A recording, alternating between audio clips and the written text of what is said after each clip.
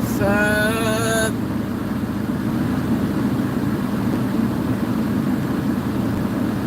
Couldn't get in the last live stream.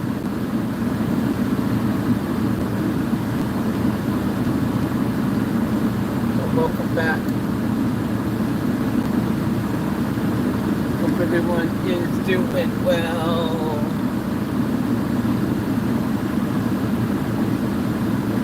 What's up, I? What's up?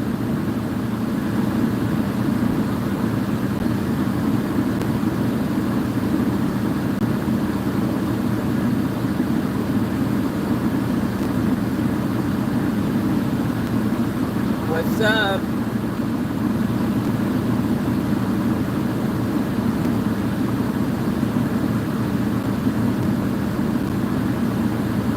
So it's go time. Hope everyone's good.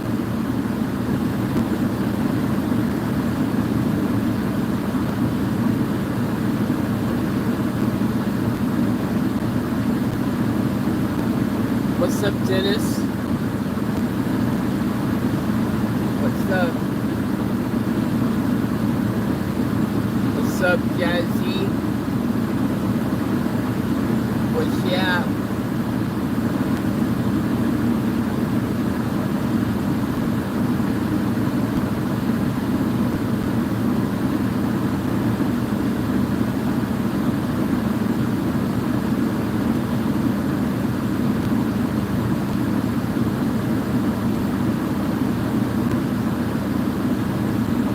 It's gonna be a cold night, people. I'm telling you right now.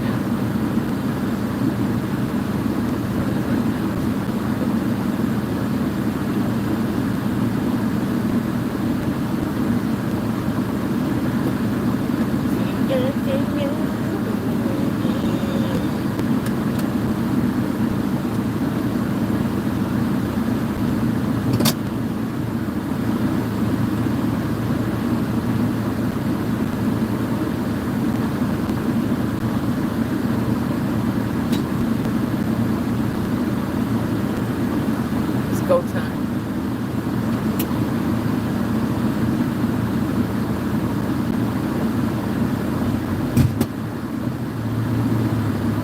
It's go time.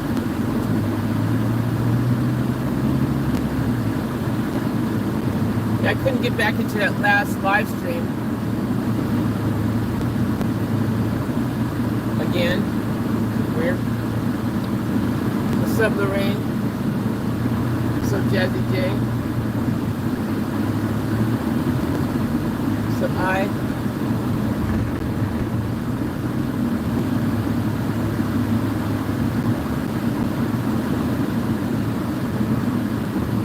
I had a nap. Had a little bit of a sleep. So I know you guys will all be happy about that. I slept a little bit. And now I'm awake.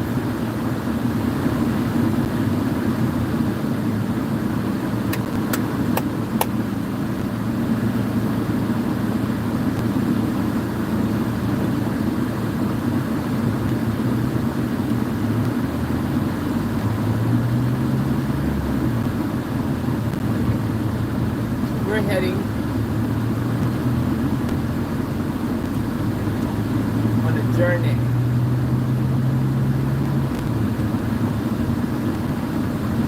I'm just a teenage chocolate baby.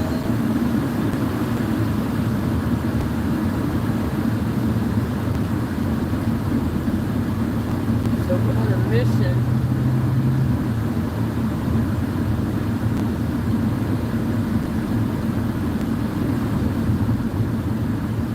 Do a few things. Well, maybe a couple things before we head to Melbourne.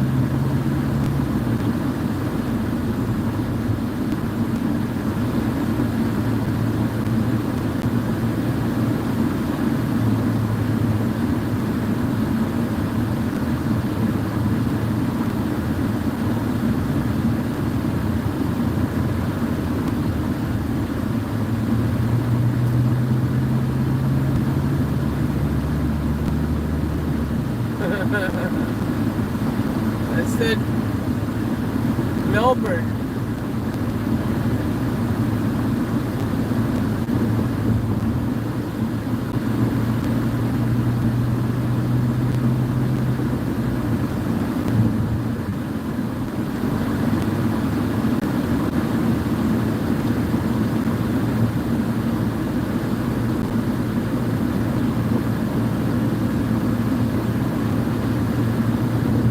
Melbourne's a beautiful town, Lorraine. You'd love it.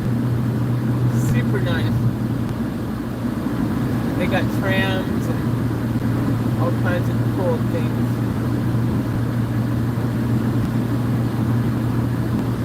No, it's colder. It's definitely colder there. But it's really beautiful.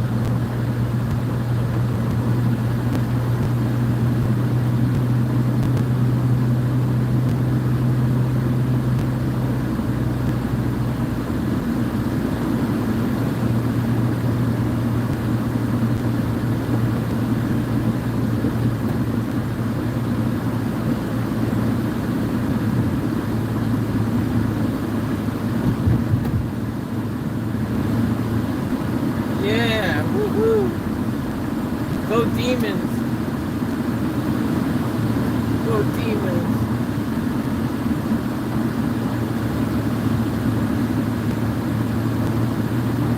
When I first came to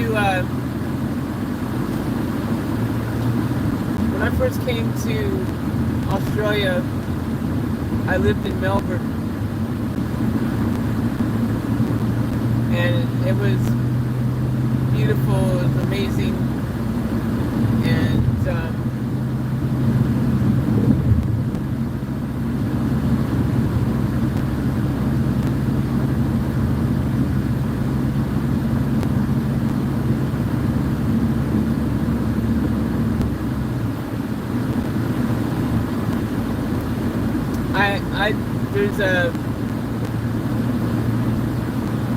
there's a European car guy that I used to take my car to back in the day down there that I just thought about.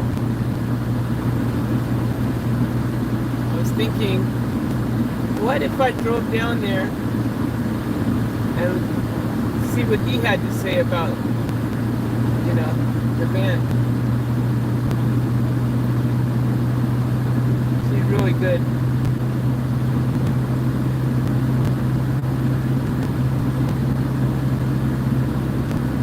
Need someone that I can, be good to take you to someone that I know will do, a good job, do right by me. So I was thinking, maybe Melbourne.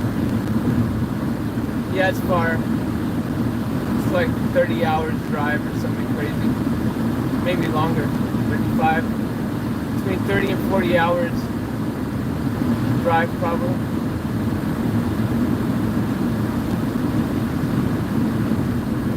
I'm not sure how far away it is.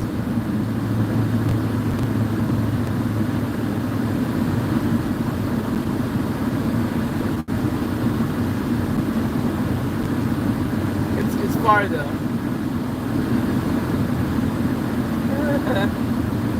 Tanya goes, you have got to be kidding me.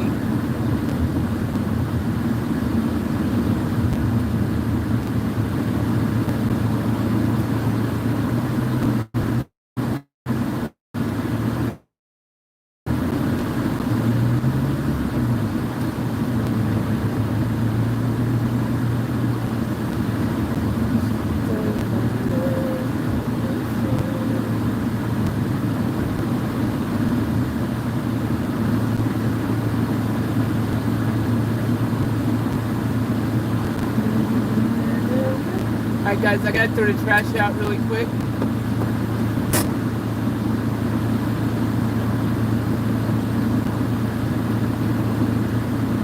I'll be black.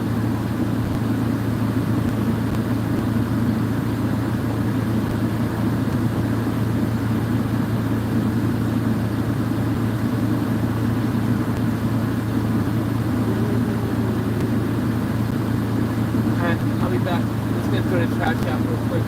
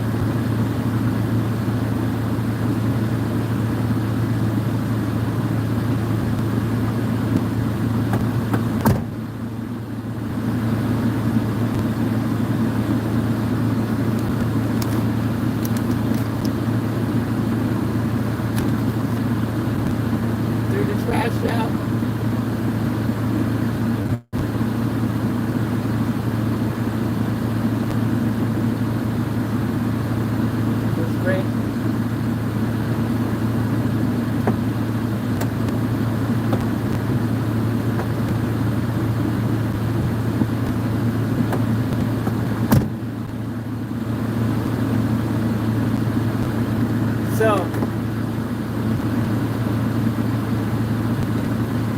yep, gonna lock the doors.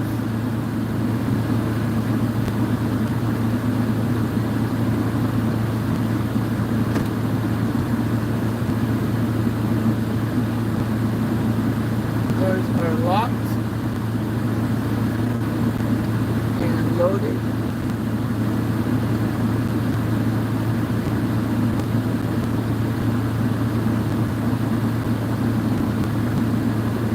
Yep, doors are locked.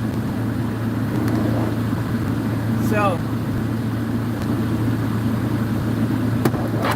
Melbourne, beautiful city.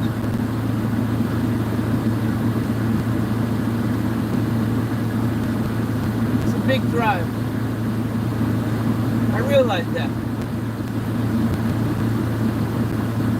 But the reward could outweigh the cold, long drive, all that kind of stuff.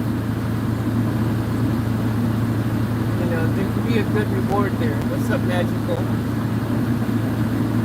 You know, just think Vin Diesel could be going to see someone who can make Vin Diesel better.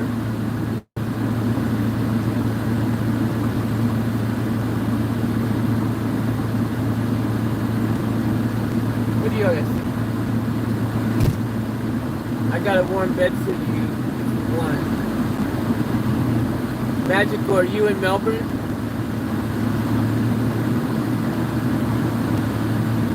Spare room and all. Magical, are you in Melbourne, Magical? Is that where you're from? What about fixing your car? Your jazzy is.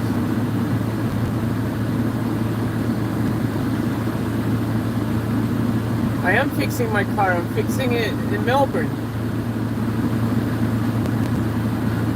I'm going to fix my car in Melbourne. What's wrong if I fix it in Melbourne? Where does it matter where I fix my car at? I don't see why that's a issue. As long as I get the car fixed. I want to get it fixed. I know somebody who actually I just was thinking, brainstorming about people who I could, who I knew. One of you guys told me, one of you guys asked me, said, do I know anybody who is a mechanic or something like that earlier, about to go and look at if I was to get another van, to look at a van or something. But I started thinking, do I know any mechanics throughout my whole time in, this country that I could actually take this van to and know that they're going to fix it correctly and do right by me. So I remembered I knew someone in Melbourne.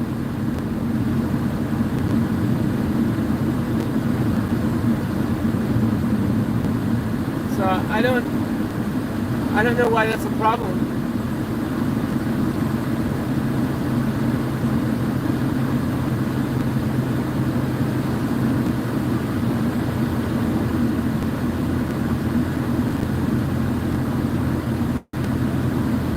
Hold on, guys, I'll pull over in a second.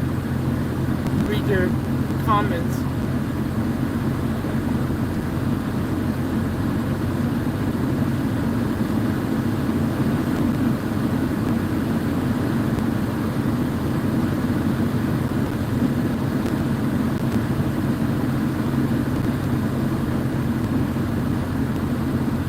A second.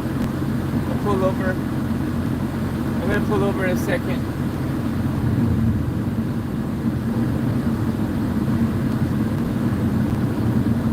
I have ideas all the time. Doesn't necessarily mean they're all gonna happen or they're all the best ideas, but I have a thought, pops in my head, and then I go, maybe I should go to Melbourne. Because, again, I don't live in any said location now. That's the thing. When you have a van, I started asking myself, why am I locking myself down, staying in the area where I no longer have a house? And earlier when we were talking about, I just earlier said, what if I went to another city? In the last live stream I went, what if I went to I was able to find another, a better mechanic or a garage or somewhere in a different city or town or somewhere else that might be cheaper, might be better, might be less busy, might mean I don't have to wait as long to get this fixed, stuff like that. Like, I just started thinking, yeah, why am I just limiting my options to one little small part of this huge country when I no longer have to? That's the point of, I'm in a van, I'm in a mobile home, I can go anywhere. So why not go somewhere where I can find a mechanic that I have a, bit of a history with, and who I know will do me right and fix the van? I don't understand why that's an issue, except for it's a long drive. It is a long drive, but long drive, the reward is huge. Get there, and again, I get to stay in my van. It's not like I have to go anywhere. I'll be able to go straight to this dude's house and get him to let me literally park in his freaking driveway. He has a lift in his garage, you know, a freaking lift and everything. I can park in his driveway. He can look underneath the car. He can weld and fix the exhaust. He did my exhaust for me on my other car in his yard on his lift. You know, he's got a proper lift. He's a mechanic. He's been doing this stuff for a long time. It started making sense. So I don't see why that's like a bad idea. I see it as a winning. It solves all my problems, you know, issues. And one, even though it's a big drive, but afterwards the reward is fantastic. Then I can hang out in Melbourne for a little bit, show you guys around Melbourne, show you guys, you know, up the whole coast of that part of Australia. And you know, the van's going to be fixed after that. Then I can do my trip around Australia, which is something I want to do. I can start from just the opposite end and go around and come around Australia from the bottom up, you know, because I've never been to southern Australia yet. So I can go to southern Australia. I can keep going around, you know, from that way up to Western Australia. You know, there's definitely a path that I could take. I think it's a good idea, personally. So, I don't know, just an idea, just a thought. I didn't think it would stir up negativity.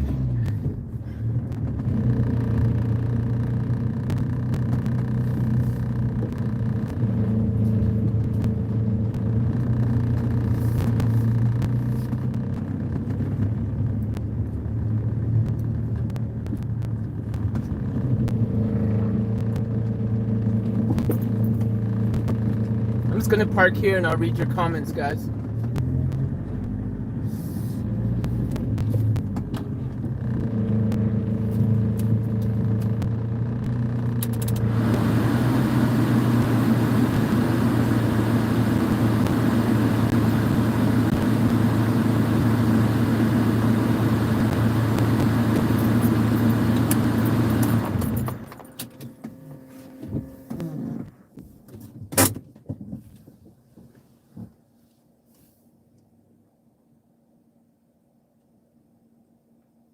So here's the thing. Right now, I'm in a holding pattern, right? Like right now, you guys got to understand from my take a moment from my situation, okay? Like think about your me for a second. And think about you just every day sitting in a broken down car. You're breathing in all these stupid fumes. You've got all this situation going on. You've got multiple things wrong with your car now. Not one thing, but multiple things, right? And all you want to do more than anything is just fix it, just to get it resolved, to get it all taken care of. And one of the scariest things when you're looking at doing that is you want to find, sorry, I got to turn that light off. You want to find a mechanic or someone who's going to do right by you, who you know you can take there, and they've got the skill base and they've got the years of experience, and they, you know, and they know you, so you know they're not going to screw you over, and you know that they're going to fix the car properly, do everything that they possibly can to make sure it's perfect. So then I don't have to worry.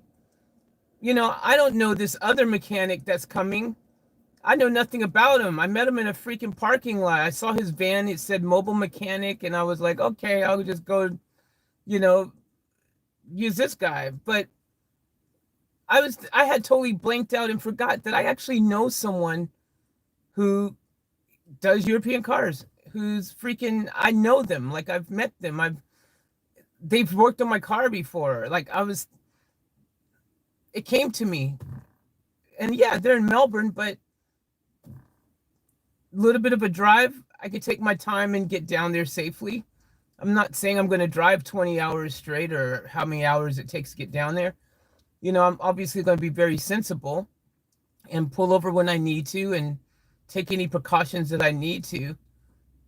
But at the end of the day, the reward to me is, you know, first of all, someone that I know working on the car.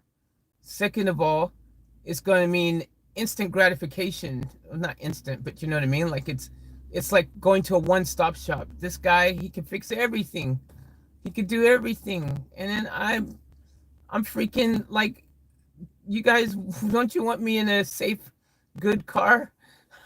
Like like I'm waiting around. What I'm gonna do right now is just drive aimlessly up the opposite direction for good reason, just because it's warm. Like that shouldn't be the reason I'm driving up anywhere which isn't going to give me any reward except warmth. Temporary warmth, mind you, because night's still going to be cold. But it's not going to rain or something like that. Like why am I driving going to drive 2, 3 hours, 4 hours just to avoid rain or to avoid cold or something like that, when I could be driving somewhere for purpose, and a very important purpose, which is the point of fixing this car, is a top priority. I don't see the negatives at all. I don't know. That's just me though. But everyone obviously can have their opinion. That's cool. Um, you know, and I respect everyone's, rights to opinions and want to help with their thoughts and opinions and all these things. And I respect that. Everyone's very experienced and knowledgeable. And I know you all have my best interests at heart and stuff like that. But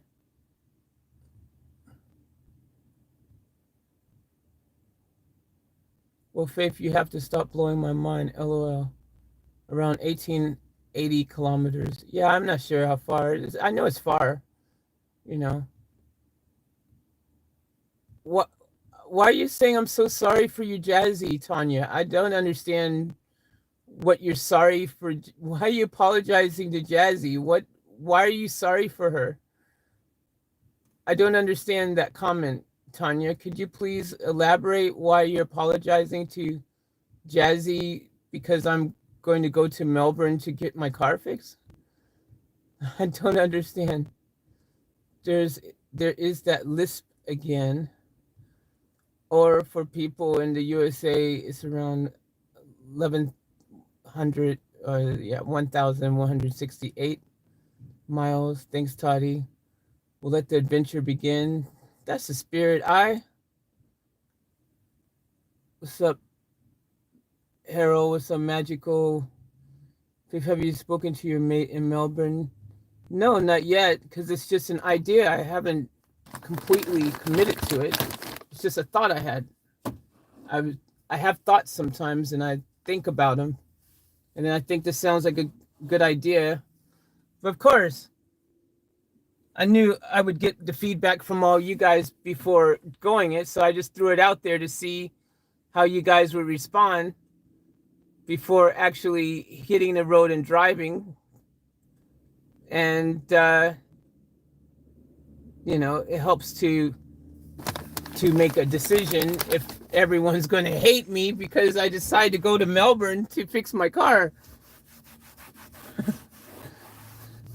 I don't want everyone to be upset at me for making some sort of decision that I thought was a good idea. We're all going on a Van Diesel holiday. That's the spirit, Magical. I got a warm bed for you if you want, spare room and all.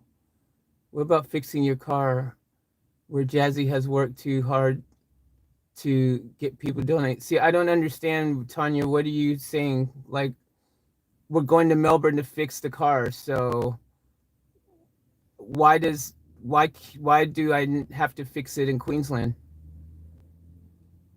One thing this has nothing to do with the other. I'm very confused. Fixing a car is the goal. Wherever I have to go to fix it shouldn't matter. And then you head off to Melbourne to fix the car, Tanya. I know a mechanic there. I don't see why that's an issue.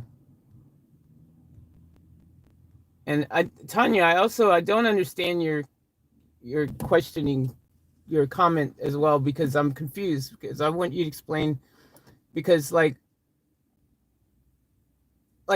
obviously very grateful and appreciative for um Jazzy helping and things like that, but what does that have to do with, again, like, does that mean I have to stay in Queensland now because of that? You make it sound like I have to live here for no, I can't leave the state because, you know, I have to be here for Jazzy or something. Is that what you're thinking? I need to now stay here and just stay because Jazzy's in Queensland, so I should stay in Queensland now? Like, I don't my plan has never been to stay in Queensland. My plan has been to travel around Australia once the van is fixed. So I don't know what you're thinking is that, you know, if I want to head off to Melbourne, to Cairns, to another country, to wherever, why does that have to do with me getting my van fixed in and Jazzy? I don't understand. Um Toddy, weather-wise, what is at night on the Sunshine Coast? It's like that in daytime in Melbourne. Yeah, I know. I lived in Melbourne for like 2 years. I lived there for a long time. When I first came to Australia, it's the first place I came to in Australia. So, I'm very familiar with Melbourne, with Victoria, with the whole area out there. I know it quite well. Um, Faith, is he the fellow on your Faith Chase channel? Which fellow on my Faith Chase channel? I have no idea who you're talking about. Brisbane to Melbourne, 1,800 plus kilometers. Yeah, I know it's far. I know it's not like, but I've done the Cairns road trip 6 times. I've driven to Cairns 6 times, like, it's not, I don't mind. I like driving. It's not a problem. It's just going to suck because right now the car, I have to drive at slower than the speed limit and things like that. So it's going to take a bit longer. I've got fuel, the fume problems, whatever. But if I take my time and just be smart and sensible, I get down there, I'll get down there safely, and then winning. I've actually got a mechanic that I know who will do the job properly and make sure that I'm good to go. I don't see any problem with that. What is it? Who does it matter who fixes it as long as it gets fixed? So I'd rather have someone, once I figured out I knew someone, I'd rather have someone I knew than some random dude. It makes more logic. I just forgot that I knew someone.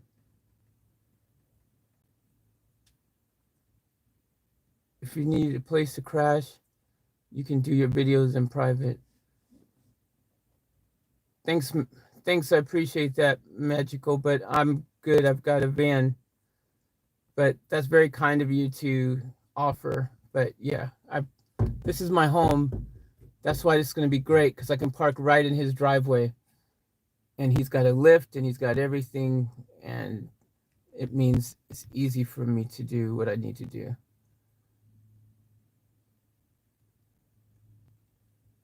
I'm way out west where the rain will fall. It's raining already here now. The rain just started. Speaking of rain, it's raining. I don't know if y'all can see the rain.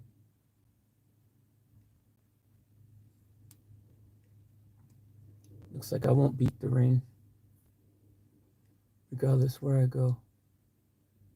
The rain is coming. It is what it is.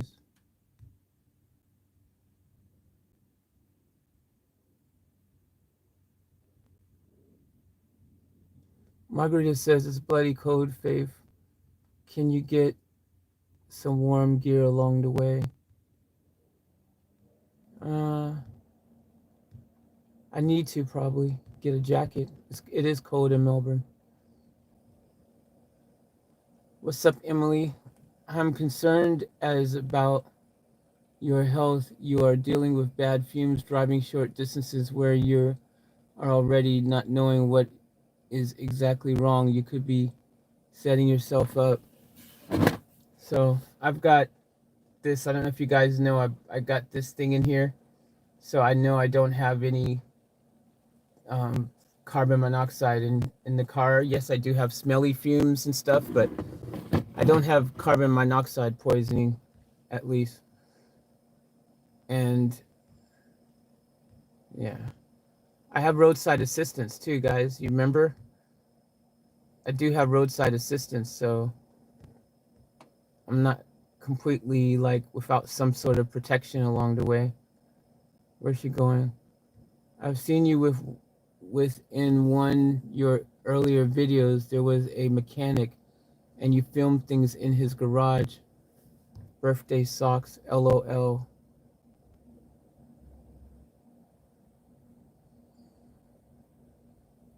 Ollie, Emily, Melbourne, Ashley. Also, I know a marina or two where it's quiet and has facility.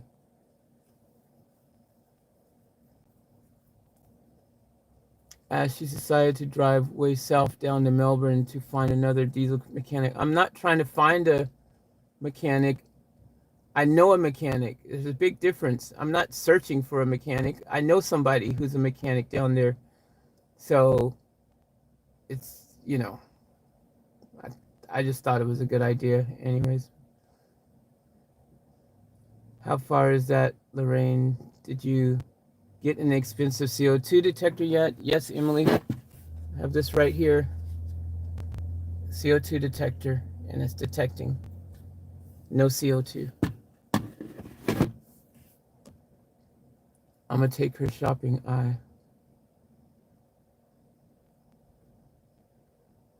Magical, Magical, do you live in Melbourne? You say out west, you mean out western in west part of in Melbourne and Victoria? Is that where you are? It sounds like you're saying you're down in Melbourne. Start from the top, LOL. 110 miles or so. Oh, no, Ollie. A bit over 1,800 kilometers, 1,000 miles. Good morning, Ashley and Emily. Sorry, yeah, Margaret. How said it's a bad idea. I mean, right, 1,100 miles or so. I've done that drive. It's quicker if you come down via inland rather than the coast. But as you please, babes. I'm off to breakfast. I'll check in later. This is a school volunteering morning for me. Cool. Have fun, Ollie. Ashley goes, not being negative, Faith. I just popped in and worried in the state the van is now. Can it withhold the pressure of driving that far? Well, if you think about every day, I've been driving around like this in this current state.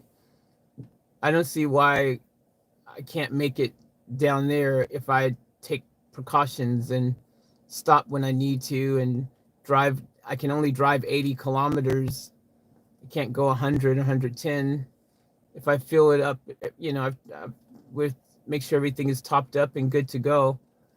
It's no worse than me just randomly driving around Queensland every day, which I currently do. It's just that I'm targeting a specific location.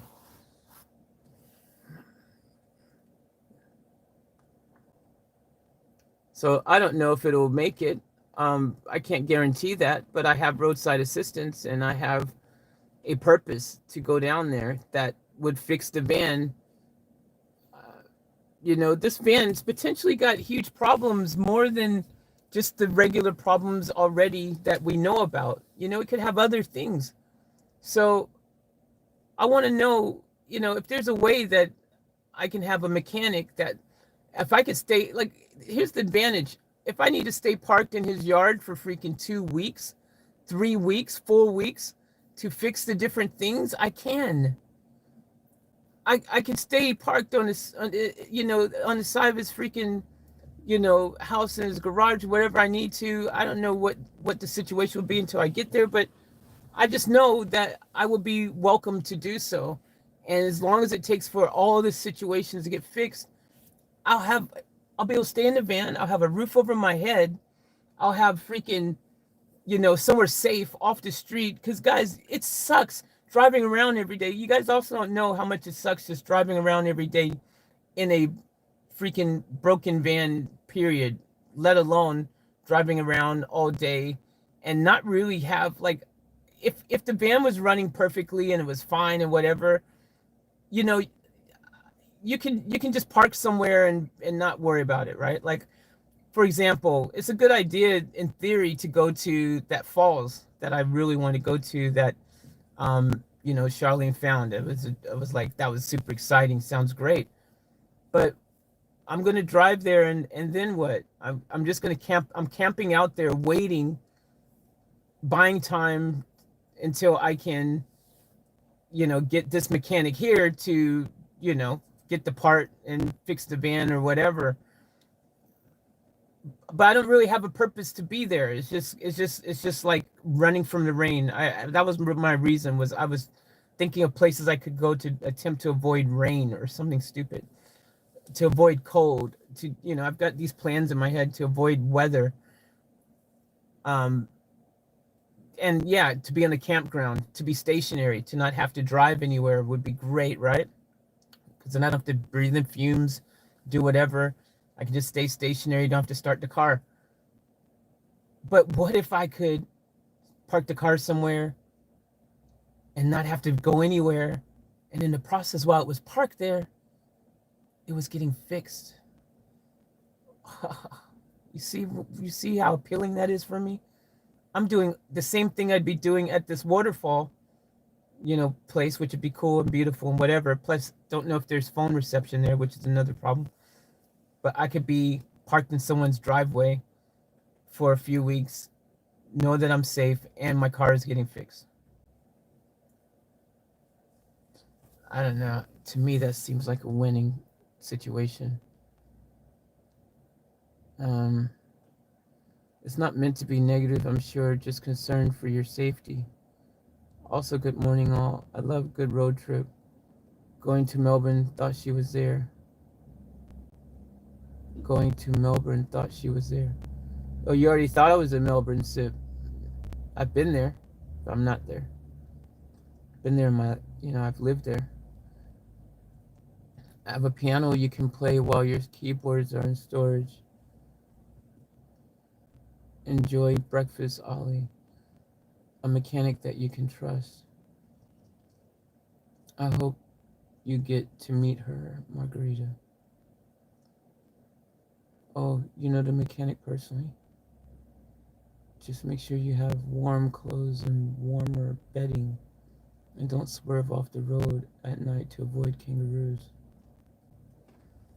I'm a little excited, but I'm also a stranger to our beautiful Faith, so I won't be offended if she doesn't take my offer. Faith is living my dream with challenges.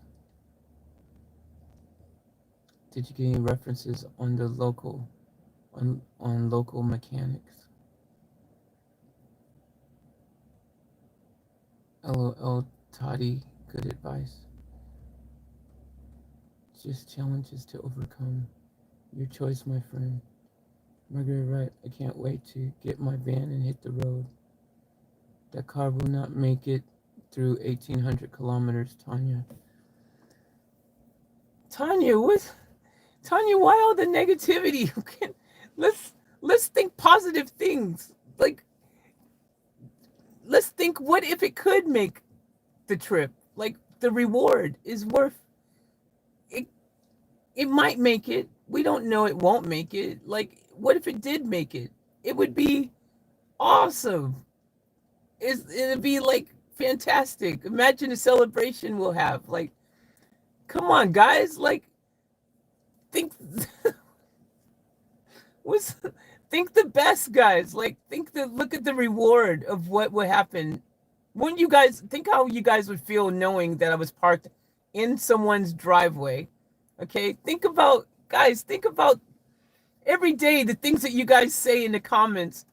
I'm finally doing because every time you guys are like, can you park in someone's driveway? Is there someone's house you can park at? Do you have do you know a mechanic or someone that you can go do? Like you guys say all these things. I finally figure out there's a solution where I can do that for a period of time. And then I feel like you guys are like, oh no, you can't do that one. That's in Melbourne. That's too far. But I can't help where I happen to know a mechanic. It's like it just happens to be in Melbourne. And yeah, it's a far drive, I get it, but risk versus reward. There's like, a positive at the rainbow, end of the rainbow there. And then I'll be parked, stationary. You guys will be able to see me parked, chilling in a driveway, not moving until the van is 100% fixed, guys. 100% fixed. Everything.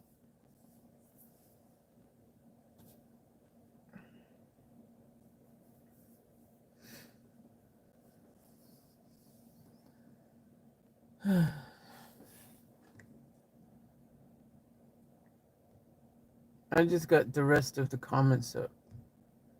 You can get your car fixed surely in that area, but whatever.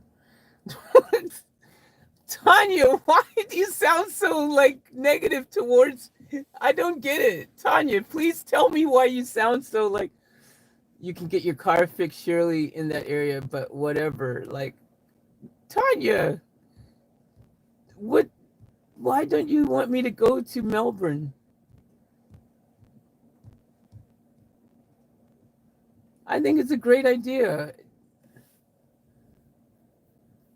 Vanquish, let the local guy install the O-rings, see what he says and how the van runs, then reach out to the friend and make sure he can work on your diesel van.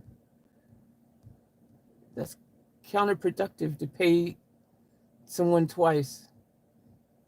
The guy's going to go in the car. I got to get this guy to go in to put the O-rings. He's got to go in the engine, open it all up, and do, that. And then he's going to, if there's something else wrong with it or whatever's going on, he'll close it back up. And then I'm going to have to go and get this other dude to do the same thing and pay him again. He's not free, by the way, just because I know him.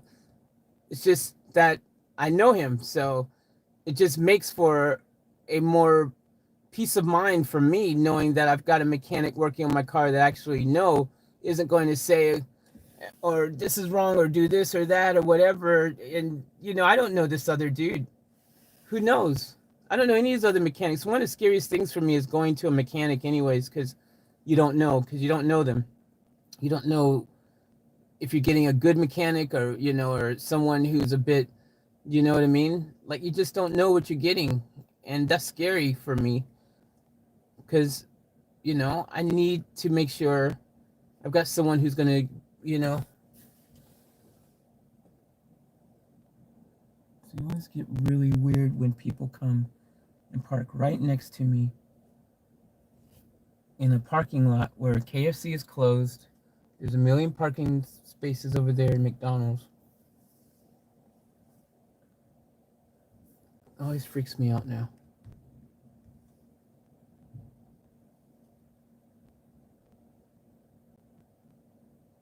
No, man, it's safe here. Hi, Toddy. It's really dangerous to drive that long with those fumes for the car and for you. But I have this. And like I said, I'm going to pull over. I'm not going to drive 20, 30 hours straight. I'm going to pull over. Guys,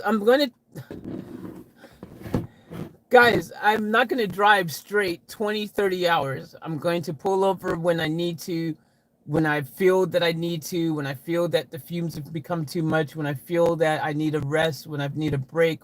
Like I am pretty intelligent, guys.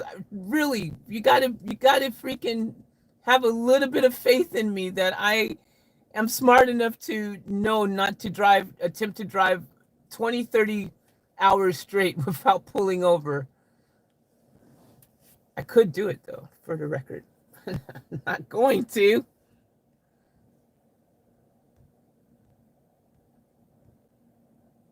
If you're going to do it, then do it sooner than later to get the van fixed, because I wouldn't want to stay in a van in Melbourne winter.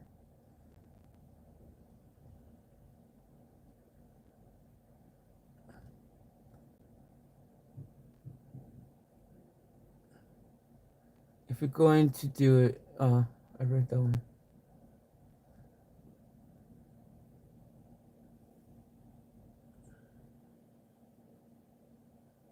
Be right back. Need coffee. Okay, maybe not need, but want. I am on the outside looking in, just trying to give the bird's eye view.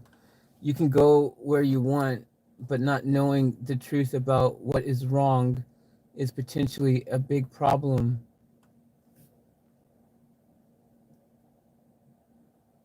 You'll love the Great Ocean Road. I've been on the Great Ocean Road multiple times. It is awesome. It is very beautiful. Faith, I don't trust Queensland's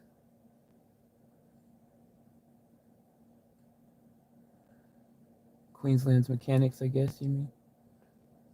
Hey, Faith. Hey, Michelle, what's up? How are you? Hope you're well. Welcome back to the video, to the channel, to the vlog.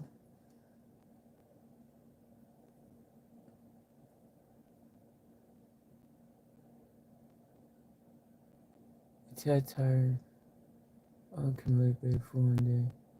I've just been around tonight on my wife. I love we went already for a walk, now enjoying my coffee. Faith Magical is margarita.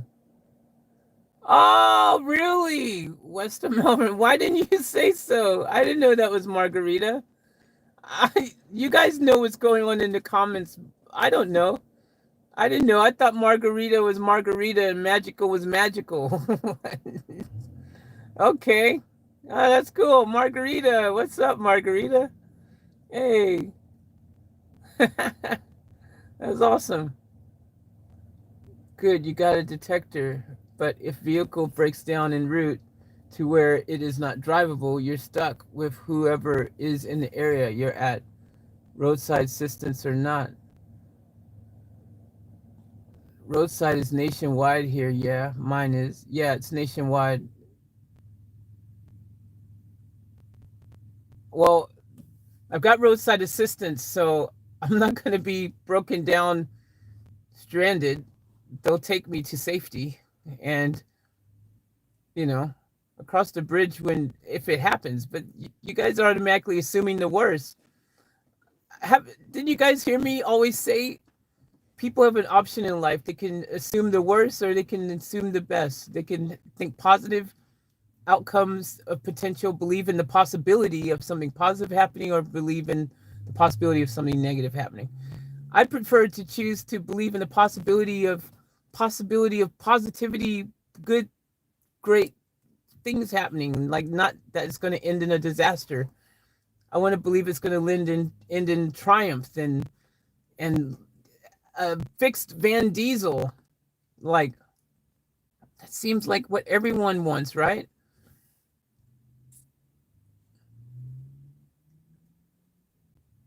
It was just an idea, guys, by the way. I thought I would throw it out there, see what everyone said and how everyone responded. I did not think it was going to go like this. I, I thought everyone would be like, okay, that seems like logical. I mean, it's a big drive and everything, sure. But the reward is a mechanic that I know and a safe driveway to be parked in as long as it takes. I don't have to worry. I can just stay parked until it's fixed, as long as it takes. Because these other things, and especially if it ends up costing freaking, you know, tons of money to fix other things, I can literally just stay there and hang out and wait until I'm able to afford to fix other things or whatever the case may be. Like, at least I know I'll be given, like, he'll tell me straight. You know what I mean? He'll tell me legitly, this is what's wrong, this is what you need to do, this is what we can get by with, this is what, you know, you can get from a records to, this is what you need to order. You know, like, he'll tell me straight, dude. Like, you know, his you know, his hourly rate isn't going to be like everyone else's over the top freaking wanting close to $200 an hour or something stupid, or, you know, 110 an hour or whatever. I don't know what he'll charge me, but it will definitely be fair. And he knows what he's doing. He's an expert. So I just see winning around that. But I don't know. Just wanting you to think this through. I am thinking it through. That's why I just put it out there. It was an idea. It was a thought. I was like, I'm going to Melbourne, you know, and I told you why I would go to Melbourne, why I want to go to Melbourne, why I think it's a good idea. I just put it out there. I haven't left to Melbourne yet. I'm still in Sunshine Coast. I've gone. It's just a thought. I have thoughts. You guys see me on this channel? Do you guys know me? I thought you guys know me. I sometimes just have ideas, thoughts pop in my head, and I think that could be a good idea. I'm very spontaneous in the moment. Like, I'm that's how I've been my entire life. And sometimes I have a good idea, and sometimes my good idea may not be a great idea, or maybe it's a bad idea, but it's just an idea until it becomes, you know, comes to fruition where I actually execute said idea. I haven't left Queensland yet, Sunshine Coast, anything. It's just an idea. Have you even asked him if he can do this? No, it's an idea. I haven't committed to it. It's just, I just thinking about fixing this car. Guys, I just sit here thinking, fixing the car. What can I do? What should I do? What is smart moves to make right now instead of driving around just for no reason? It's not, I mean, there's a reason, but it's a stupid reason, really, if you think about it. I'm just going to drive somewhere to continue trying to avoid getting the, you know, rained on or something. It's I mean, it's sure, it's fun in theory, but, you know, I got to drive this car to charge up the batteries in this car anyways, a certain amount of distance every day at the moment. I really need to do it, well, until the other two solar panels are connected, which I'm going to do. But anyways, I have to drive the car around for a certain period of time. I should, like, be productive and go somewhere with purpose than just random things that I've been doing. Which I'm going, by the way, it's not really, there is a purpose to go, like, to a campground somewhere and just park and stay parked for 4 days or something if possible, or 5 days or whatever. That's very appealing to me and very attractive. But if I can do that in someone's driveway that I know, you know, and they'll be fixing the car whilst I'm just there parked in the driveway, that seems really attractive to me. Plus, you know what's really cool? I can run an extension cord from his house into my van, and I can have my heater going on full throttle, 1200. That heater will go from 400 to 1200 watts. Do you know how hot I will be in this van and toasty? Like, the whole time. I wouldn't have to worry about the cold because I'll have electric heater in here, which I already have the heater. It's in the car. I'll have, you know, this is kind of exciting for me. Like, well, it was exciting. Now I kind of feel like I've said something wrong. like, I feel like no one wants me to do this except for Magical Gal, aka Margarita. Everyone else is like, doesn't seem like they want me to do this. Driving around for 1,800 kilometers or driving for a purpose for, let's say, 2 weeks. Is there a difference? Driving around for 1,800 kilometers or driving for a purpose for, let's say, 2 weeks. Is there a difference?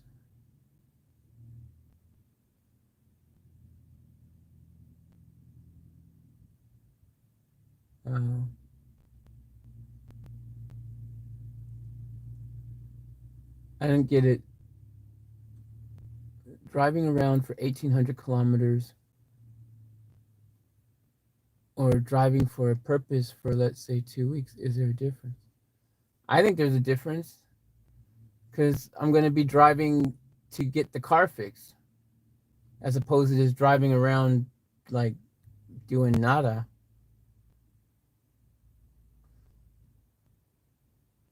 RECQ, Michelle.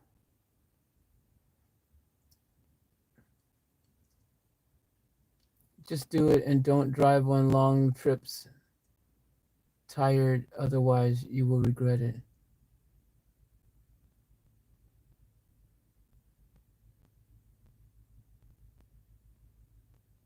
Guys, I'll be pulling over when I feel tired and, you know, I'm not going to freaking just drive 20, 30 hours straight.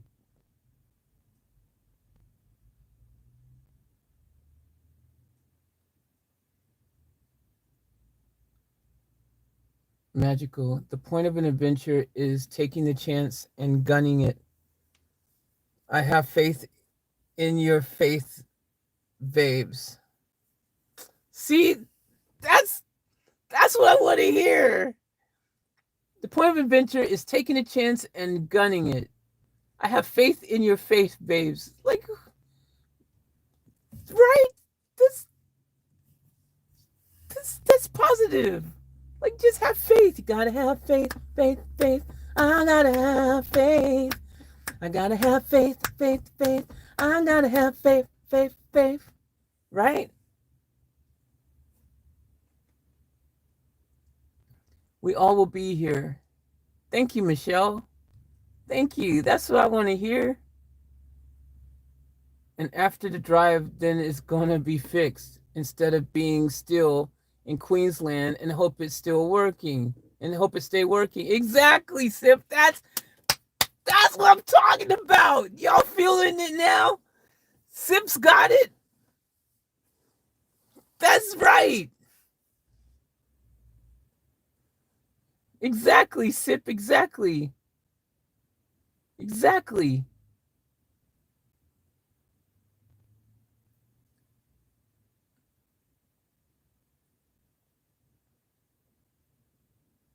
You've made up your mind. Go. I've not made up my mind. I've not made up my mind, okay? I'm reading and listening to your guys' feedbacks. Toddy goes, Faith, that UFO is running you out of town. Sorry, couldn't help myself. I think that UFO can probably blink itself to another dimension in 1 second, so I couldn't outrun it probably. Anyways. Michelle, mechanical work in Queensland is pricey. They deal with the majority, and that's either unemployed or on holidays. It's a tourist trap, right? I think so too, Michelle. I totally think. I said that before. I said Queensland. I said I might be able to go to another place and it could be cheaper. You know, it could work out better. Because Queensland it's like a tourist place. It's like, you know, they can charge more in Queensland because it's Queensland. Sunshine Coast in particular. Brisbane, Gold Coast, all those places. Faith, the bottom line is we'll all be here for you. I can't speak for all in here. I just know my personal self just wants you safe. Thank you. I want you guys to want me safe too. I want to be safe. I'm going to be safe. It's not like I want something unsafe to happen to myself, guys. I just want to fix the van. Like now. Like yesterday. If she crawls to Sydney, I have help here. Please chill, fam. Don't stress. Thank you, Michelle. Thank you. Thank you. That's what I'm saying. Yeah, I gotta pass through Sydney and like, hey, you guys notice? Just so you guys know, can I make a point? Okay, this is a really huge thing for you guys to notice. The Off Tap family, guys, we have family everywhere. Okay, I'm not alone when I'm driving any of these places. I'm not alone. Do you know the other day when I was in Bundaberg, up going towards Bundaberg, do you know the first thought that came to my mind and why? Another reason I chose Bundaberg, but I didn't say anything because I didn't want there to be this, again, negative things. But when all that madness was going on in Harvey Bay and whatever, the troll, blah, whatever was going on, Bundaberg was the closest place that I knew. I had an off-tap family member in Bundaberg. You guys realize one of our off-tap family lives in Bundaberg. I remembered that. So I knew if I was in Bundaberg, I knew that I had off-tap family there, right? I'm driving down this trip down this road. I already knew that Michelle was in Sydney. Before she even said anything like in that comment right then, I know Michelle was in Sydney, man. Like, I know along the way I have off-tap family. Family is everywhere. Not, you know, our family is huge, and it's not, I know Jazzy cares about me, and she's here in Queensland, but I also have other family around the country as well that care about me, and like I'll be okay, guys. Like in Melbourne, I didn't even know that magical gal was Margarita, and now look at that. There's another family person. Did you hear all the things she was just saying? Like, hey, if you need a place, you need a space, you need this, you need that, bada bing, bada boom. Like, she's got, I got backup if I get in a situation, but I lived in Melbourne for a couple of years, guys. It was the first place I ever lived when I came to Australia. I was probably realistically there for between 2 and 3 years. I was in Melbourne. So I know the town very well. I know the area well. I know there's people down there. I know, like, I literally know people in Melbourne, like real people that I've met in real life, in real time. Okay. So like, it's just like, if I had an emergency situation, I won't be completely like in the middle of nowhere stranded. I have also roadside assistance, which is national as well. Like, I have backup. I have and I'm never alone, because you guys are here around the world on the live stream right now. Even let's say if I was broken down right now, all of you guys would be able to give me your awesome advice and opinions and ideas and suggestions and all kinds of things. It's I'm never alone, guys. You guys are always, you are not alone. I am here with you. And though we're far apart, you're always in my heart. And you are not alone. Like, that's facts. We're never alone, guys. We're all here together. Jazzy goes, Faith, I would rather you go to a mechanic that you trust and have an excellent job done on your van than stay where you are,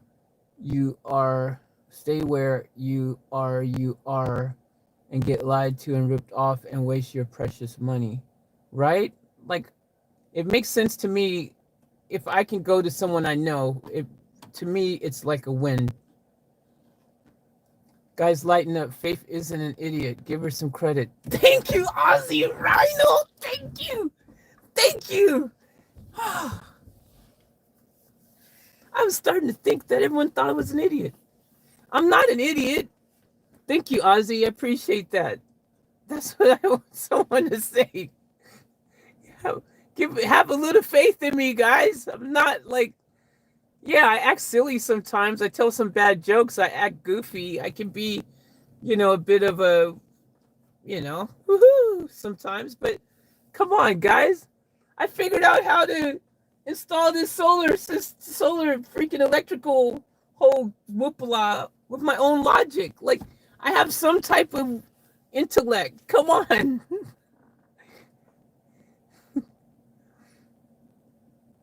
Indeed, Jazz. Michelle, I think it will be at least a month before Melbourne. It's the crawl that makes this safe and amazing.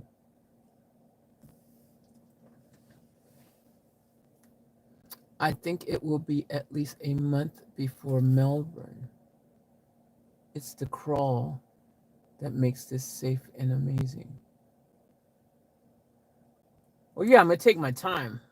I don't know about a month, Michelle. Like, I'm not going to drive that slow. I mean, it's far, but it's not that far. It's not like I'm going by freaking ship or something. Freaking driving like, but I'm going to take my time and pull over when I need to and stuff like that. But I'm not taking a month, Michelle, to get to Melbourne. No way. For y'all to know, for everyone to know, I've done the drive. I've driven from Sydney to Melbourne before.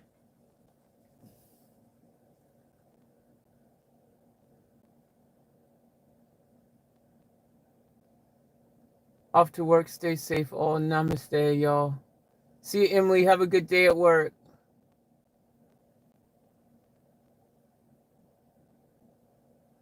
Emily. It could mean a difference between getting everything done for what you have or being ripped off. Exactly. Surprise. Magical goes.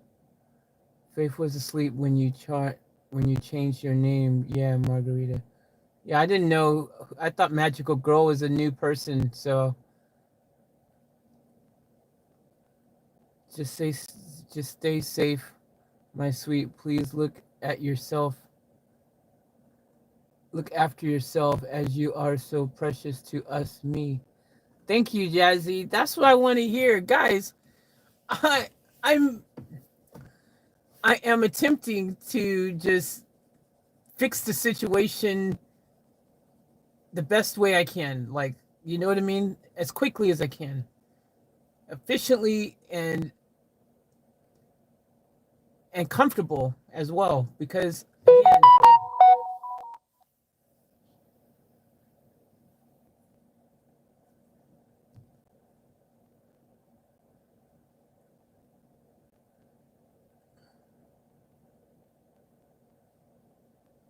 I know I mentioned it a couple of times.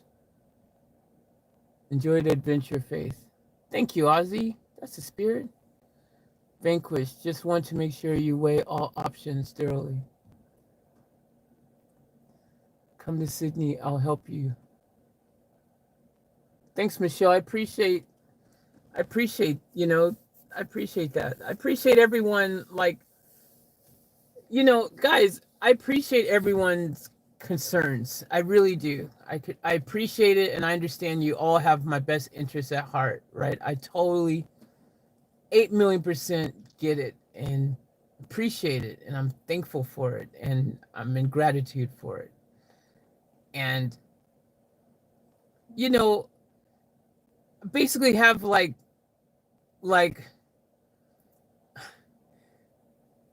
I have limited options, guys. Okay, like let's be realistic, because sometimes I think people sometimes don't realize like certain things. I'm not saying that about you guys in particular, but I'm just saying, I'm speaking very generally right now. Like, for example, I remember in one of the live streams or something, or one of the comments or chats somewhere, it was in a live stream or somewhere, and someone was basically said something like, oh, that's why I don't buy a used vehicle. I always buy, I think it was Joseph. I think Joseph said, That's why I don't buy used. I always buy new. You know, I wouldn't buy a used van, or I would buy new. That's why you do that, or something like that. And someone said something around those. It was like this whole conversation was kind of like around that, like you should just go. You shouldn't buy a used one. You should just buy a new one. Like that's what's being implied, right? Like guys, I'm limited to what I can do now. Obviously, my life my life has kind of hit a little bit of a bumpy area. I'm sure you guys realize this and notice that there's certain things I'm limited in what I can do. So I can't go out and buy a new van.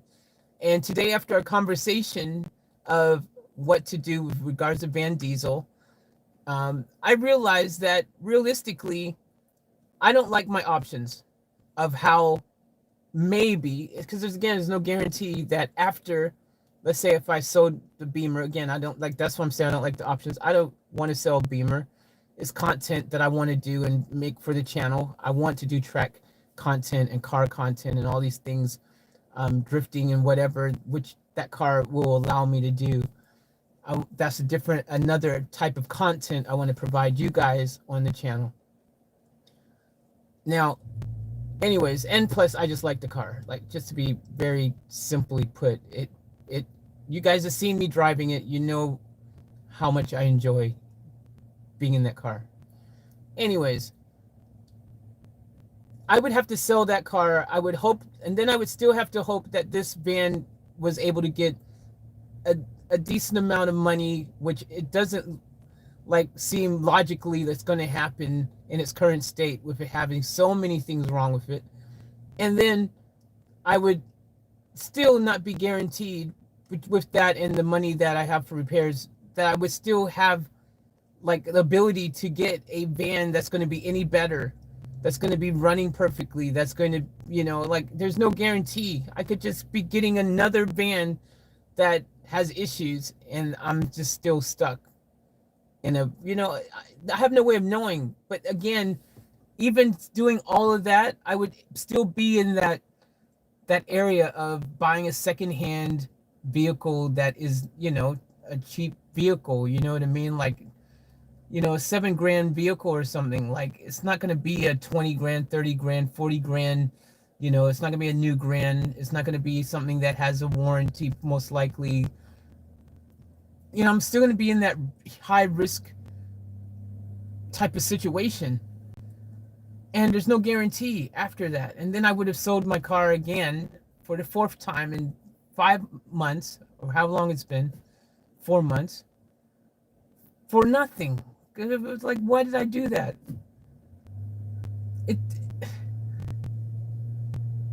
The only way, everyone said don't sell your Beamer. Well, the only way I can't sell my Beamer is to not sell my Beamer. Realistically, though, there's no, if I can get this van fixed, seems the most logical thing, because I already have this van, for better or for worse. I own this van now. It is my van. I don't owe anything on it. It is my van. I've already started putting money into it, time into it, energy into it, whatever. It is what it is. And at the end of the day, I may not be able to get better than this van. Even after selling my car and doing all these other things, I might end up in a worse situation, or a similar situation, because that's what happens when you buy a secondhand car. There's no guarantees. You just don't know. All these cars have over 200,000 Ks. So once a car has over 200,000 Ks, you just are waiting to see what's going to happen, and usually it all kind of happens like now in this van. It all starts breaking at the same time. Things start happening, right? That's what happens. Plus, you don't never know the history of the car before. The difference between a $200,000 car that was well maintained, serviced regularly, looked after properly, everything was done, and things had been replaced and whatever. There's a big difference between that type of car and one that, like, is like this, probably. Well, I don't know. This car had full service history. You guys, I discovered that. So it was, until a certain point in time, maintained. So you just never know. In other words, a car can be a lemon. You don't know. Anyways, my point is, If I can get this car fixed and know it's going to be completely perfect, I'm in a better situation because I have a history that I've started creating with this van. And sure, it's not the high roof and it's not the long wheelbase, but you know what? It is my home, man. Like, it's my home now. It's what I got. And if I can fix this, at least I know I'll have a reliable vehicle that I know the history starting from when I got it. I know that I've got a brand new radiator in this thing, man. That's huge. That's like the whole important part of the vehicle in the cooling system. That's one thing I never have to worry about for, probably many years that will need to be fixed in this van because I know I replaced it, you know, stuff like that. So anyways, it's just I don't know. I don't know, guys. I don't know. Sorry if I'm coming across as a negative Nancy. I made a major wrong decision within a year after my husband died and moved out of a dream apartment to Florida to find I couldn't stand the heat. I totally, Emily, I understand and I appreciate all of you guys for chiming in. Like, you don't have to say sorry for wanting to care. No one never has to apologize for caring and wanting the best for someone. That don't have to say sorry for that. That's all good. I totally appreciate it. And thank you for that. And sorry to hear you had that experience. That's that's unfortunate. All good. I was just excited that I learned to computer. You're so cute, Margarita. I love your revamped name. Sip said it with purpose. Yeah, exactly. Man, they just turned my light out. Why would y'all why'd y'all turn that light out? Must be on a timer. Y'all can still see me.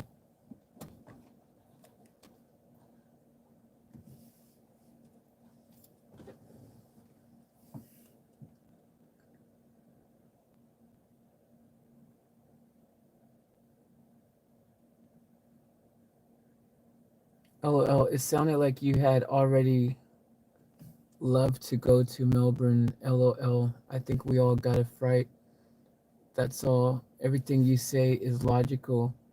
You will take care of yourself. You will be with people that you trust.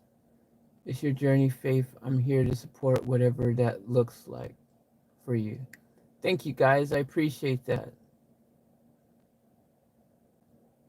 I'm with you, Faith. I told you that the other day. I'm here to help and support you with the decisions that you make in your life. I love you, my sweet. Thank you. I appreciate that, Jazzy. Thank you. That means a lot to me. And thank you, I, as well. And thank you, Michelle. It's a 13-hour crawl to Sydney with multiple stops. As long as it's planned, it will be fine. We will kick her ass if she forked up. I know you will. I know you will. Michelle goes, reality. Tourism makes dollars. Exactly. What is your intuition telling you? Well, Denny's, yeah, it was telling me something different before all of this started. I didn't mean to sound negative. I just go back to that time in my life sometimes of living on the streets, not knowing the area sometimes. I just want you safe, Faith. I appreciate that, Ashley. Thank you. That is awesome. Thank you so much. I should go for it. One, it is an adventure. I'm thinking you should go for it. One, it is an adventure. Two, road trip instead of driving around. Three, your van is going to be fixed when the van breaks down on the way. You have roadside and you don't have to be there tomorrow. Exactly. Exactly. Exactly, Sip. Exactly. Exactly, exactly, exactly. Toddy, you should go and if you can have two cameras on for us, one in the van that we can see and talk to you, and the other on the road for the scenic tour. Yeah,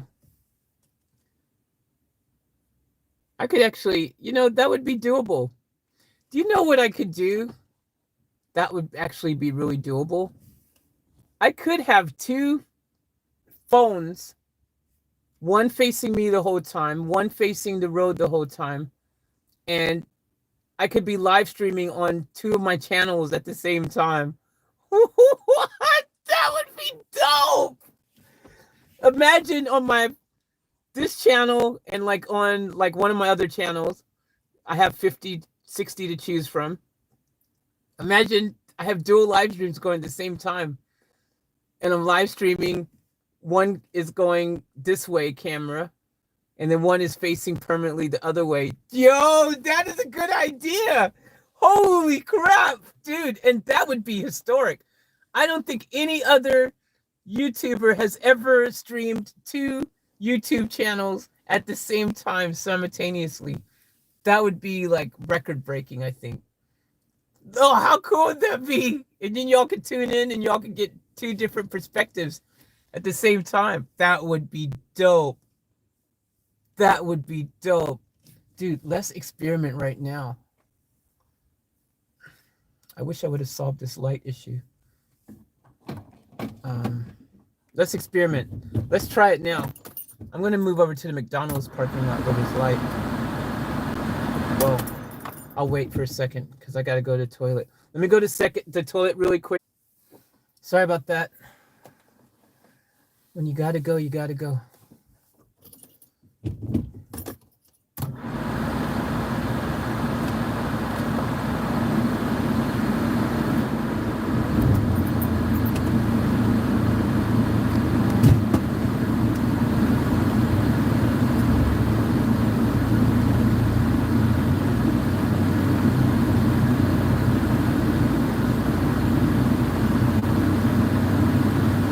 Sorry guys, I had to go to the toilet.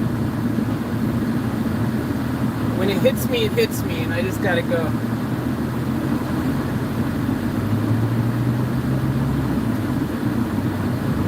Since I'm gonna use the parking lot real quick,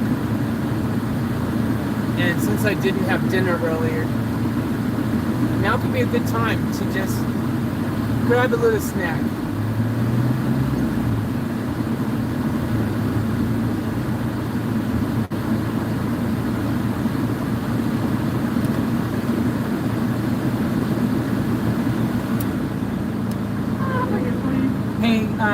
Can I grab a cheeseburger? I've got a voucher for it for $1.50. Yeah, and that card the window. Yep. And could I please get McPieces 6-piece? Which card? Pieces. The McPieces. McPieces? All Yeah. right. Anything else for today? No sauce. No sauce? Yeah, and that's all. Thank you. All right. You can stand that next to the cheeseburger at the window. Joe, whenever you're ready. Thank you. Okay.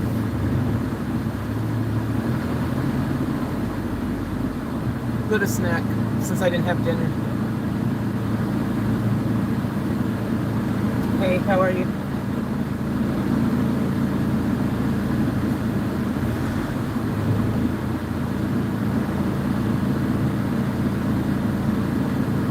It's not letting me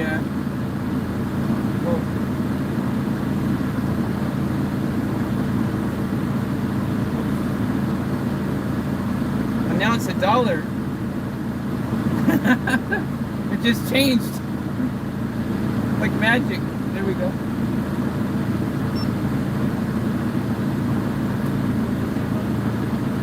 Sorry. Yeah. Just pay away.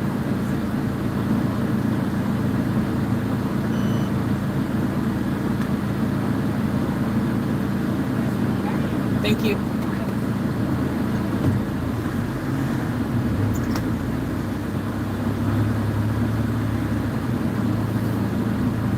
Thank you.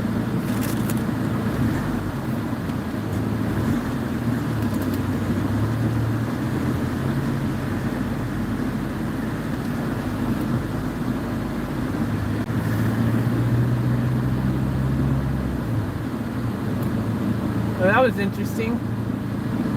It was $1.50. The voucher was for $1.50 burger, and then it suddenly just changed to $1 right before my eyes. Like it was like a gift from above.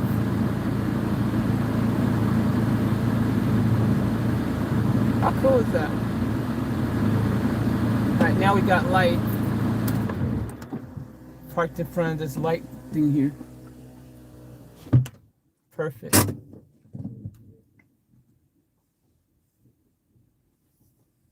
They might turn their lights off at some stage too, but for now we got light. So we're gonna enjoy it. You can tell when people have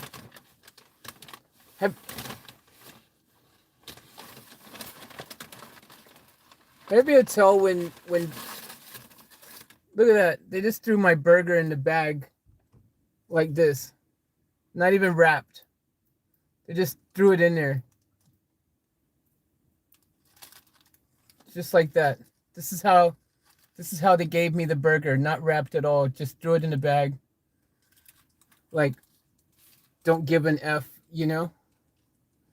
Have you ever felt like you've gone places and like drive-throughs and just for some reason, you don't know why, but it feels like they really don't like you. That's why I get the feeling, I get like these evil feelings sometimes when I go to places like in the drive-through. Sometimes I feel like it's like, why do I feel you have a problem with me or something? I've noticed it in the van, since I'm in particular with the van thing, and I think like it's something people like, oh, you live in a van, so you know we're gonna treat you like crap. I don't know, could just be my thoughts, but there's no denying that no one should be served a burger just like this, thrown in a bag. Like, that's no effort made to fold this at all.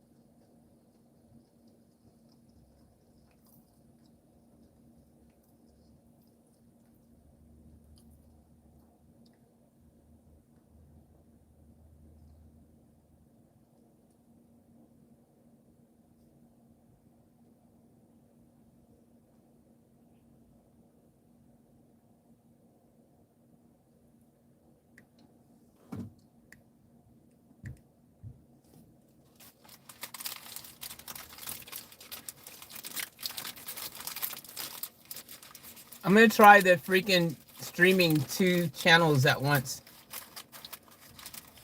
as a test.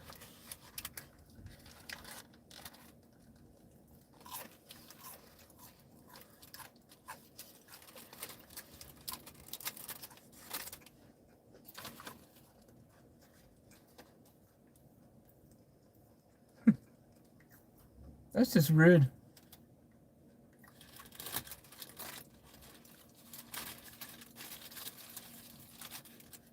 So we're going to conduct a test.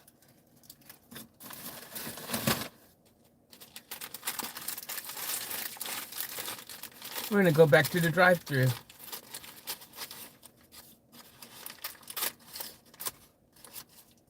We're going to see what happens.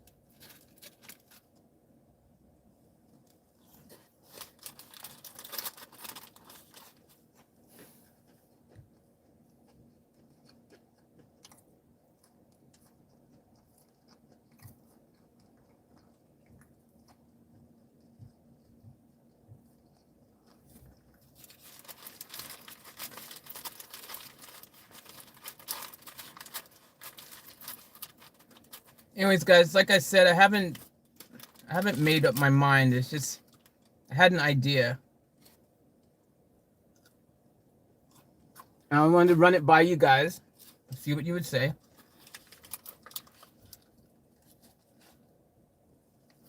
I just put it out there.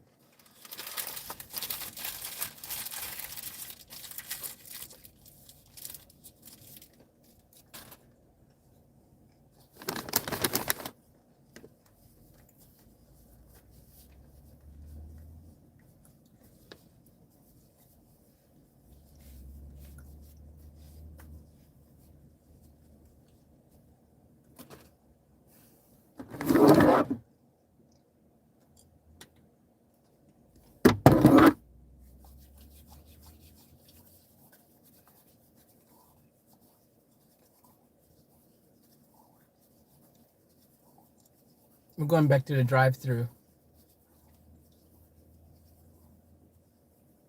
Because I want to know. And I want you guys to witness this. And you tell me, am I being paranoid or not?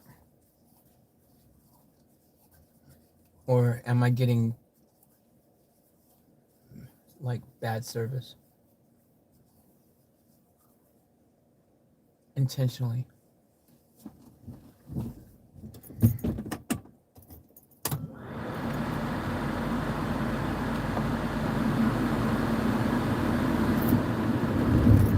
Some people treat you different because they think you live in a van.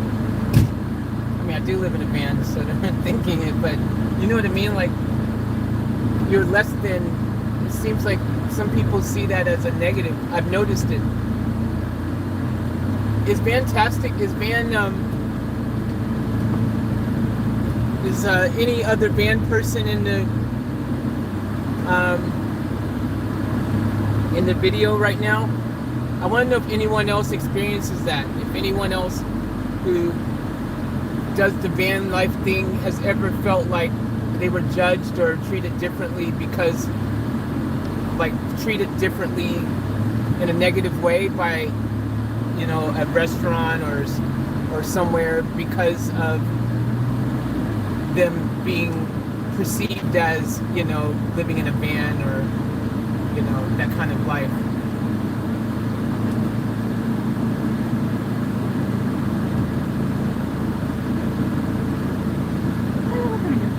Yes, can I please get 2 cheeseburgers?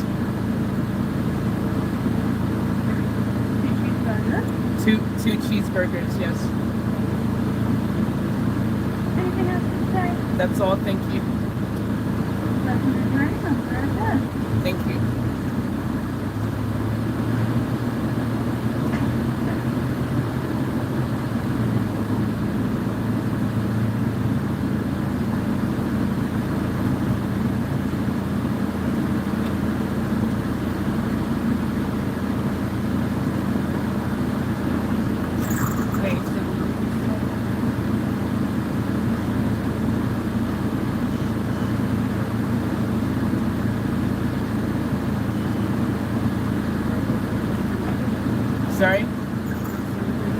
Thanks.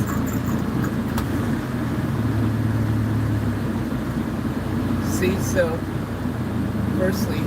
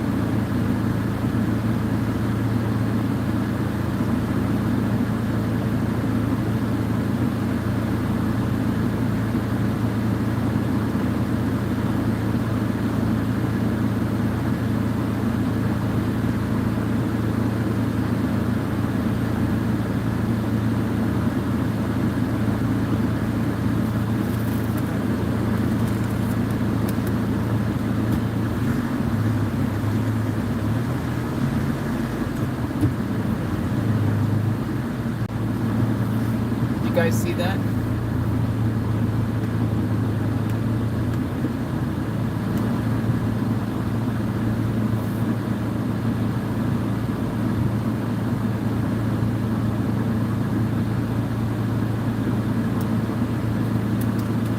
You guys see that? The guy comes and serves me. But anyways, whatever. I'm not gonna talk about it, so I'm not even gonna feed into the energy.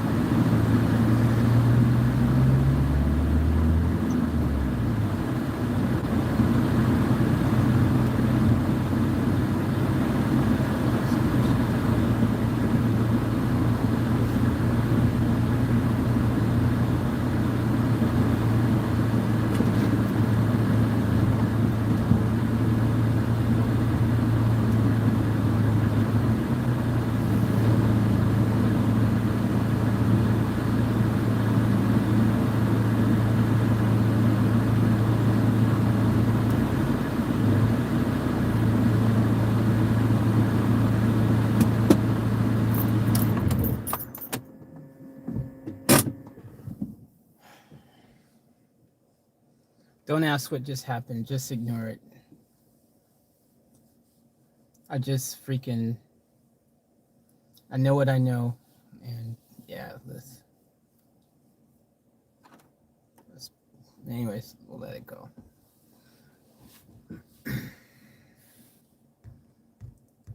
Just.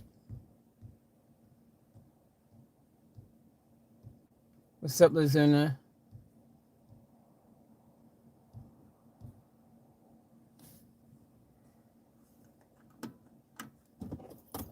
What's up, Margie? What's up, Patrick?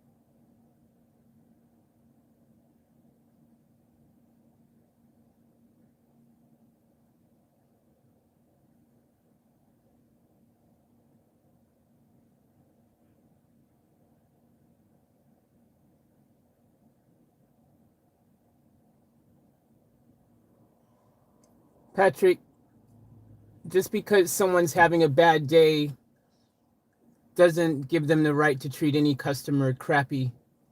I've owned 5 restaurants. If any of my staff ever treated a customer poorly just because they were having a bad day, I would freaking fire them on the spot, man. Like that's you don't get to take your bad day out on people if your job is customer service. You having a bad day doesn't give you a free pass to be crappy at your job and treat other people, take out your frustrations or your day or to effectuate your job or whatever it is that has you being such a b. Like at the end of the day, you know I know what I know from multiple times of. I know the energy. You don't know the full situation even. I know the full situation because I've gone to this McDonald's many times, and I know how I'm treated every time. I can tell the days when I come here. It's not just this McDonald's. It's just certain places I know, and whether it's because I'm in a van or not, I don't know. It could be some other reason, but I definitely notice when I'm being treated a certain way because I'm an energy person. I can feel energy. I sense energy. I'm very good with energy. I understand energy, and I can definitely read people very well. I'm trained to read people actually a bit, because of my being a certified hypnotherapist and personal development coach, holistic practitioner, all these things. I'm trained to read people and energy and all that kind of stuff, man. I get it. I know when I'm being I and anyways, like I said, don't it's all good. Just ignore me. I've just forget it. I don't even want to feed into the energy. I'm not going to give it any freaking time.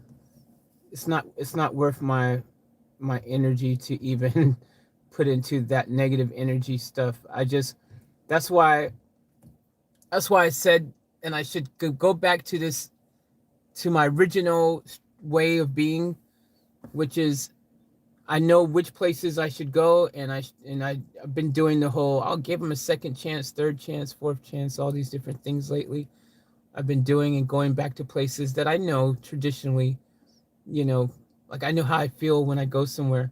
The feeling of going somewhere, if you don't feel comfortable, if you're not getting a feeling, a good vibe, a good energy that, you're welcomed, that you're wanted, that you're, many different feelings you can experience somewhere. Why would you go back to eat there again? Just to feel it all over again? You know, I always sometimes go, maybe it's just me, maybe I'm just overthinking something or feeling something, but I just did it. I just proved to myself exactly. I can tell, you know, a lot from a situation. Anyways, it's all good. And and my whole life has been, see, here's the thing, man. Like, I've always been different. I was born different. If you don't know that about me, check out my previous videos. I freaking understand what being different and people not being able to feel like they get you. So because they don't understand you, because you're different, and they don't know, therefore, whether it's they don't know how to treat you, or they just instantly automatically come to their conclusion of make their own mind up about you or whatever, without having facts or information or whatever, and they just decide, or maybe it's just simple, like some people just don't like what they don't understand, or that's different. It's the fact of the world. It's the world we live in, and it, I have multiple things that makes me stand out and be different when I go to somewhere like there. For example, I could give you a few of them, but the obvious ones. I'm American. I'm I'm driving a van that I live in, that I park in their parking lot right there. If you work there, you would know that I've parked in this parking lot multiple times. In all the McDonald's parking lots, I've spent many hours parked. So obviously, it's pretty obvious that this person's probably living out of their van. Um, I'm black. I'm,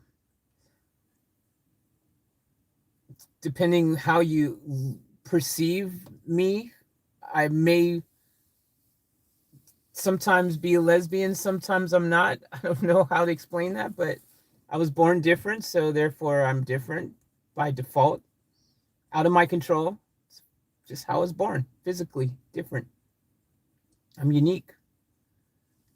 Therefore, hard for some people to know exactly, you know, me. It's conflicting energies and different things about me. It just is what it is. I have no control over it. It just is what it is. Anyways, there's a lot of things that make me me, and there's a lot of things that make you you. And there's a lot of reasons I got bullied and picked on throughout my life growing up. And as an adult, I don't, that stuff doesn't bother me. Like, I don't get, I definitely can know when, someone's whispering Chinese whispers under their tongue, and or doing the whole, like, you can tell if you can't tell when people are indifferent to you or acting, if you don't have that sense, you know, I mean, I think everyone has it. Everyone knows. Sometimes it could be, be I'm not, I know sometimes you can read things the wrong way and stuff. I get it. It can happen. You can read into something too much, but my evaluations over an extended period of time, like I know, I know 8 million%. And the reason I do when I do go back to these places, because I'm not someone who allows like I don't care. I'm not 10, 12 anymore, these ages, where I experienced all this kind of stuff. Like bullies aren't going to run me away, or people who are rude, or all these things. Like I rise above anything, that stuff. Like I don't let that stuff slow me down. In my world, it's not what I allowed to be part of my world. So I zone out on it, even though, you know what I mean? So it doesn't affect my reality. Like, but I know I'm aware. It's like being aware of something, but you don't feed into it and allow it to affect your world and your life. I'm aware there's a lot of different energies and different things around. Of course, I don't, I'm aware that it's not all sunshine and rainbows and stuff around every day, you know, but there's a lot of things that I've experienced that I know, what I feel. I can feel it. It's just I've always been really good at that, but it doesn't affect me because I don't read it, like I don't allow it to. It's not part of my world. It's not part of my life. Like that energy is what it is, but I don't attract it into my life, so therefore it doesn't bother me. Like I don't allow it to be a thing, because you have two choices. Remember, I tell you guys all the time, you have two choices. You can choose to live in the negative, or you can choose living in the positive. You can you can always have that choice. I choose to stay in the positive. So, but every once in a while, that being said, hey, look, I've got feelings. I've got feelings, and even though you know I'm able to channel, you know, my life energy, my whatever, to a certain way, so that I don't allow that to become an issue for me. Doesn't mean sometimes I still, I am on my own journey, like it doesn't mean sometimes it doesn't kind of bother me a little bit, like I don't let it bother me, but it doesn't mean I don't still have feelings and can sense it, like, every once in a while you just go, man, like you ever go like, man, that's messed up. Like inside my brain, I go, you know, and I don't let it bother me because I just function and I just keep on and I go on there. But every once in a while, when I intentionally know that someone has intentionally did something as a it's in the most rudest sense, like I experienced with that burger. Like that's who wraps a burger like that. And again, someone who's owned restaurants, who that's not acceptable anywhere. No one would accept that type of service. It's all part of this thing that I know exists, particularly at this particular place. I know because I've experienced it multiple times. It's not the first time I've been throwing a burger in the bag, like just like not even in a wrapper, not wrapped.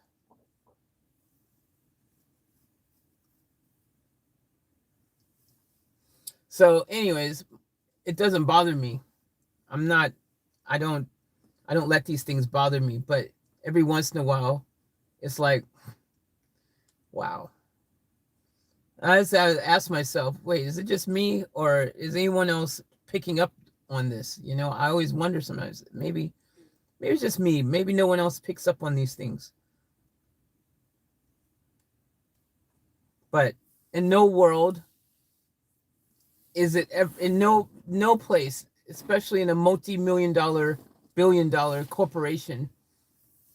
If you go there, no matter what color your skin is, no matter what your freaking religious beliefs are, if you're wearing a turban, if you're freaking, no matter if you're homeless and you come in a sleeping bag, wrapped in a sleeping bag to the counter, no matter if you freaking wearing freaking a rainbow outfit, no matter what it is, like there's a million things you can insert your own, whatever there, but it's never customers customer if you're working customer service, if your job is to, you know, serve people, then you do it because that's your job, whether you're having a bad day or not, whether you don't like the person or not, whether you think they're an a-hole, whether you think whatever you think, you don't get to treat people poorly because you feel like you have a stick up your ass or whatever.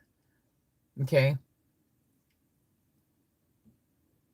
If I'm just given a bag, handed a bag, which has happened, I've gone to McDonald's and I've said, and this has happened, and I've gone, hey, thank you. How's your day today? And they ignore you and don't reply anything back, completely ignore you. Or if you say thank you, have a nice day, and they don't say anything to you when they give you the bag, and they just look at you like this, like you're a freaking alien from another country, another planet, and they just give you the bag like this, and then you can tell if you know that it's like, damn, what the hell did I do? Like it it doesn't matter. That's your job. You freaking do it. And you're taught that you're supposed to say thank you, have a nice day or something. You're not supposed to just hand someone something and have zero response back to them, especially if they've responded to you. Who does that? That's rude. That's not even acceptable. You don't throw people's food in their bag unwrapped. You don't do that. Who does that? That means they're treating you like you're just an animal, like you're scum, and they have no respect for you. I know when, I've been in a drive-through before and watched a person totally super friendly, nice to the person in front, like, and they're joking and laughing, whatever, and I roll up and it's like iceness. It's like, what just changed? Why were you like that to them and me? Like, what's going on? But this stuff doesn't bother me. I'm aware of it and I notice it, and I don't act upon it, and I don't allow it to ruin my day. But every once in a while, it bothers me. I mean, bothers me, but I don't let it ruin my day. But it's kind of like, it's an observation. I just go, geez, like, it just sucks sometimes, That's what it is. It's just a sucky thing to know that people can be that way.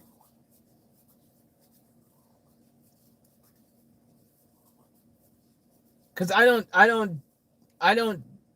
treat anyone else that way. Like, I don't, if someone came to my restaurant and I was having a bad day and I was like you wouldn't want to come back there, would you? You wouldn't definitely be feeling all warm and fuzzy. If I just threw your food in a bag, you would be complaining. Most people complain, and I normally go back. I went back to prove a point then. See, I have my own little things that I do to prove a point. I did it mainly not to prove a point to you guys necessarily. It was to prove a point to them that I know. Okay, because they weren't expecting me to come back and order 2 cheeseburgers. There was emphasis in what I did. I was playing psychological. I'm doing stuff up here, man. So they probably didn't even catch on. But if they have this much common sense, they would know exactly what the significance of what I did was. Because my cheeseburger was thrown in the bag without just intentionally. It was intentional, guys. It was not an accident that the burger is not wrapped at all and thrown in the bag, okay? It's an intentional thing, and again, there's a whole energy thing that was the whole time, and it happens specifically here quite often. And so when I go back through the drive-through, intentionally order 2 cheeseburgers, there's a point to it, and it's definitely someone there got the message. I ordered specifically 2 cheeseburgers. If I ordered one, it could have not, the point wouldn't have been there. But ordering two after just coming to a drive-through, the point was very clear. And then going through the drive-through and getting again just the vibe. And the girl takes the order and then realizing she's like, and then suddenly this guy, the same guy, there's 5 people, and this is the other thing, guys. Think about this: 5 people in the shop, sitting around, like working around in the thing. I saw them all. There's a bunch of people there. Why is the guy who is the cafe-looking dude or whatever? He comes and serves me at the drive-through window where you take the payment, and the same guy who then walks back when there's other people there who could serve me and give me the food, and he's the one who also hands me the food. Think about it, guys. I know what I see and I know what I'm experiencing. Anyways, so the significance then, therefore, because, they see me come and drive.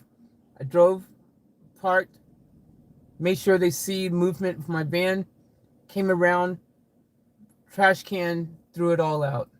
Significance. It's a point. And they got it. And if they didn't, well, yeah. Oh well, but I feel better. Because I know what I know. You just know what you know. You know what you know, I know what I know.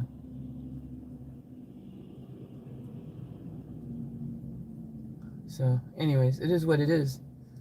These things I don't attract this energy in my life. I don't allow it to be an issue. I don't see it, like, I'm aware of it. I know it's there, but I don't allow myself to see into it. You know what I mean? But every once in a while, yes, I've got feelings. And every once in a while, I'm like,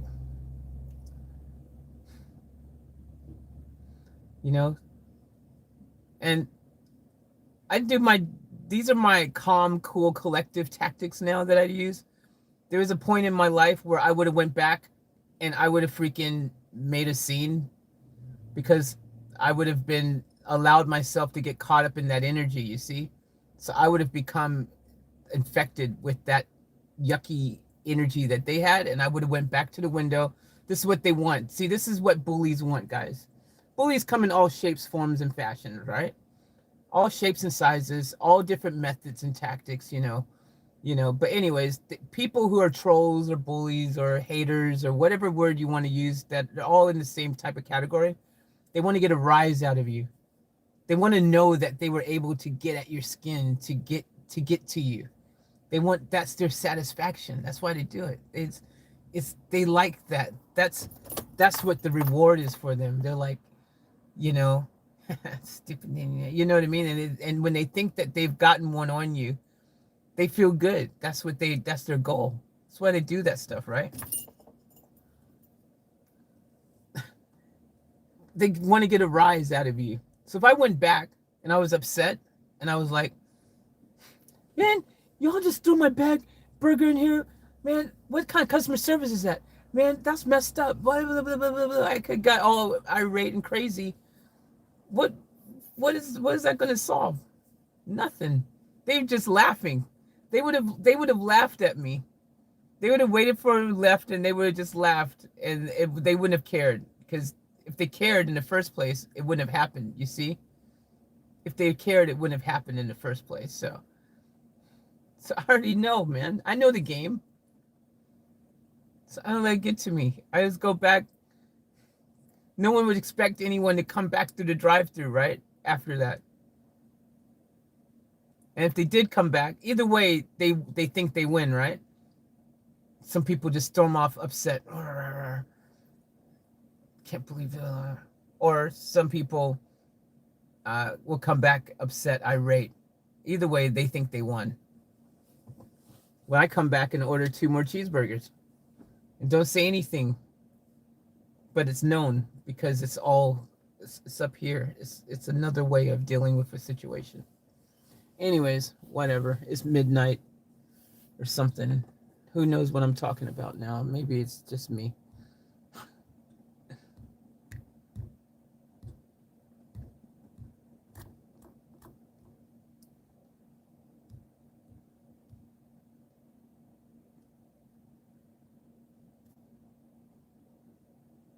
But anyways, there's a certain way to treat people if that's your job in particular. Ultimately.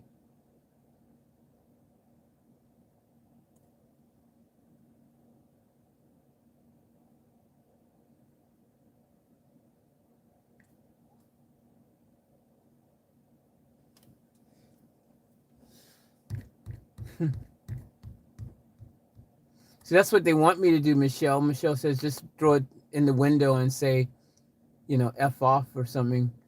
They want that reaction because they'll just laugh at it. That's what they want you to do. That's what they want. That's what they're hoping to get under your skin. They know what they're doing. They're hoping that you fall into their trap.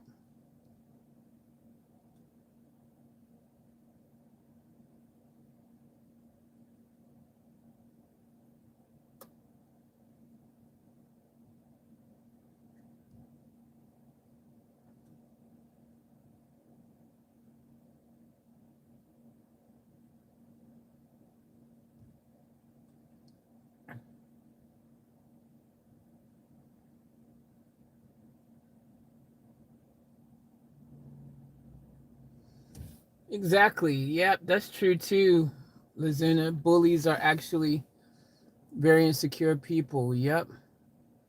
Nicole, I would love no drama. Exactly. Would be would be good. But some of these places you go to, you know, they they can't help. It is what it is. You just got to know how to respond to it and not let it. You know, don't give them the satisfaction. Do not give them what they're attempting to achieve. To ruin your day, to ruin your night, to freaking get under your skin, to irritate you. Just don't let that energy in. Don't let it in. If you let it in, they win. I know what's going on.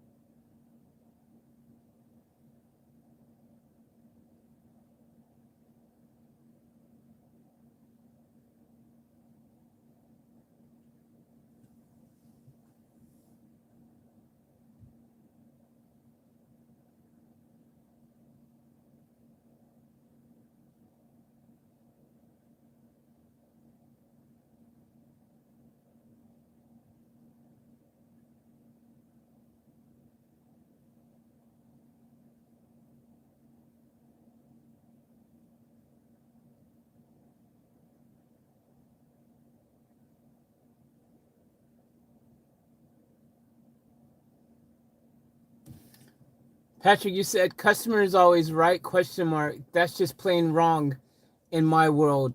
Customer is all right as long as they're all right. If customer's rude, customer's rude. But that's not for you to you don't know. You said earlier in your other statement, like in the other one, you go, you don't know if they're having a bad day or something. The person working behind the counter could be having a bad day or this or that or whatever. You don't know. It's the same thing. You don't know the customer could be having a bad day. They could have just had someone die in their life and they don't know how to handle it. It goes both ways. Two wrongs don't make a right though. Like you gotta still, you know,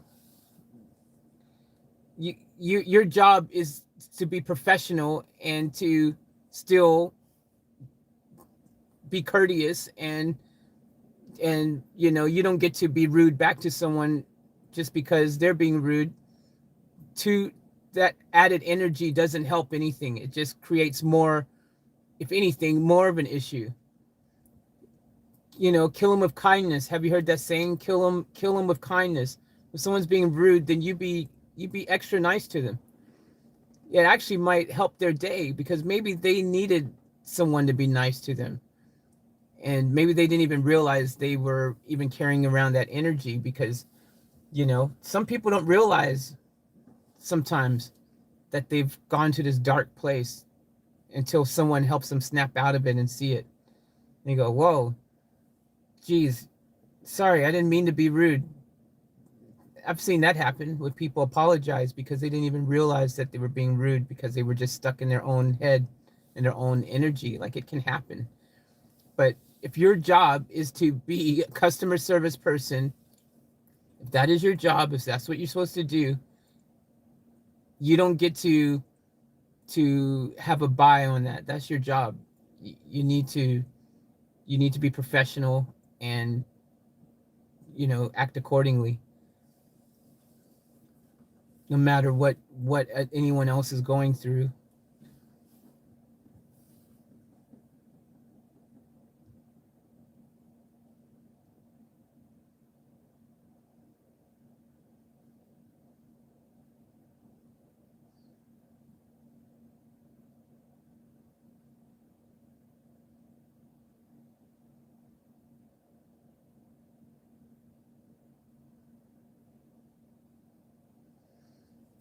I take people for who they are, not the color of their skin or their religious beliefs or sexual orientation. A good person is good and a bad person is bad.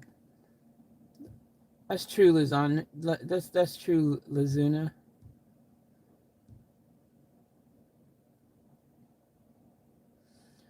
Energy is energy. Color, skin, and all that stuff. It's irrelevant at the end of the day. Good people are good people. Bad people are bad people. Yeah, I agree with that.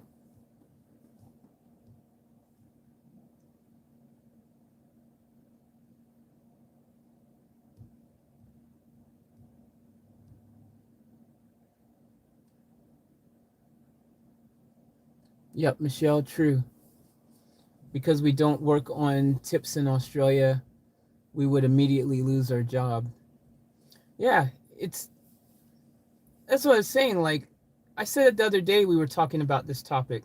And I was like, it's the big difference. Is like, at the end of the day, if your job, if you're getting a paycheck, making money is relevant to how you treat someone, how well you serve a customer and things like that, you're going to go out of your way to make sure that that person feels like you actually care, that they're there and that they're important to the business, and you know what I mean. You're going to treat them right. You're going to go out of your way to make sure that is everything okay. Is everything okay? Like today, when I went through that Apartos, you could instantly tell the difference. I knew that was the owner because he actually cared. He made sure that everything was perfect, as perfect as he could, anyways, in his control. He did multiple times. You can tell the difference, man. Like, most of the time, like, people, people have grown to, like, the sad part is that most people have grown to just accept it. Oh yeah, this is just how it is. This is just the way it is. People are happy to just be like, whatever. That's just what it is. And so it continues to happen because a lot of people just, whatever. You know, like, someone probably complained. I bet you enough negative reviews and bad, press or whatever. Something happened that the owner was at that Apartos today and everything was perfect. It's never happened before, but something happened and changed. Either was a new owner or the old owner freaking finally was like he had enough of all the freaking negative reviews and whatever. So finally something was done. Change had to happen. Maybe It's just the bottom line. You could see that people, repeat customers weren't coming back, or people were he wasn't making profits, weren't going up or whatever. He needed to change something because of those reasons. Maybe, who knows what his motivation was, but all I know is that today was so different than any time I ever been at that particular store. It's so obvious, so freaking obvious. It's funny actually, in a sense, because everyone was on on their best behavior. Like I said, who's gonna give me, when I've never have any of you ever had that happen? I bet no one's had that happen. Let me know in the comments if you've ever gone to any drive-through, okay, and ordered nuggets, or anything that had like a sauce that came with it, right? And like a six-piece nuggets, or you know in my case, uh, churros, and you go, no, I don't want any sauce. And so, because you said no sauce, they say to you, oh, look, since you didn't get any sauce, we just give you an extra nugget because you said no sauce. We've thrown in an extra nugget for you. Has anyone had that happen? Because I would be really surprised if someone else has had that happen. If it did happen, it was probably the same situation like this here. The owner was in town, you know, you know what I mean? It's like, we got to get our act together. We got to freaking win some customers back. We got to do whatever. Like, it doesn't happen. See, why do people have to step their game up in response to them? Like, that should just be every day. This is where I have the problem with this whole pandemic, right? Only when the lockdown, the government said everyone's locked down, you have to wear masks and gloves and all this stuff, right?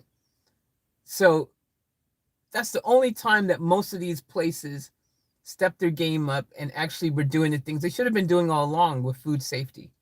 They all should have been wearing gloves already, not masks necessarily, but gloves. Everyone should have already been wearing gloves in the freaking kitchen and all over the place, right? There should already be this level of food safety going on in the place, but most of these places don't even do it in in general. And I watched them not do it during the pandemic, so they're not doing it on the best days.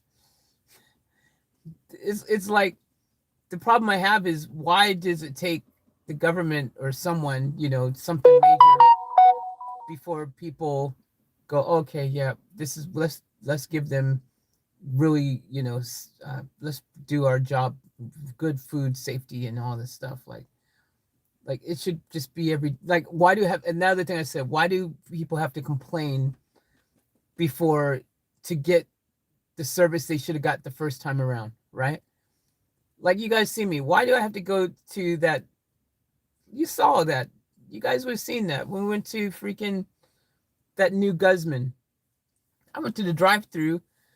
That one day I decided, okay, I'm going to go back, and again, in the most polite way, you guys saw me, I did not feed into the energy of the situation. I did not lose my mind. I did not yell and scream and make noise. Like, people feel entitled, or people feel like they would be in the right to do so, I should say, which maybe, yeah, maybe to a certain extent, it doesn't solve anything. But anyways, I didn't feed into it, and I was completely just calm, cool, collective. And even when I had to go back a second time, and even when I had to go back a third time, my tone and I stayed exactly the same. But I had to go back 3 times for the same thing, same related thing. Like, you know what I mean? There's obviously, why would I have to go back 3 times to get the service I should have got the first time, right? Or, you know what I mean? In this case, I didn't still get what I wanted. At the end, I ended up with not what I wanted, which was breakfast. And I wanted what I wanted to have for breakfast. I didn't get that. And I got my money back, and I got given some fries. It's like, hey, I just thought I'd give you some fries. It's like, well, but that's not what I wanted. I didn't come here for fries. I came here for bacon, egg, scrambled egg, you know, with bacon and vegetables and like, you know what I mean? So my point is like, why do people have to go back and complain first time, or go back again a second time or a third time and go, yeah, this is not my order, this is not what I wanted, or it's cold, or it's this or that, to get what they should have got the first time around. That's my point. We should always be getting this service. We should always be getting this quality, not because of a pandemic and the government said wear gloves suddenly, or not because you went back and complained because the food was cold. This should just be how it is, you know? So I don't know. These are just thoughts that go through my head because I experienced this stuff, and especially from the restaurant side of things, having owned restaurants, I definitely just feel very strongly about food's quality. I'm a foodie. If you love food as well, just in general, you don't even have to be a restaurant owner, but if you love food, if you're someone who loves freaking food, you want to have a good experience with your food, and you want to get what you paid for. You want to get quality. You want to be fulfilled, And nobody, I don't know about you guys, I can't personally, me, I really have a hard time. Like right then, they could have made the next cheeseburgers, freaking with gold, 14 karat gold perfection, wrapped in freaking diamonds, like whatever. It could have been extreme, whatever. But for me personally, have you been of those people? Have you noticed saying like the energy? If something was made with love, it's different than if it's something made with, you know what I mean? Y'all hear that? Like, I don't know. I can't when the energy is when that thing happens. I Okay, so I said this. Some people can turn off their feelings, right? I've had some girlfriends that could do this, and it really annoyed me, right? Because I can't fake the funk, right? Like if I do end up feeling some kind of way where I'm like, like I can't, I'm not someone who can just pretend like I'm not, like switch it off, like and go, like you see people, like I had this girlfriend, like she could be upset with me or something, for example, and she'd be like, why did you not, wait for me? Why did you do this or that, right? Like, I told you to wait for me. Why did you leave? Blah, blah, blah, blah, right? Then the phone rings, and then suddenly she's like, oh, hey, what's up? And I'm like, how are you upset? And then your phone rings and you're like, oh, like this. How can you do that? Like, it just feels so freaking put on. I can't do that. Like, I can't. If I feel upset and you call me at that time, I was like, if I was like in that situation, why'd you do this? Why'd you leave me on? And then the phone rings. I'm like, what? What do you want? I'm in the middle of something. Call me. I'll call you back later. Like, I'm not gonna be like, oh hi, oh yeah, yo. I can't do it. To me, it's just so unreal to be. You know what I mean? If I'm feeling a certain way, that's how I'm feeling. I never. I I just find that really weird when someone, it just feels so not real, right? You know what I mean? It's like, how can you just turn that off like that and act like everything is great? Like, I can't channel that like that. If I'm feeling how I'm feeling, that's how I'm feeling. You'll know how I'm feeling. I'll tell you. You guys see me even in the chat, man, in the live stream. I don't I don't mince my words. Like, some people are scared to say what they really feel or thinking, if you notice, right? Even in the comments and stuff. I know a lot of YouTube creators who are afraid to actually just speak like they would in real life because they're worried that, oh my gosh, they may not subscribe They might unsubscribe. They might not give me a like. They might give me a dislike. They might, say, blah, blah, blah, blah, blah, right? And I'm like, bro, like, seriously, though, like, if you are grounded in your authenticness and you feel a certain way, you should just say it. And the people who really understand you and follow you and support you and really, give an F about you, they're going to totally respect and get that. And if they don't, they probably weren't really a real true subscriber or follower or fan or whatever word you want to use of you in the first place. So in that case, then good riddance, I guess. If they're going to get triggered because they can say what they want to say that is usually sometimes really hurtful or mean or whatever, but you're not allowed to then respond back to that and say, well, wait, well, this is blah, blah, blah. How, you know what I mean? Like, come on, seriously, that's what I mean. You guys see me, I'll tell you, I will say my 2 cents, whether for better or for worse. And I think that's expected, isn't it? I think that's what you would expect of me, because otherwise I'm not keeping it 100 with you.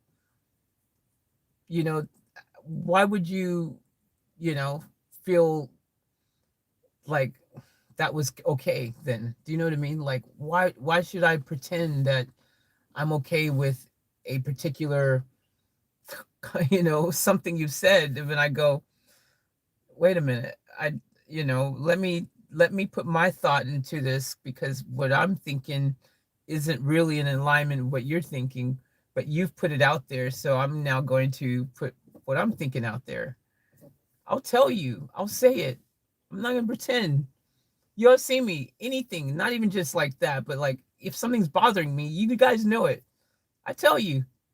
I said, hey, look, guys, I don't know how to feel this. When we had the thing happen last week, I was like, I'm gonna end the live stream for a moment. I just need to reboot, reground myself, and come back to, you know what I mean? I tell you, I'm not gonna pretend like I was fine. It's like, and just go on. And they're like, oh, just pretend like everything's okay and just keep going. No, I'm gonna let you know, because I'm living in real life world. We have real life feelings and emotions and whatever. I never understood that. That's one thing I don't like. I mean, to each to their own. Everyone's on their own journey. Everyone's at a different place in their life, and it is what it is. So to each their own. I just don't get it personally, but okay. You're living your life the best that you can, and you're where you are on your journey, and you're doing the best you can. Everyone's at a different spot, so it is what it is.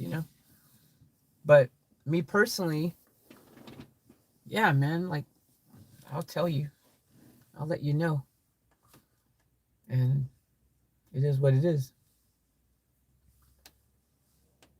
That was a big thing I learned in my life. That was a lesson I learned in my life, because there was a time where I did care too much what everyone else.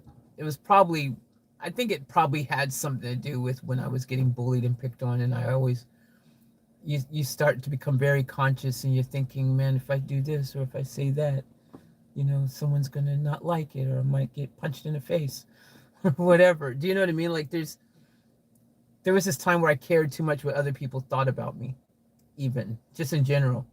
Like, oh, if I do this or if I say this, they might not like me. They may, like, they might, you know, think bad things about me or whatever. And one day, I remember thinking, man, what kind of way is that to live your life? Why am I living my life walking on eggshells, worried, concerned? What if I can't live my own truth, if I can't stay grounded in my own truth, if I can't be my authentic self in every aspect of that, because I'm too worried about what someone's going to think after the fact about me, or they're going to hate me or dislike me or unsubscribe or whatever. They probably didn't really belong there in the first place. Like, why there's no loss, you know what I mean? Because I just really believe that your tribe, the people who really, really give an F about you, 100% will get it. They'll respect your right to have an opinion or a feeling. Um, you know what I mean? Like, I just feel that. So one of the biggest videos I did on my channel, guys, was me just being like, you know what? This could be considered risky, because some people will just, of course you could think the worst. If I make this video, the one that I made called "The Truth About Me" or something like that. There's probably tons of you on my channel now, tons of new people who have no idea about my story, my deeper story about me, like big deep stuff. I've made two videos on it. One on this channel, one on my, I think it's on my Faith Chase channel. It could be on this channel. I don't remember. It's been so long ago now. It's either on this channel or it's on my Faith Chase channel. I'm not sure. The other one is on my Chosen Effect channel. And I made this video. It's called like The Truth or something like that. And you can go watch that video and you'll understand what I'm saying. But my point is that it was one of those kind of videos that people, it could have been like, some people, I could have got hate for it because we're like, oh, you're different, you're born different, or this or that, people, again, people, when it's something they don't understand or they don't get or it's different, some people just instantly hate on it, you know what I mean? They don't, because they can't, sometimes it's not because they want to hate, they just can't get their head around it, so that's what happens. They just like, the freak, just, my brain just, what the hell is that? Like, it is what it is. But my point is that I was like, I don't care, because I'm just speaking my truth. And it is what it is. And the people who really give an F about me will be there. The people who don't, won't. And that means they probably weren't, meant to be there in the first place, or they're not, you know what I mean? If they're not rolling with me, then why do I care if they're there or not? They might as well go roll away. But the people who really care will be there. That's just not only with just like, subscribers or followers or fans or whatever. But that's like your family, that's your friends, that's everyone. Your true friends, the people who truly love you and care about you, they accept you for who you are. And they accept all of you. You know what I mean? You can't just pick the parts you want. You accept and go, well, look, I accept this person, the good, the bad, the ugly, whatever. That's who they are. I accept it. Like, you can't just pick certain things. Go, oh, I kind of accept this, but I won't accept that. I don't like that, but I'll like this. And you are in or you're not kind of situation, right?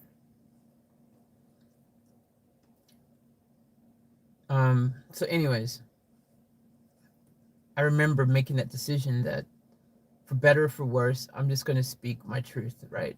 I remember doing that in my life. Like, it was a big thing, because I'll tell you something that happened. It was kind of funny, but I was just being 100% truthful. And I did what someone asked me to do. So let me tell you the story. It's kind of crazy, funny in a sense, but it's like that's what you want me to do. So I had this girlfriend, right? And she was, okay, first of all, understand, she was stupid hot. Okay, like stupid hot. Blonde, blue-eyed, typical blonde, blue-eyed bombshell girl, okay? Model, okay? Like, just perfectly hot. So she asked me a question, though. One day, she had these pink freaking hot pants on, like these pink pants. And as hot as she is, she had asked me a question that I had to give her my honest opinion, because don't ask me if you don't. Why do people do that? Don't ask if you don't want to hear someone's opinion, the truth of what they think. Don't ask them if you want them to say what you want them to say, what you want to hear. If you ask someone, hey, can you tell me, then allow them to give you their opinion. Anyway, she was wearing these pink hot pants things. And she said, how do I look in these? How do I look? Like, do you like these? And I don't know what it was. It was the cut of the pants or something really weird, but it she had it made it added accent, like to her calves, to her, her calves, like down the bottom of her calves. And I said to her, I said, I don't know, they're not really flattering for your calves. Like, it really makes your calves really stand out, and it doesn't look too flattering. Like, I said exactly what she asked me to say. Like, how does it look? Does it look good? And I was like, well, I don't know. It's not really the most flattering for your calves on your legs. Like, it just makes them kind of stand out too much in a not a good way.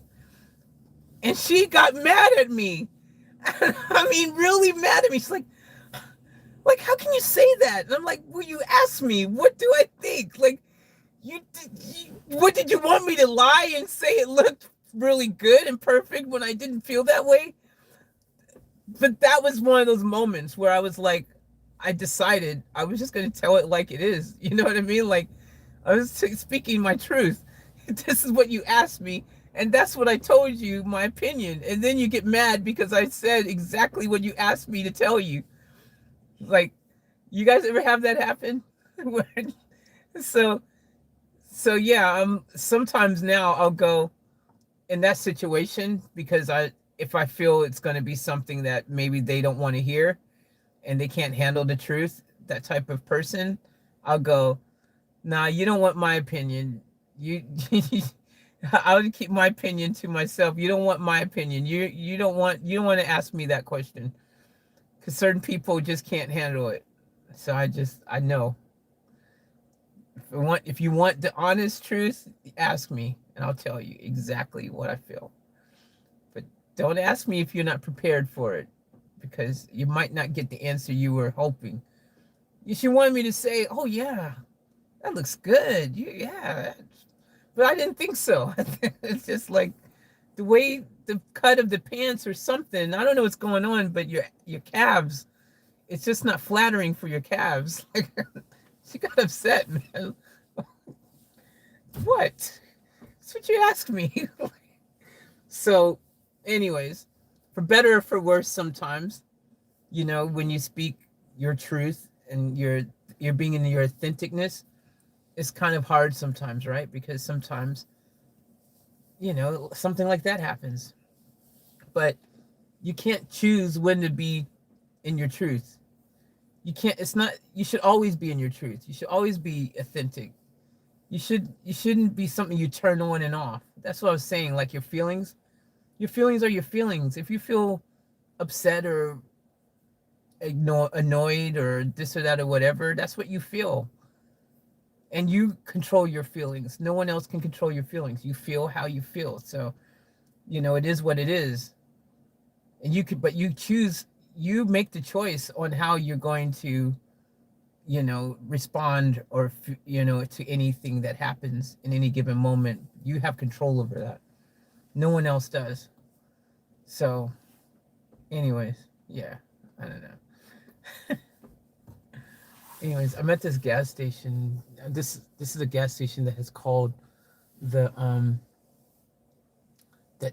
cops and said that I drove off without paying for fuel. So I've sat here now for 10-15 minutes. He's probably gonna call the cops and say there's this white van and I think they're about to steal fuel from me. Seriously, bro. I haven't even pumped any gas. So I'm gonna do that. I'm gonna put gas in because I got that cleaner that you guys told me I should get.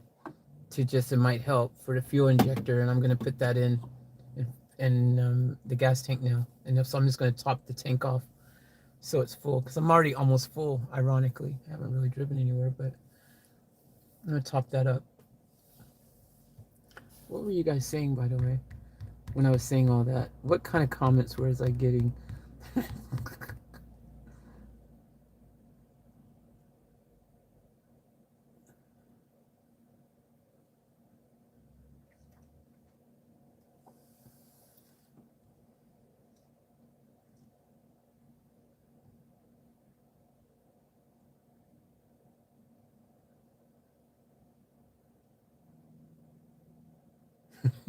Yeah, Lazuna, that's so true.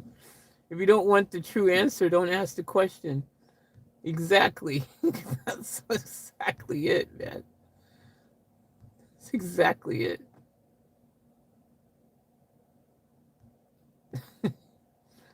Best family everyone, only the best will do. Yep, Jazzy, amen. You're very welcome, Nicole. You're welcome. We are off tap family. Hey, hot sauce. Hope you're doing well.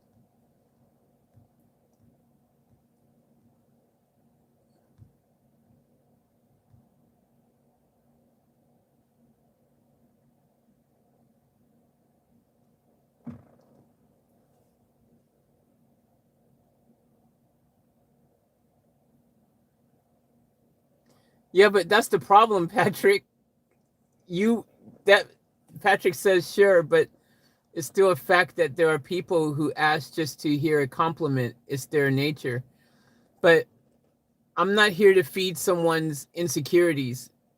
If you want, if you want a compliment, then say it. Just say, "Hey, compliment me on how good I look right now. I want to, I need some uplifting. Tell me I look good, or say it something like that." But if you say, "Hey, how do I look in this? Like, tell me honestly. I want to know. What do you think?"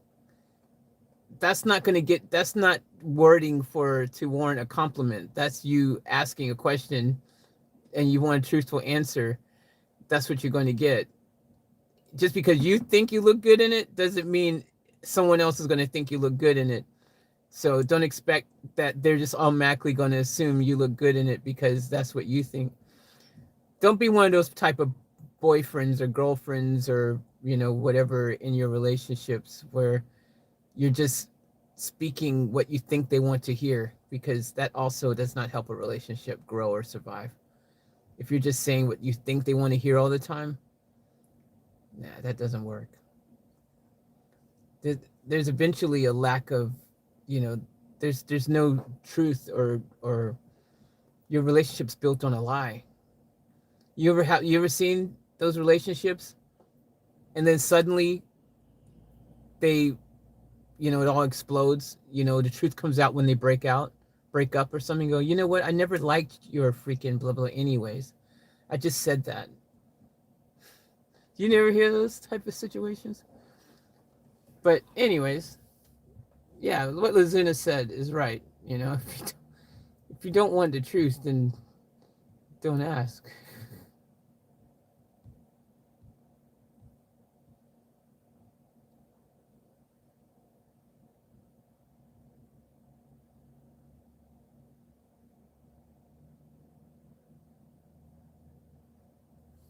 That would be great, Faith, if they could say it like that. But I guess that again would take some security. Yeah. The problem, Patrick, yeah, there's people who are very insecure. They need that positive reinforcement from someone, and that's fine. Everyone has their insecurities and things, and that's cool, like, but you um but like you have to, if you're someone who feels insecure and you're insecure and you need that, you need to make sure that you do what you need to do to protect your own insecurities, because your feelings and how you feel is yours. You're the one who has to manage your own feelings. Other people, it's not their job to manage your feelings. It is your job to manage your own feelings because they're your feelings. So, you know, there's not, other people should not have to walk on eggshells and beat around the bush or say things because they're protecting your feelings.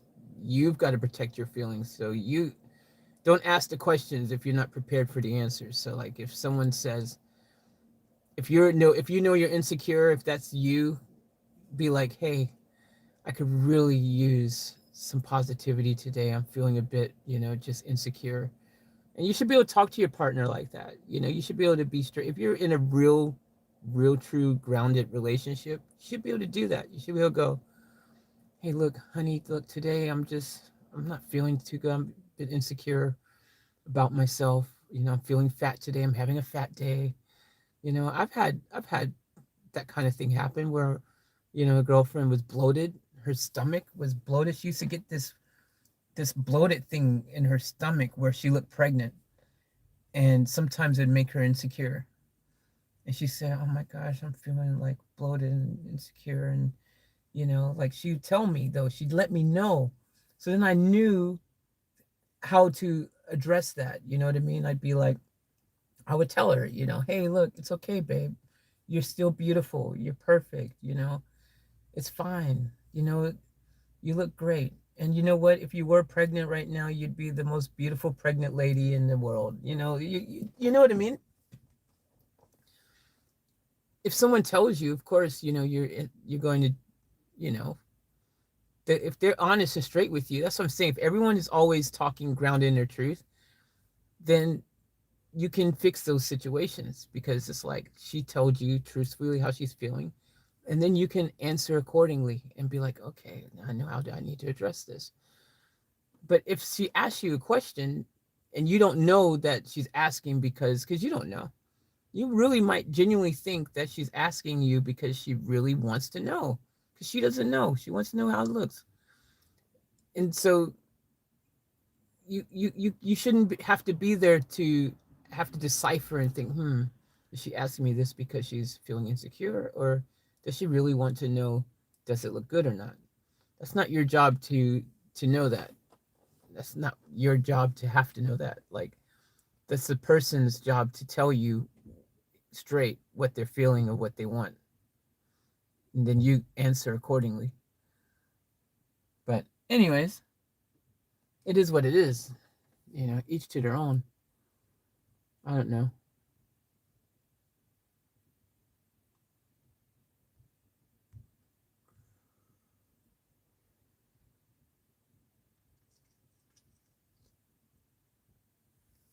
That's good. I like that I'm like that with my boyfriend at times, and he's very supportive. Yeah. I mean, do you guys know why most relationships don't survive? The biggest number one reason is communication. Communication is so important. And if you're not being truthful and living an authentic relationship where everyone is speaking said truths, at some point in time, your relationship's doomed to fail because you're not communicating effectively. Communication effectively, you know how many times someone will go, gosh, why didn't you just tell me? I didn't know that. If you would have told me, I could have worked on that, or I could have approached it differently, or we could have addressed this. We could have went and seen a counselor, or there's all these things that after the fact you find out after the damage is so badly done that it can't be fixed because the communication wasn't there, and now all there's left is resentment and hatred and anger that now it makes it that much harder to attempt to work through and break down all that new built up walls and energy barriers that are blocking what could have been easily, avoided. Communication is the key to everything. And effective communication is the difference between a relationship, working and not working. Because no one should ever have to play freaking psychologist and read your mind, which, by the way, again, is your mind. So at the, no one, I shouldn't, in a relationship, you should not have to sit there and be like, I wonder what my partner is really thinking, or what they're really saying, or what does that really mean? Does that mean that, or is it like, if you're not having a clear pathway of communication in your relationships, then they're doomed to fail. That's why I speak very effectively in all, like, I will say what I feel. Do you know what I mean? I'll let you know. My communication with you guys is very important. My family, right? I'll tell you. I say it for better or for worse. I'll just say it. Like, even when it's scary. It was scary just when I told everyone, when I was like, hey guys, okay, so the channel is going to be changing a bit because, I'm going to be moving into my car, and I'm going to be doing different content on this channel, and reaction videos are going to move to this channel or this or that. Like, I just tell you guys, right, exactly what I'm feeling. And again, it's up to you guys on how you respond to that, because it's your feelings, for better or for worse. But I had to also express what I was feeling. It's a two-way sword channel, blah, is my point. So effective communication is good in all your relationships. That's the difference between them succeeding and not. And it takes two to make a thing go right. Don't forget, because one person could be wanting to be communicative and doing all these things, but if the other person doesn't want to meet them halfway and do the same, again, you're not going to succeed. Two people, it takes two. It takes two. It doesn't work if one party is open and the other party is closed. It doesn't work. Right? It's just like right now, if I want to pump gas in the car, and let's say the gas pump is ready and able, and it's got the fuel ready to go, if that gas tank isn't open, no matter how much the gas wants to get out there and be like, hey, look, I'm here, I'm ready, let me out, I'm going to do it. If the gas tank ain't open to it, it ain't going in.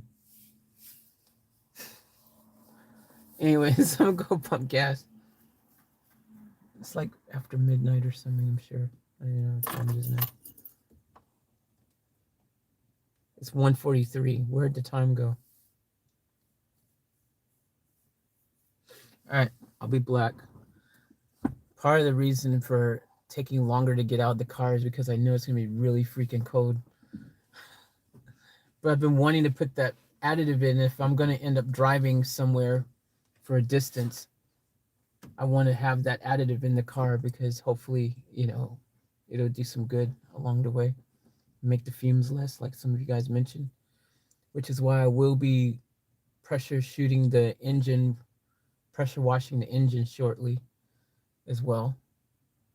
I don't know if that's going to happen this morning. I might wait till it warms up a bit. Spraying water right now doesn't seem like a really great idea. All right, I'll be back.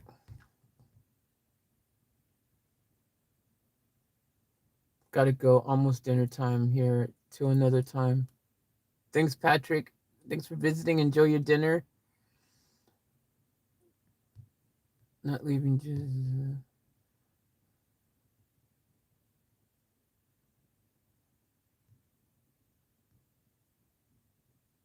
Hopefully see you all soon. Absolutely, Patrick. We look forward to seeing you again soon.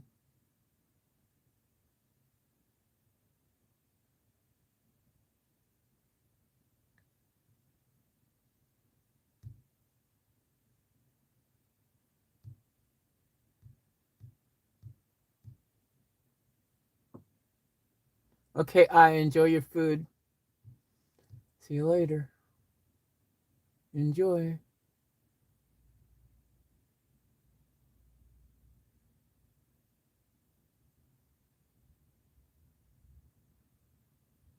That's awesome, I. You can do it.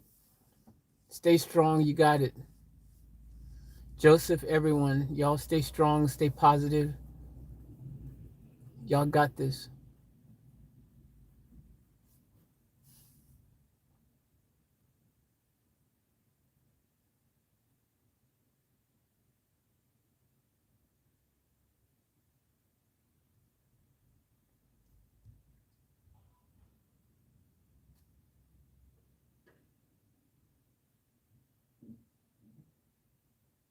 Margie said, I've seen both, Faith. I said,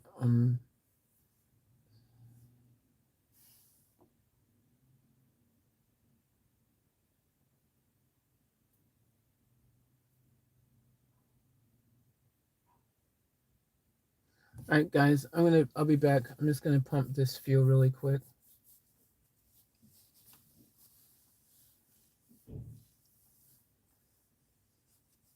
I wonder if I can fill it up with this money here, just so I don't have to.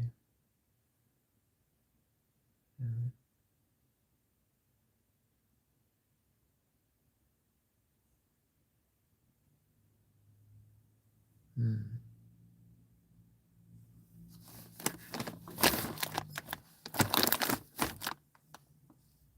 Guys, I'll read your other comments and stuff shortly.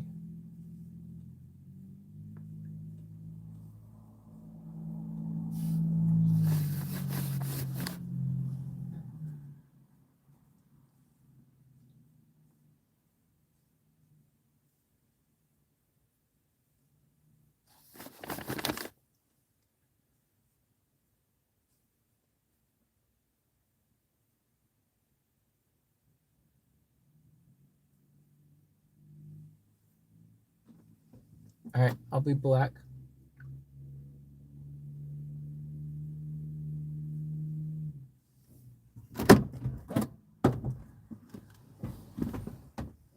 Oh.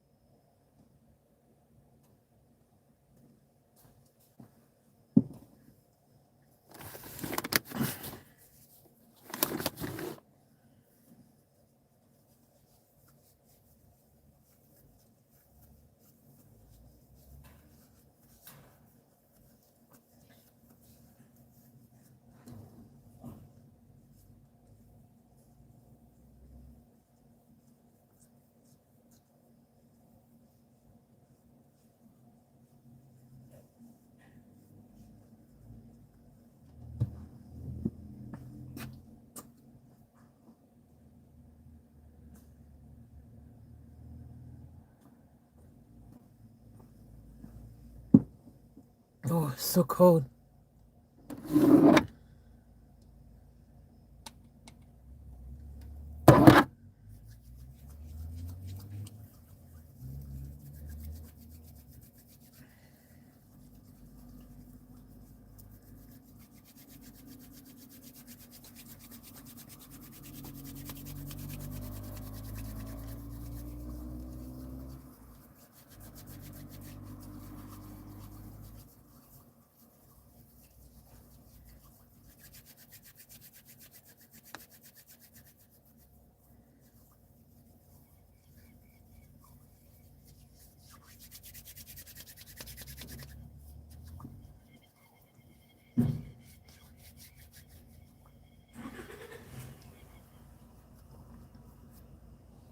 This is where I'm at.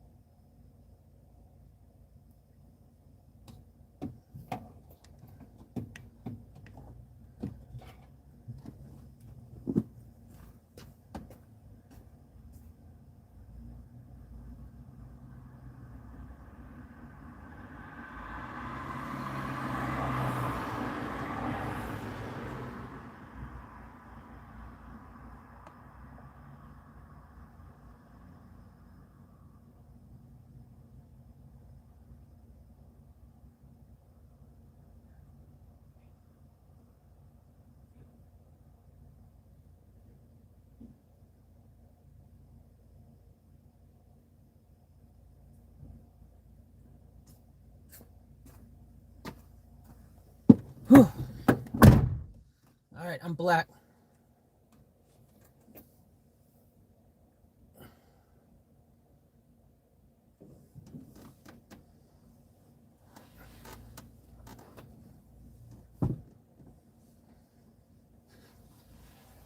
It's so cold.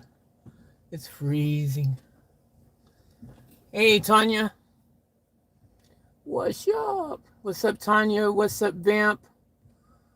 What's up, I? What's up, Lazuna? What's up, Tanya? What's up, I? What's up, Vamp? What's up, Jazzy? What's up, Lorraine? Who else is in here? Who's still in here? What's up, Sip?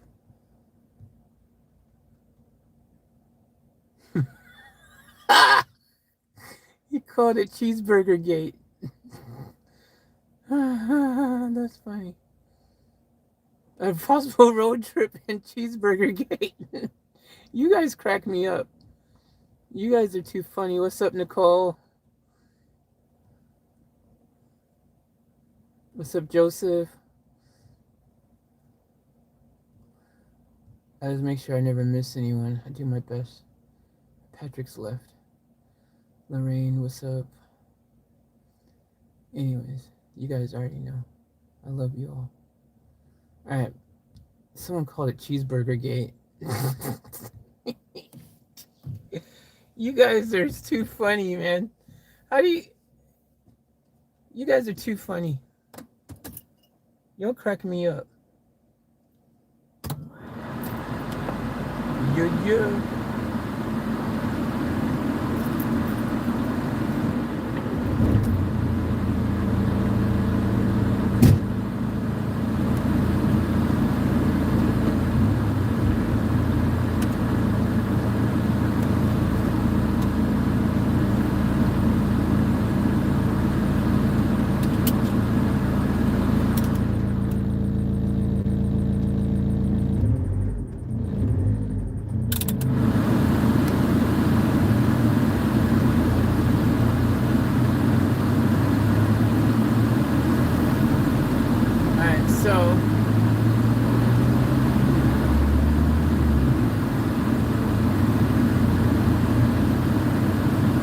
How that cleaner does. Wouldn't it be cool if that cleaner made like this huge difference? Wouldn't it be like the coolest? That would be so amazing.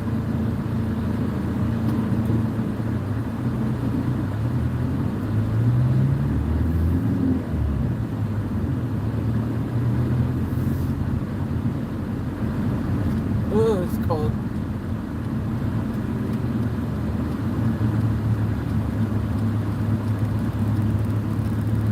I think it's easier to sleep in a day. Hey,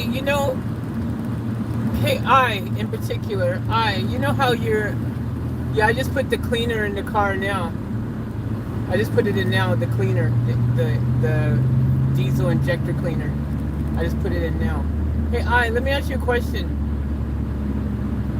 Because, and any other person who's doing van life or considering van life, or car life even for that matter, but in particular van life, because I had this thought, right? At nighttime, so all these places say no camping overnight, right? Like don't sleep overnight in your car at these places. So when the sun comes up at 6 or 7 in the morning and it's daytime, you're okay to sleep there. So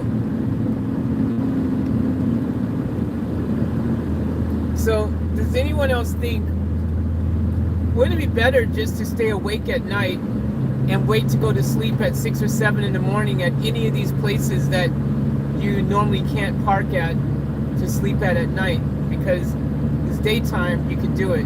They're not gonna think you're sleeping or camping overnight. So wait to go to bed at 6 or 7 in the morning at any place that you want, and sleep until noon or something, and then boom, you don't have to worry about any of that.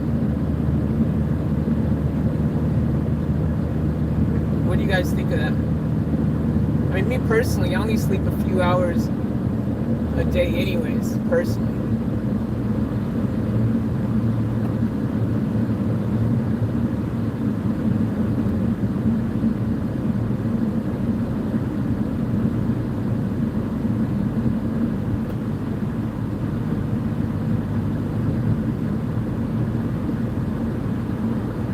I'm not gonna go to Melbourne, guys, by the way. I'll put your mind at ease. I won't drive to Melbourne.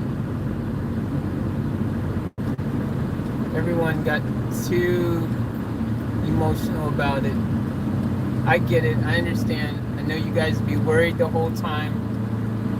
So I won't drive to Melbourne. Okay, guys?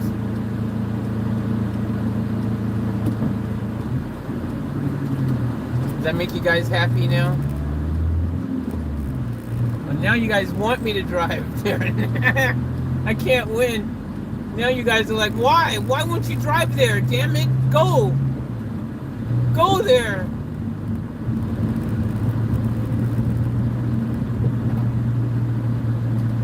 It's fun.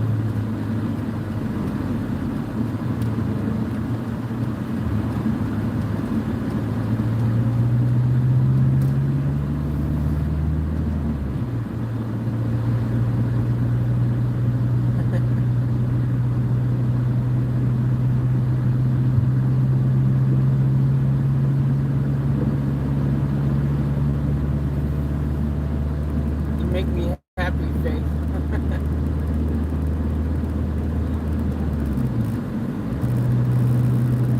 Hey,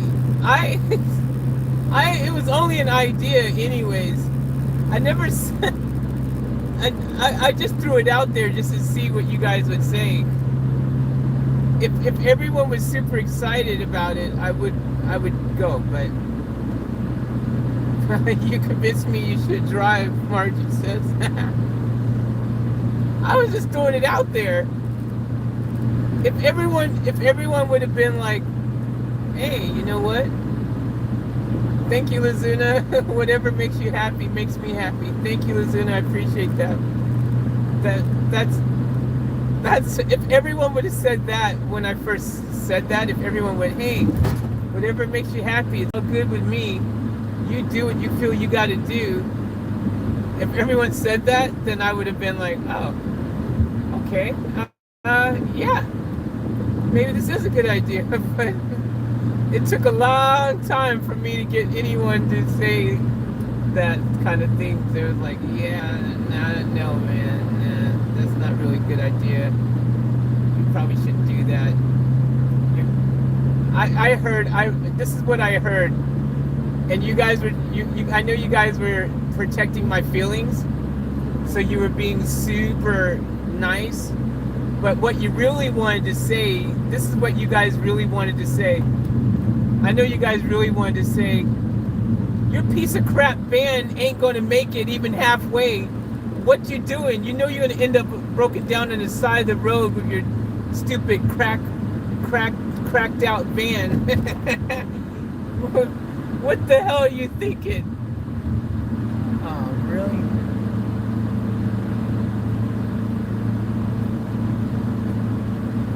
They love their detours. No. Actually, this is...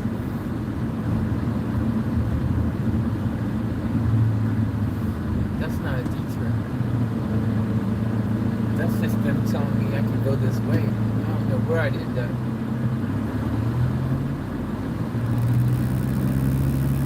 Here goes the dance of the blocked road dance. But yeah, I know you guys are like, I know you guys are saying, Tanya goes, LOL Faith, exactly what I meant. I know what you guys are thinking. I know, Tanya.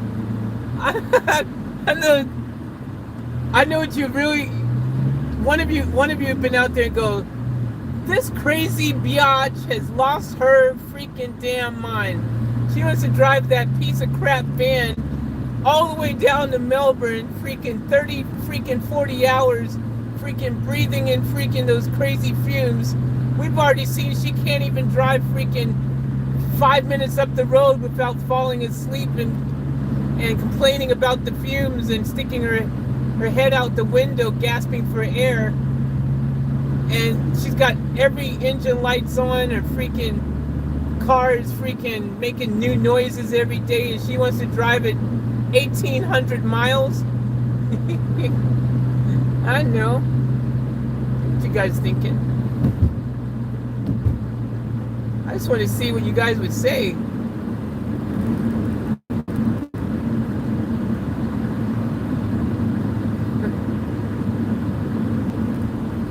It was quite interesting.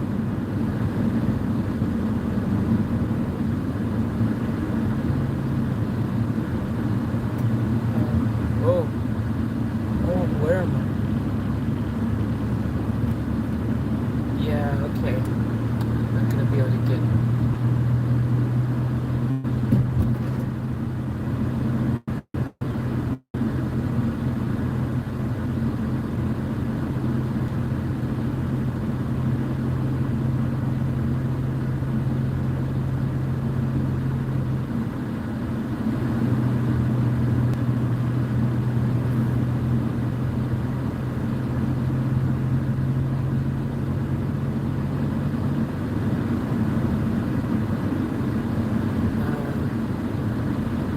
Going the wrong way.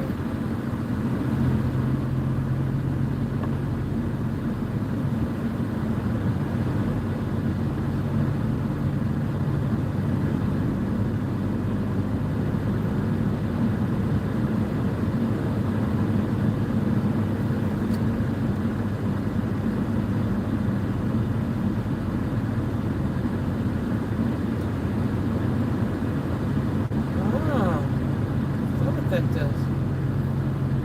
Let's learn something new on my dash.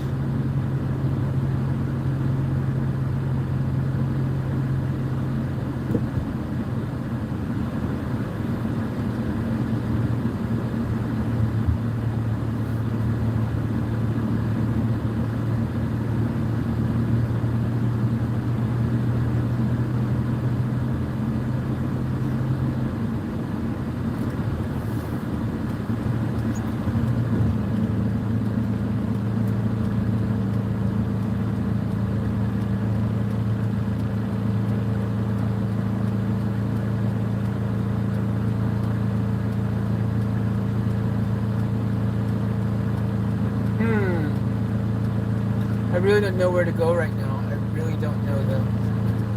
I either go left or I go right.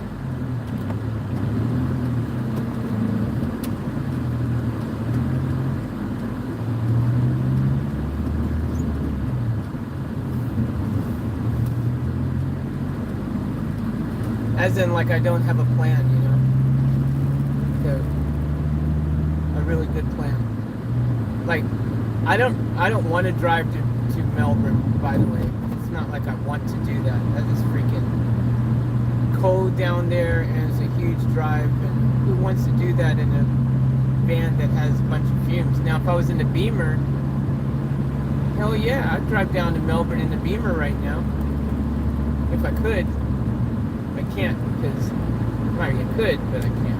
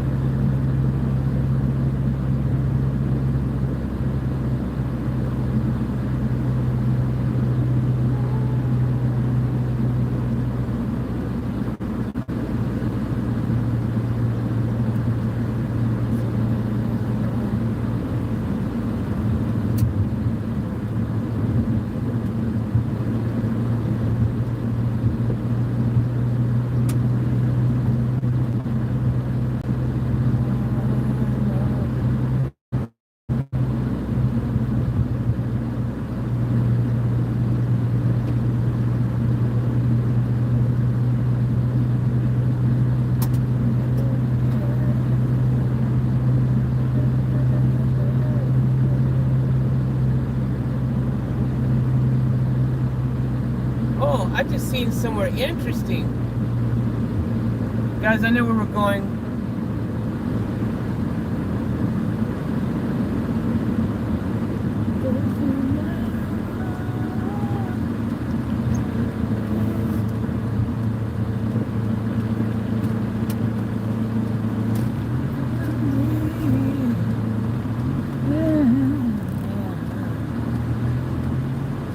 I know where we're going.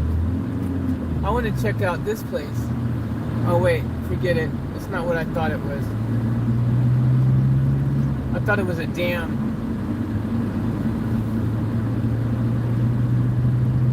I was gonna go park by a dam.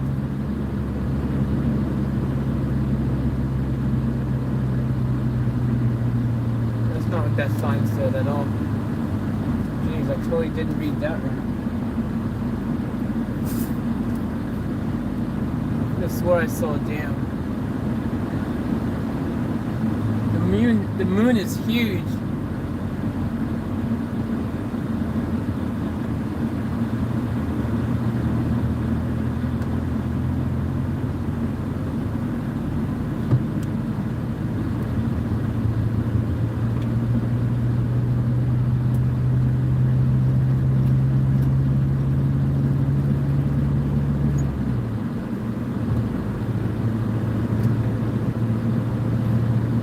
Just da, da, da, da, da, da.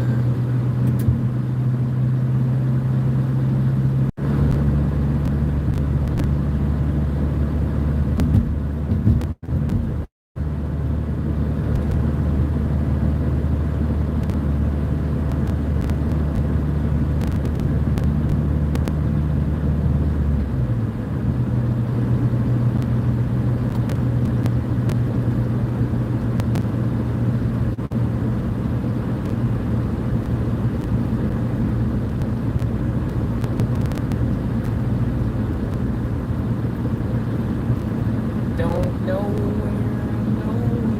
where wish I did. Wish I did. Could it be the right answer? I was going to park in a parking lot.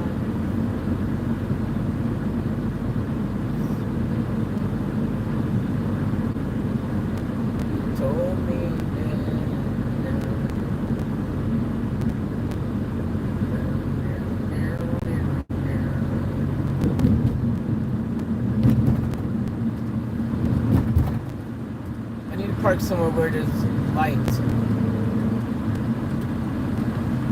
Let there be light in the darkness.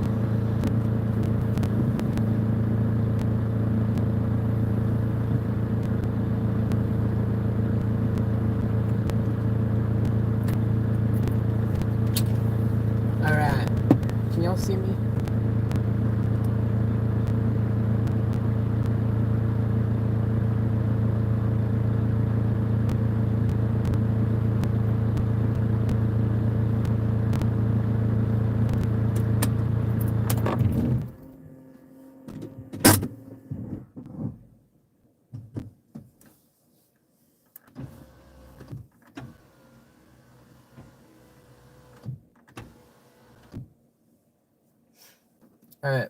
What are you guys talking about in there? Vamp, I think she is still throwing out ideas to see what our reactions will be. Really enjoying our reactions as well by the sound of it. We'll have to charge her for our reactions soon. Only game that's never ending. That way, just once you hooked. LOL, that's an insane amount of levels. Once I beat through all the match with King on Tekken, you upgrade armor. Oh, you guys are talking about video games. Holy, I never made it that far. I got into adult coloring books. I love to color. Coloring's nice. I didn't know Vamp. I thought the road trip was for that, so she could keep panties on. Now I'm not sure.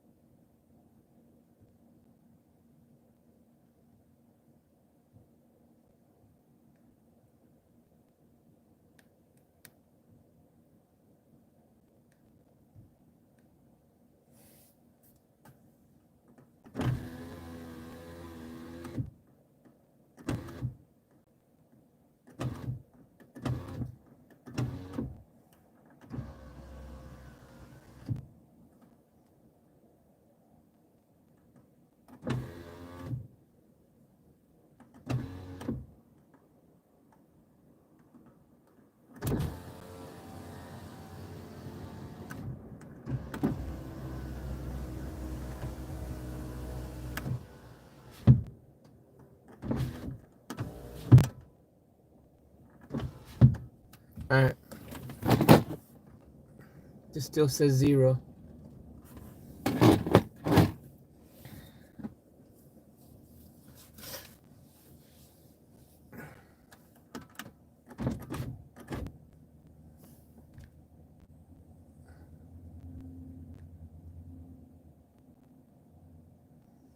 Sure, maybe if Van Diesel was ever in his right mind, she'll do it. Road trips are awesome. Hell yeah, Lucinda. Especially for Faith MacGyvering her way out of that. Amen, Sipe. Sip.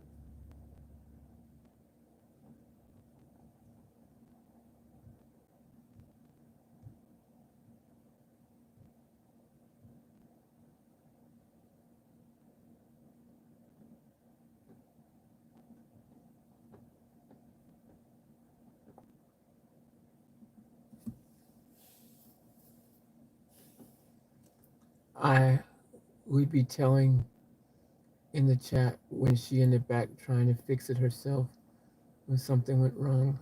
Uh,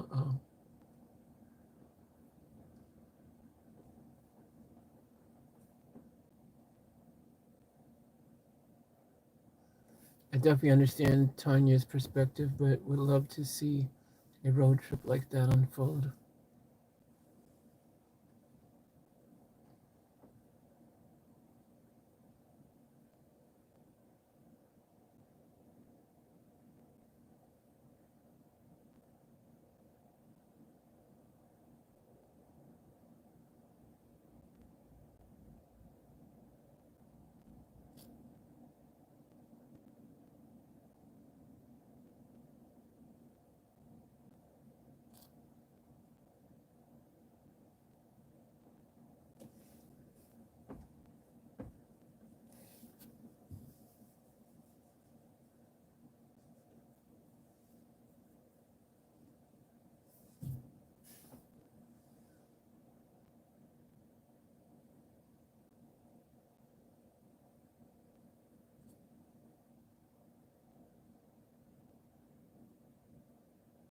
I know Tanya, all good.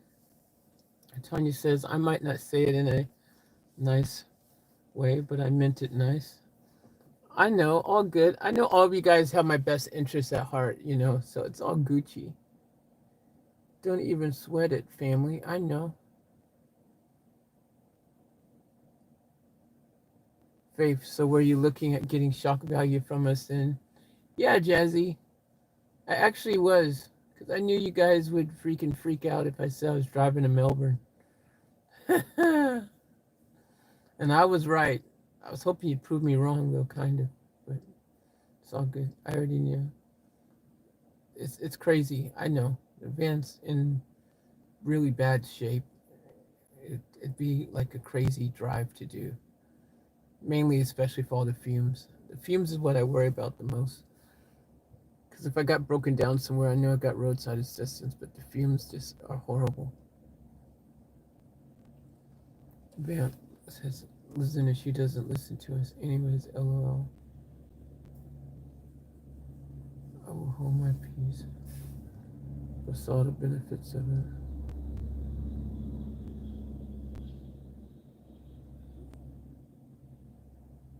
Yeah, I mean, realistically, there's benefits to doing it. Like to drive that distance, there's a huge reward, but it also, I know there's lots of risk, and I could make the situation different, worse with the car. Even I know, I get it. I could break down. The problem could get worse. After breathing all those fumes all the way, which is the biggest one for me. I hate driving with the fumes even for a short period of time. Freaking hours and hours of fumes. Yeah. Thought just like, it would be crazy idea, Faith, but if you wanted to, then you should do it. I certainly wouldn't, but then you're braver than me. Thanks, Lizanne. I appreciate the vote of confidence. Thank you. Vamp goes, I ain't saying nothing about nothing. Jesse goes, I just want to know if the mechanic was the person in your earlier videos. No, I've never filmed in Victoria. I wasn't vlogging in Victoria.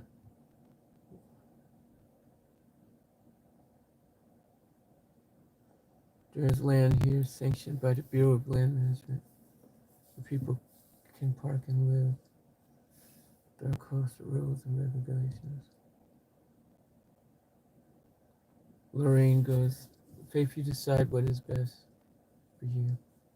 Amen.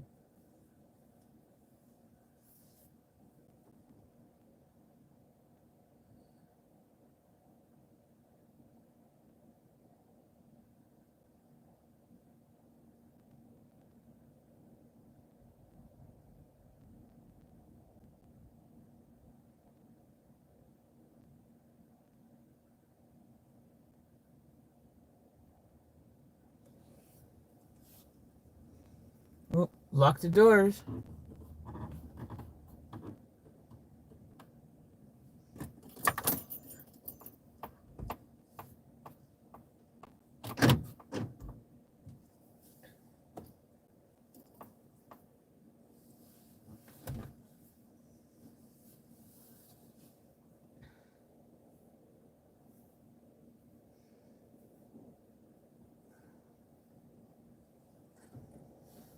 All right, I gotta go to the toilet really quick, guys. I'll be.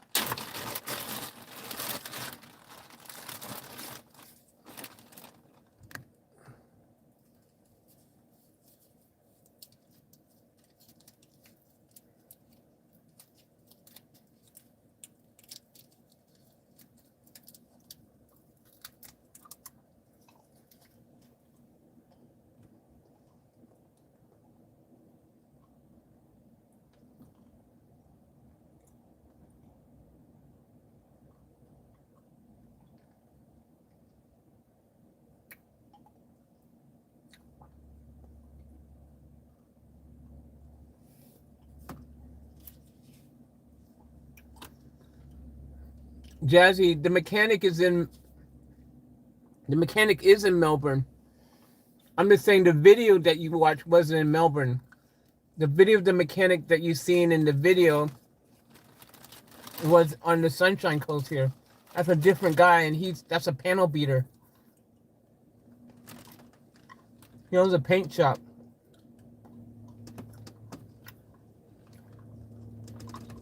He's not an automotive mechanic. But my mechanic that I'm talking about is in Melbourne.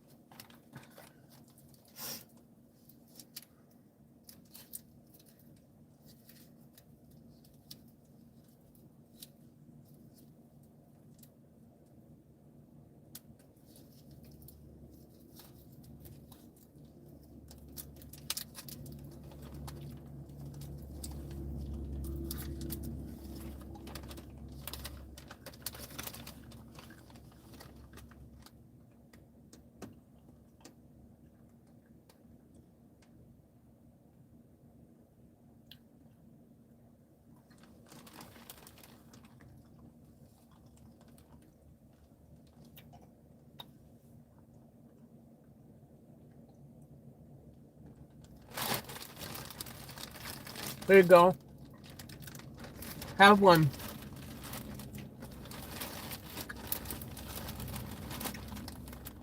What flavor do you want?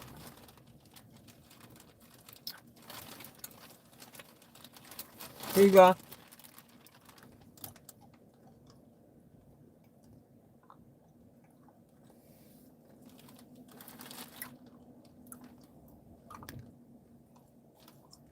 They're really good too.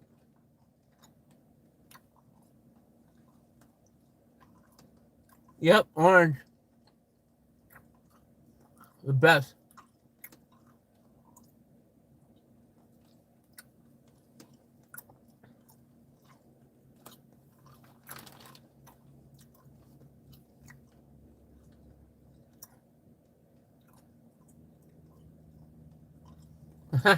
Got it, Lucinda. It's a very good food group. Healthy too, because there's no artificial flavors or colors and real fruit juice.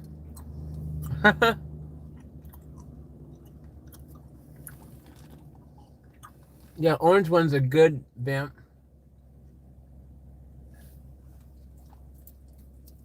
I'm gonna eat the orange one now.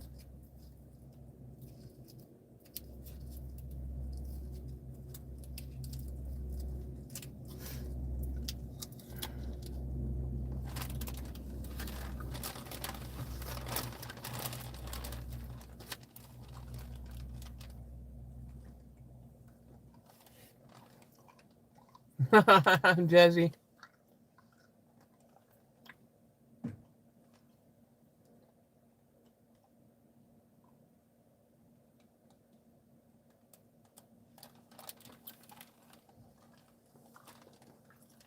And Samara, hell yeah.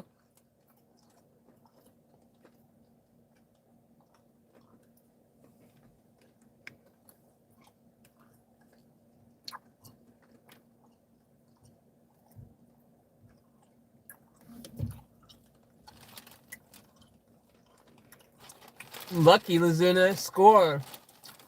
That's an awesome find. A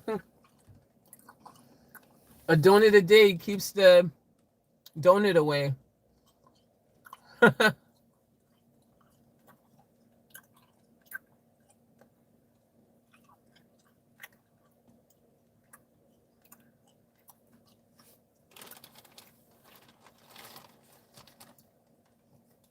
Ever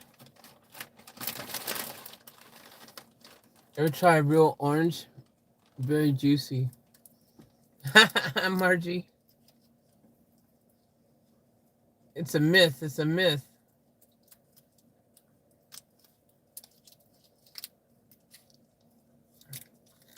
I like oranges, but I preferred tangerines and mekons.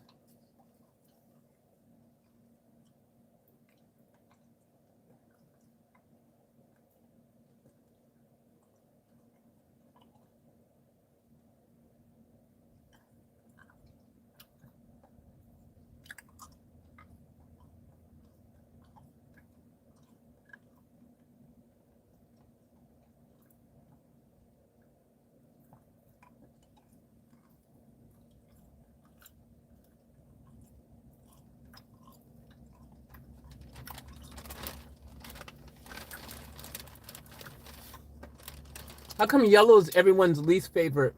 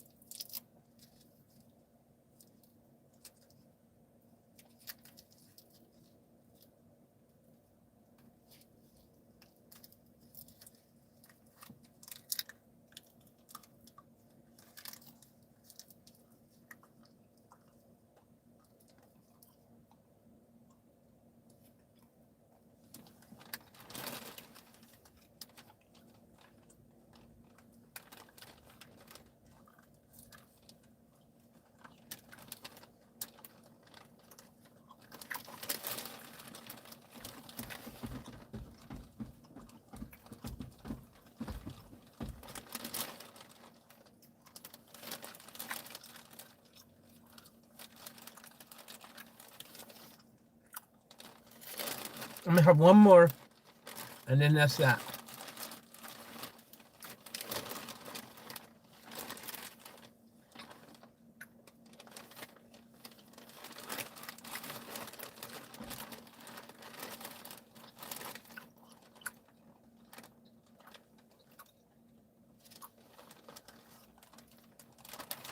I'm gonna have a red because I've got tons of reds in here.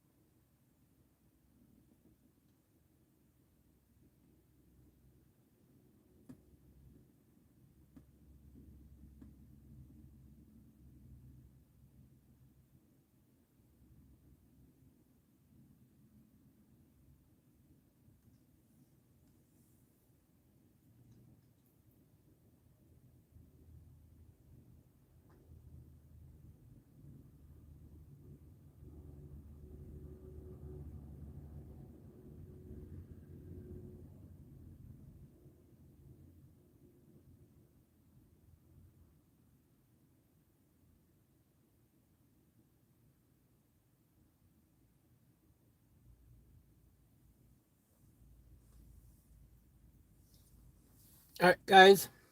I'm thinking. I'm thinking.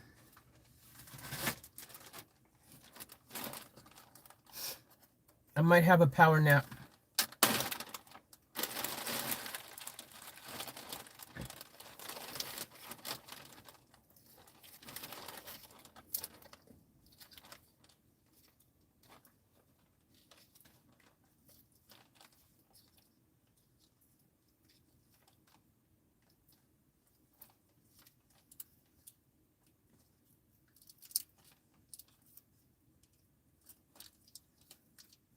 So I think I'll leave the live stream going.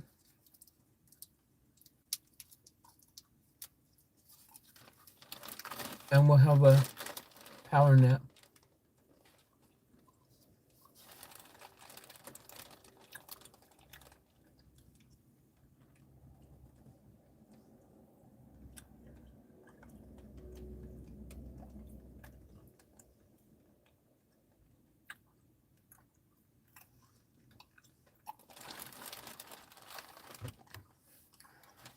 So you guys feel free to talk amongst yourselves.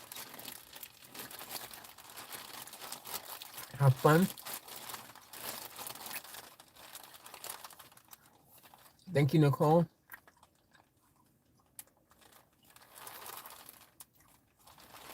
I'm gonna have a quick power nap for a little bit.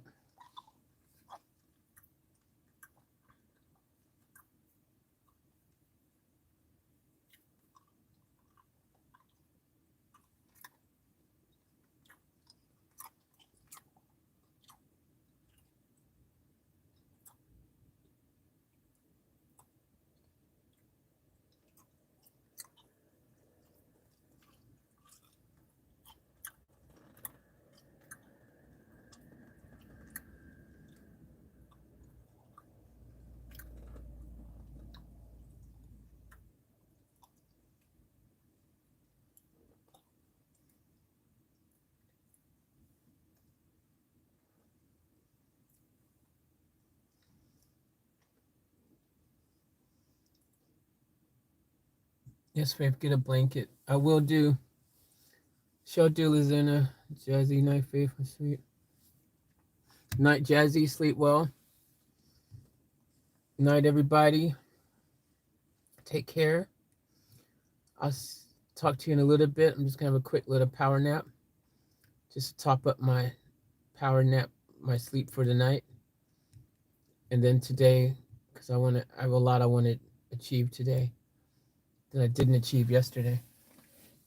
Hopefully today I will.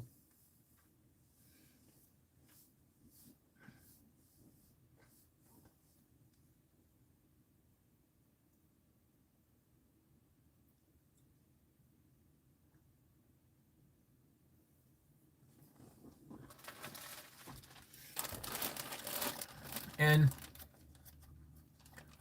it hasn't rained in hasn't started raining yet, so I'm feeling pretty confident that the silicone is healed up pretty well.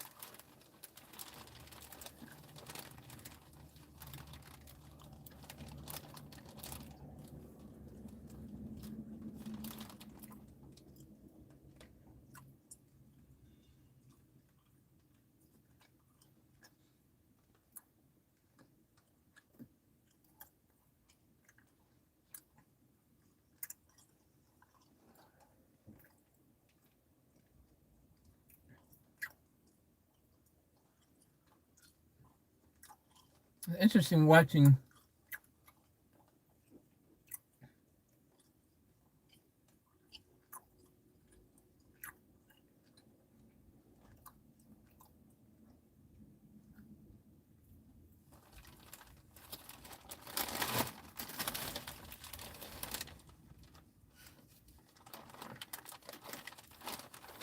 All right, last one. Seriously, last one.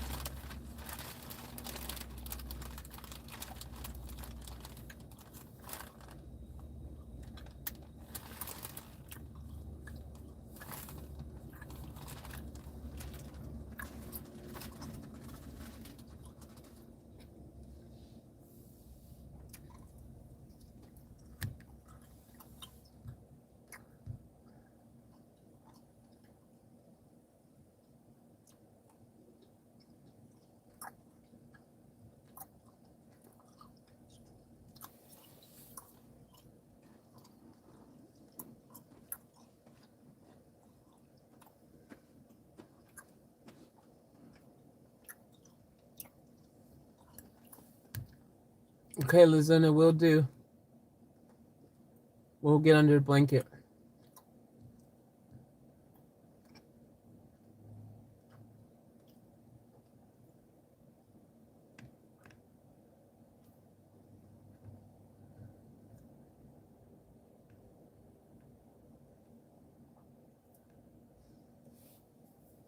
Thanks, Jazzy. You sleep well too. Thank you all. Night, Nicole. Night, everybody. Hope everyone has a good day. Take care. I'm gonna go get under a blanket.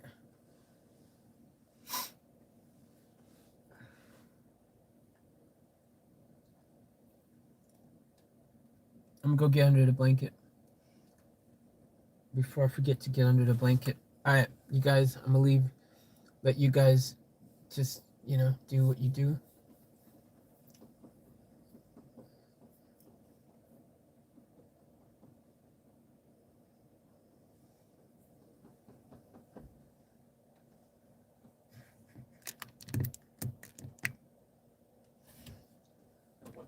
And let's see if we can get the music today.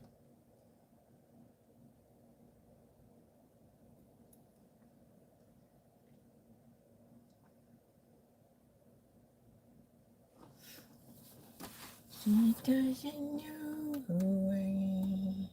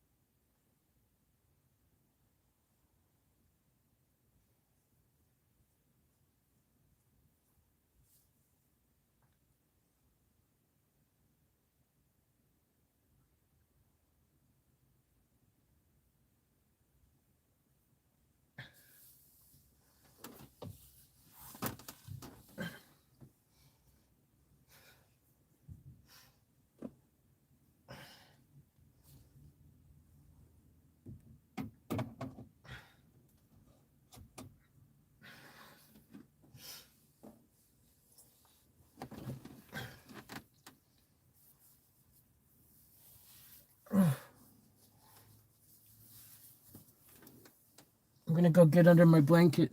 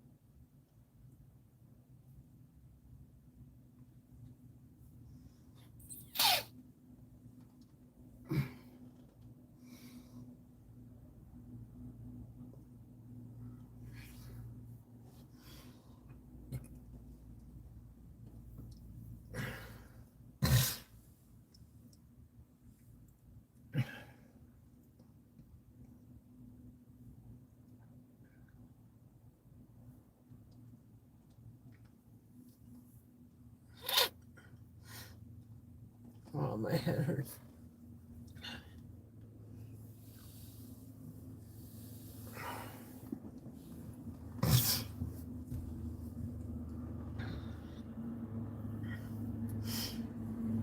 Guys, I'll be back in 1 second. It's good.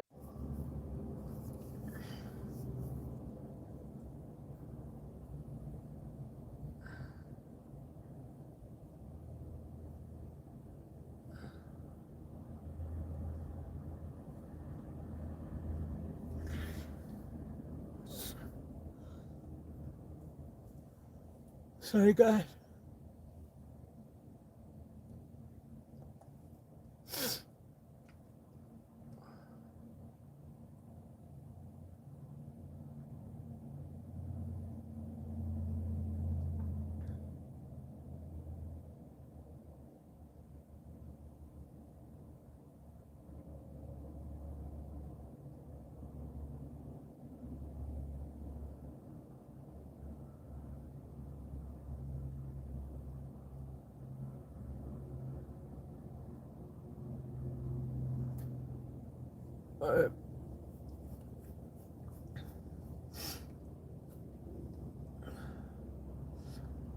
I'll see you guys in a bit. I'm just gonna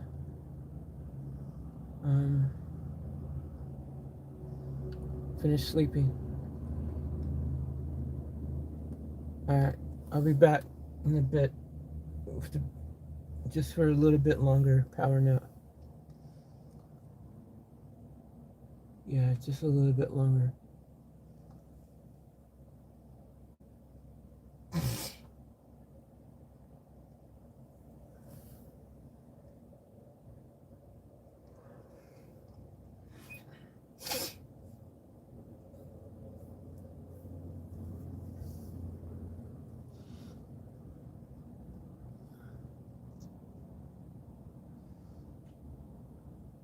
Hey, what's up, guys?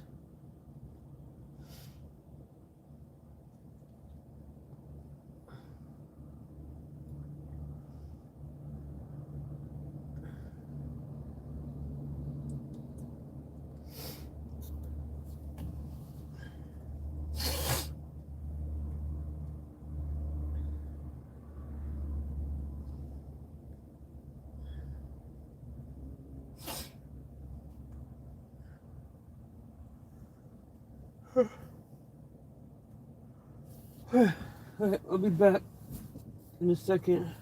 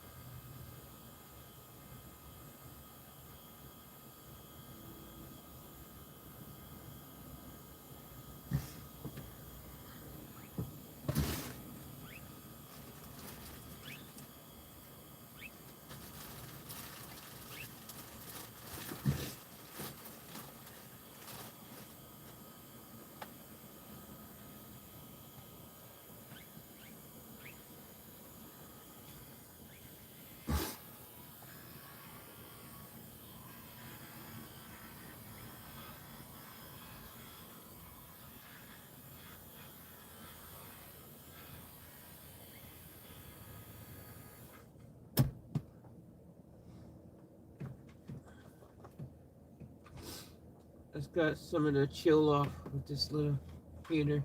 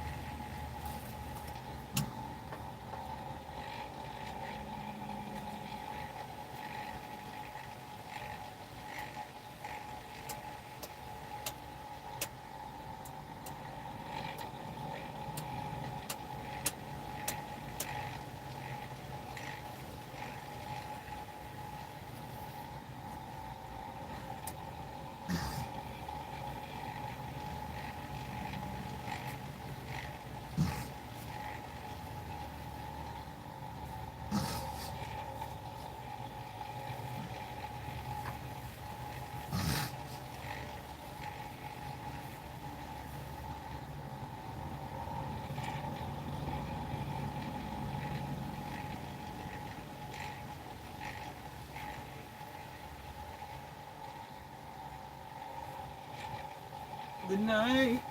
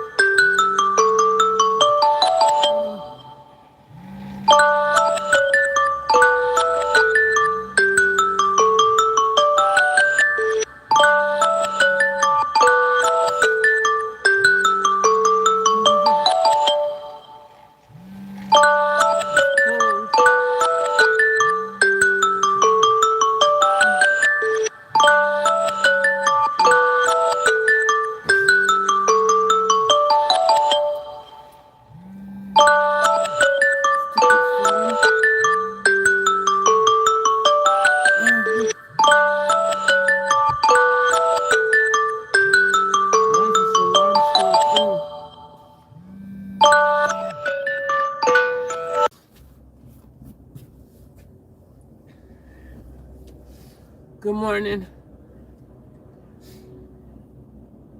You guys give me a second. I'm going to get myself ready and brush my teeth and stuff. So I'll be back and brush my teeth and things. I'll leave the stream going.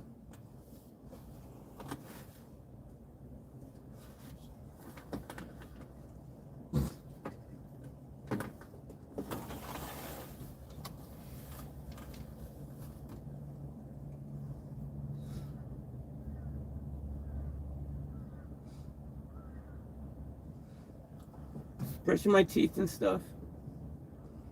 I'll be back.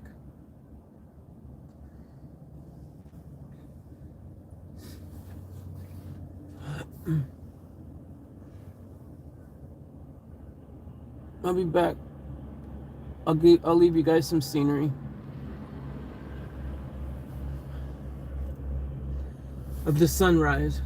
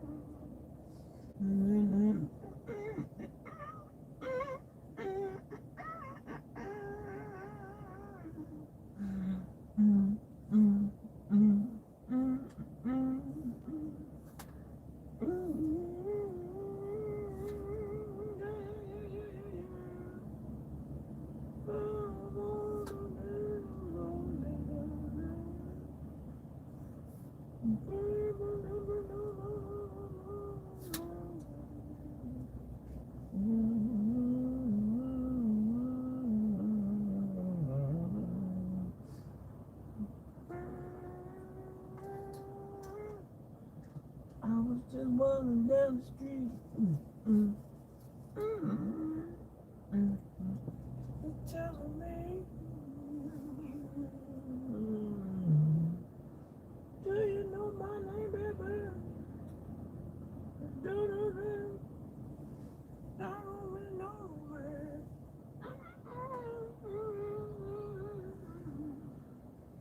I don't play no games, baby.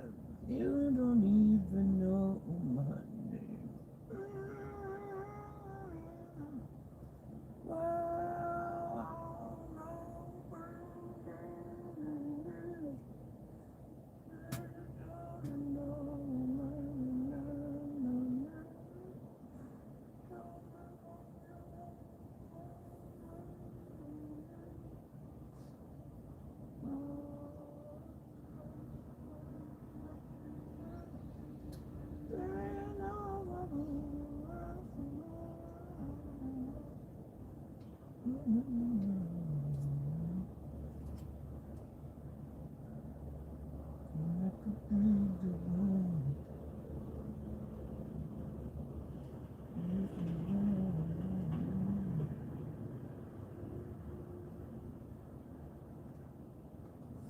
good. Mm, so good. I got you.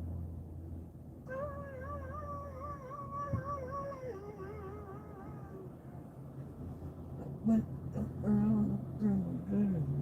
Mm, mm. Tell me, what do you really want from me? Mm, is it a little Love? Mm-mm-mm. Tell me, baby. 'Cause I love you, love you.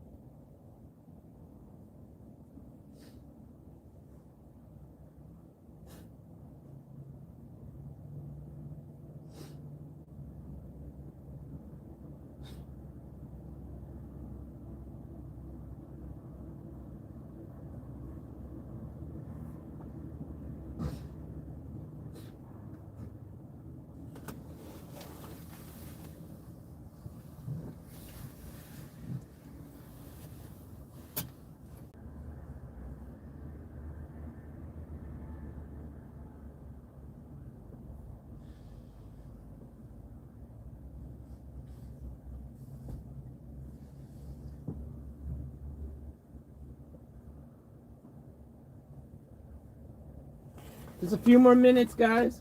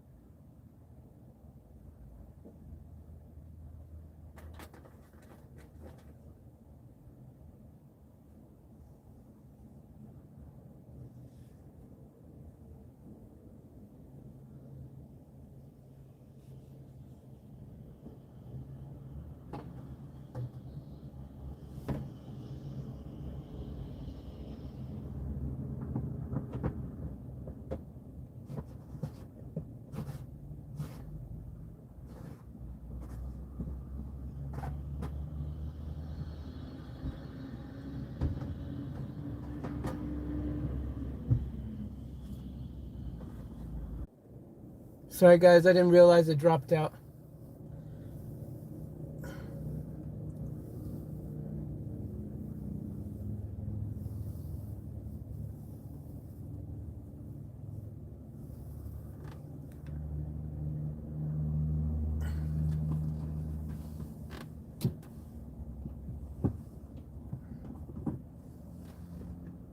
What's up? Ohio gozaimasu! Ohio gozaimasu! What's up, family? Hope everyone is well. Hope everyone had a good sleep. We've got solar charging right now. Boom. Solar is charging. That's what I'm talking about.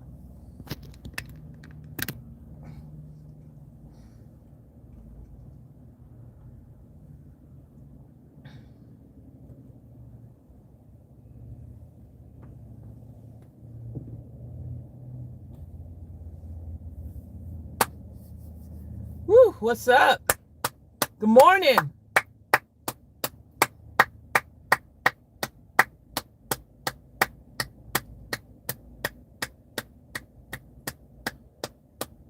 Good morning. Good morning. Good morning. Good morning.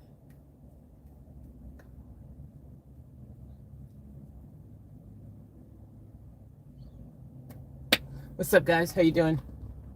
What's good in the hood? Good morning, sunshine. What's up, Charlene? What's up? Lorraine, what's up? What's up, Chris? Chris, I gotta do some washing now too. You're doing a load of washing before starting work? Yeah. I gotta go do some washing. What's up, Nicole? What's up, Steve?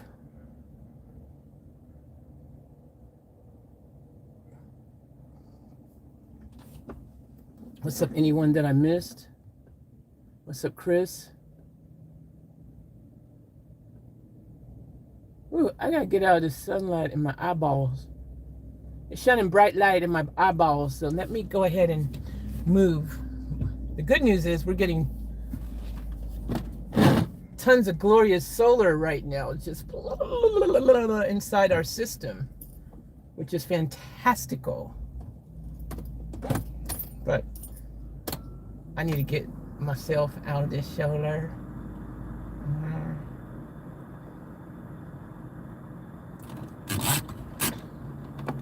So this morning, family, we have many a thing we need to do. Today we have a mini thing to do. Today's gonna be a busy day. Unlike yesterday, which was supposed to be a busy day, but we didn't really get busy most of the day. I mean, kind of failed because I guess you're allowed to have a lackadaisical kind of day every once in a while, right? Where you're like me. I mean, we did finish siliconing up the silicon that we needed to silicone, so that happened. So I mean, we kind of, but yeah, like I didn't do all the things on my list. We all knew that was not going to happen, didn't we? Let's be real. That was a big list. Look, we accomplished, step by step. Ooh, baby. We did step 1, silicone. So we did the silicone. That was good. It was good. Today, first thing we got to do is wash clothes. We got to go to a laundry. Our laundry. Y'all know our little laundry we go to. Yeah, we got to go back there. Didn't really want to go back there right now so soon, but we got to go back there. It's just inevitable because we need clean clothes. We have no more. Just because you're living in a van does not mean that your laundry suddenly disappears. Unfortunately. Well, unless you're wearing the same clothes every single day straight forever. What's up, Van? I thought I saw Van in here at some stage. Vanquish. What's up, Vanquish? I thought I saw you in here earlier. Who else in here? Oh.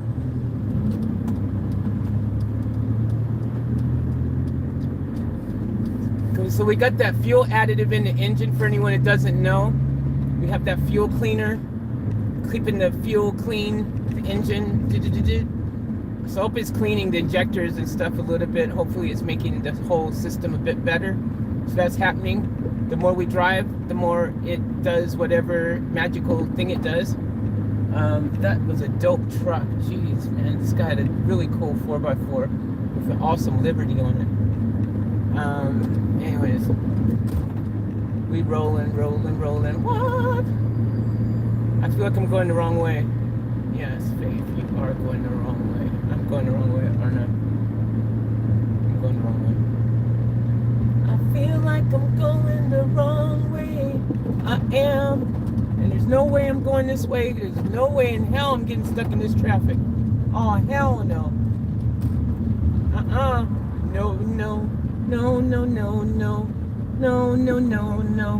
No, there's no way.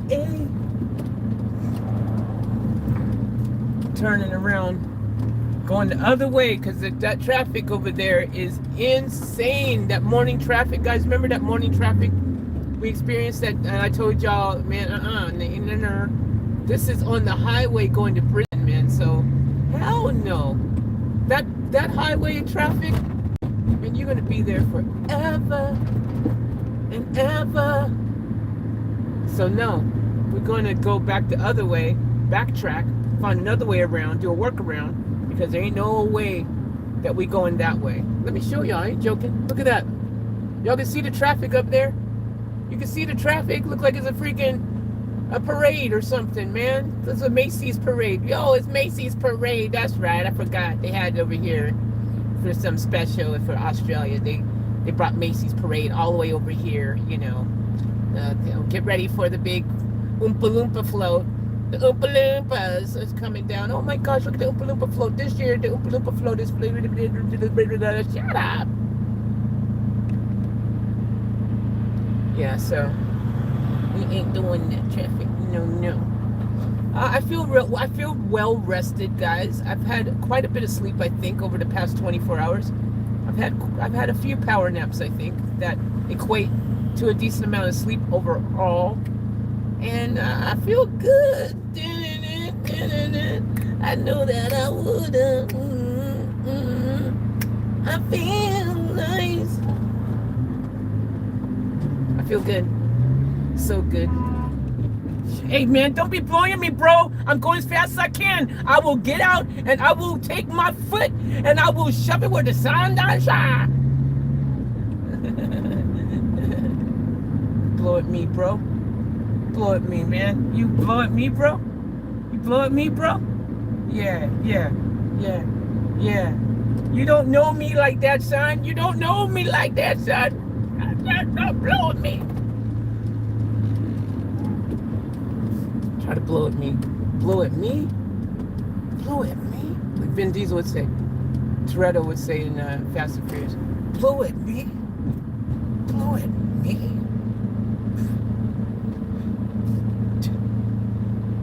Dude, you didn't even have your car. Blow at me? You ask any real racer out here, any real racer. It doesn't matter if you win by an inch or a mile. Winning is still winning. Blow at me? Blow at me? Okay, yeah, we're going this way. We're going to avoid this traffic. Oh, yeah, we are. Better believe it. Better believe it. Believe it. Avoid the traffic. What say y'all?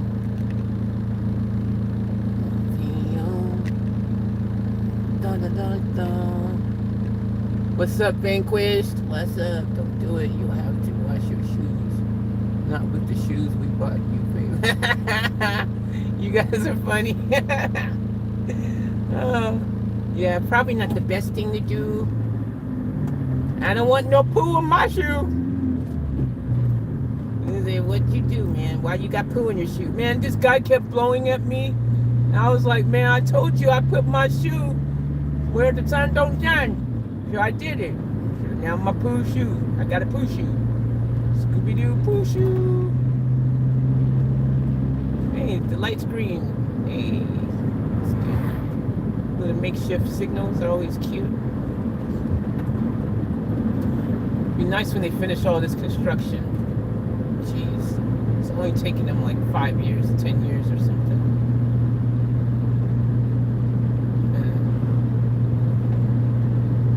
It'd be great because then there'll still be traffic, even though the goal was to not have traffic. But okay, this better freaking take me to where I need to be, y'all. Because they done made another detour. They won't let me drive up straight where we wanted to go. See, we wanted to go that way, up there. But they got a no entry. They blocked it all off. They've made it so that we can't go up there. Which means we're going right here. And I don't know if we're going to end up where we want to be. But you know what? Just wing it.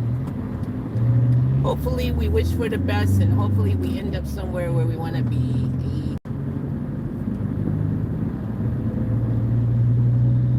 Me too. Oh my gosh, me too. I only have one pair of shoes too. Oh gosh. Well, technically, I got two pairs, but I only had one pair until the family bought me some shoes. A few weeks ago, mind you. Family bought me some shoes. They shouted me shoes. So then I had more than one pair of shoes. I got two pairs of shoes. Scooby-Doo-Doo-Doo-Doo. I got shoes, two pair of shoes that the family bought for me. Before that though, I only had one pair of shoes, girlfriend. I only had one pair of shoes. I was walking around with my one pair of shoes and they were holy, they became spiritual. They had a hole in them. It was a seriously big hole. I showed the family, I showed y'all. I ain't ashamed to have holy shoes because I'm a spiritual person. Let me hear you say amen. Let me hear you say amen. Yeah, so anyways, my shoes didn't become spiritual by choice. Didn't really give them an opportunity to make that decision for themselves. They became spiritual because, well, that's what happens when you only have one pair of shoes and you wear them every single day for like 4 years. They kind of get holy like that, you know, it just happens. So, but, you know, it's just spiritual shoes. I was wearing them in my restaurant. If you got a lot of miles in the restaurant, that's where a lot of the holiness started to happen, you know what I mean? Gray toes was concerning me. Nice one, nice one. I love my zero drop minimalist shoes. Hey, okay. Hey, we got the one shoe family. Let's go. Let's go. Hey, if you got one shoe, let me hear you say amen. Hey, brother, what you doing over there? This guy. You are now on my live stream, bro. What's up, bro? Hey, thank you. Thank you and good night. Hey. Oh. We got fumes. We got fumes. Oh, Lord, we got fumes. Fume. Thank you, my man. Cheers. Have a good day, brother. Have a good day, Mike. Bloody old copper. Put the shrimp on the Barbie.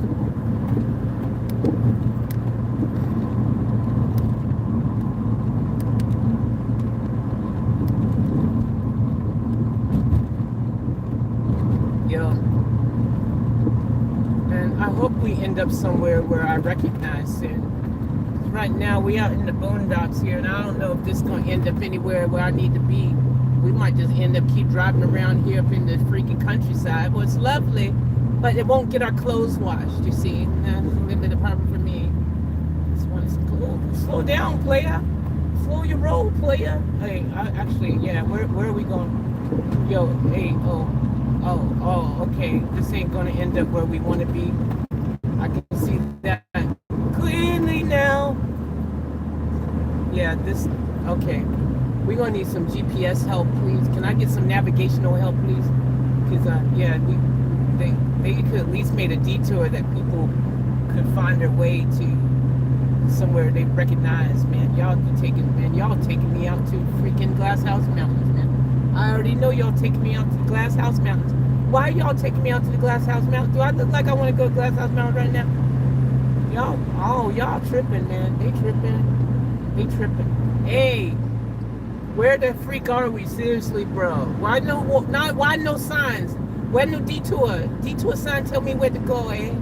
Everyone's following me too. There's like 4 cars behind me, 5 cars behind me, and they all think I know where I'm going. So they're like, oh yeah, follow the freaking the Vito. Follow the Vito. The Vito knows. I don't know where I'm going. Y'all are gonna be surprised when we all freaking end upside the road, wondering where the hell we are. I'm just saying, cause yeah, I don't know where I am, guys. They following me. They like, just take the detour. She knows where the detour is. I don't know where the detour is, bro. Matter of fact, the more I drive down this road, the more stupid I feel, because I really have no idea where I'm going and why I'm going there. We're just going now. We're just stuck on the road kind of too, because it's not really easy to turn around on. So we're just going, freaking. Hey, we ain't washing our clothes until we wash them, I guess. Hey, whatever. Freaking. Jeez, seriously, bro. Okay, wait a minute. T-junction up here. Oh, no, it's not. No, it's a crossroad. Where can y'all? Bruce Highway. Okay, Bruce Highway. Let's. Sorry, man. I don't know where I am, bro. I'm pull over, y'all. Oh, they knew where they were going. They were going to the school there. Oh, so I'm okay. Y'all laughing at me now. Oh, yeah. I'm the only one didn't know how I was going. Okay, I see y'all going to the little school thing. Yeah, well, I don't need to go to school, okay? I already been to school. A, B, C, D, E, F, G, mother. Oh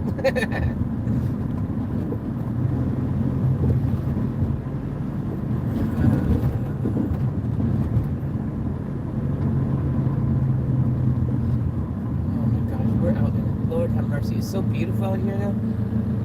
It's beautiful, but we don't know where we are, so that's a problem. Why we still even have? I'm surprised we still got reception.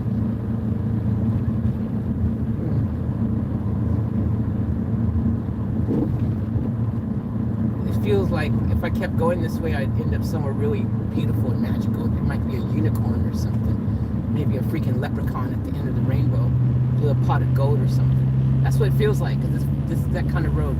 Let me show you how I'm working. I'm not joking. Look at that. Look how beautiful we're in beauty land. Look at this. Look how beautiful this is, y'all. This is the kind of road this is what makes van life freaking, picturesque and beautiful. In the mornings, I love to get in my van, drive on the back roads like this, see nothing but greenery and beautiful scenery. Right there. That's how my life is in my van. Yeehaw, mother beakers. Okay, Houston, we have a problem. We really don't know where the F we're going here. It's a nice road though, nice windy, beautiful road. Just the kind of road you want to have a stroll on in the morning. But I'm pulling over. It's the perfect place. Right here in front of their yard. Perfect. I put some GPS on.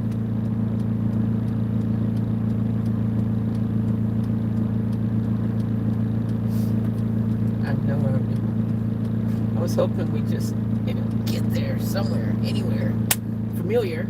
Not happening, so I'm gonna have to plug in my GPS, okay?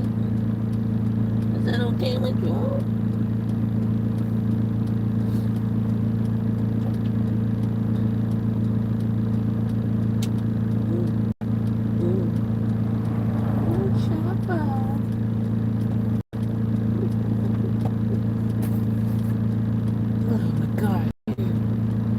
Y'all slow down and stop showing off that you know where you are. Jeez, that's just rude. How rude.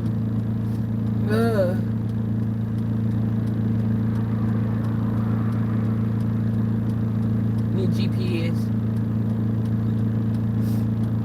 GPS. We're gonna see if GPS can get us out of this predicament that we done found ourselves in by taking a road that should have been able to go straight, but they made a detour and they didn't let us know that there was no such thing as a detour to where we need to get.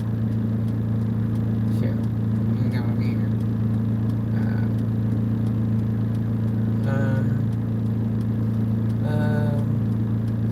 What's the name of my laundry place there? I forgot.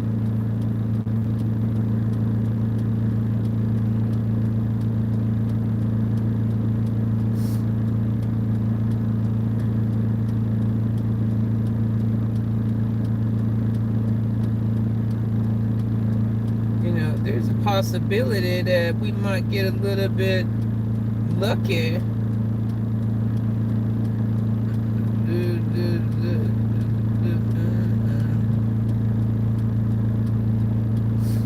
Oh, Lord have mercy. It's a blessing. It seems that if we keep going this way, well, let's take Glenview Road, Glenview, and Malula Connection Road, Malula Valley. Arrival time on this route is similar to Glenview Road, Glenview, Old Gimpy Road, Udlow Road, Malula Valley. Okay. Oh, Lord. We saved. We rescued. We can go this way. Apparently, we're only 9 minutes away. So going back on this country road has actually been a good thing because we got scenery.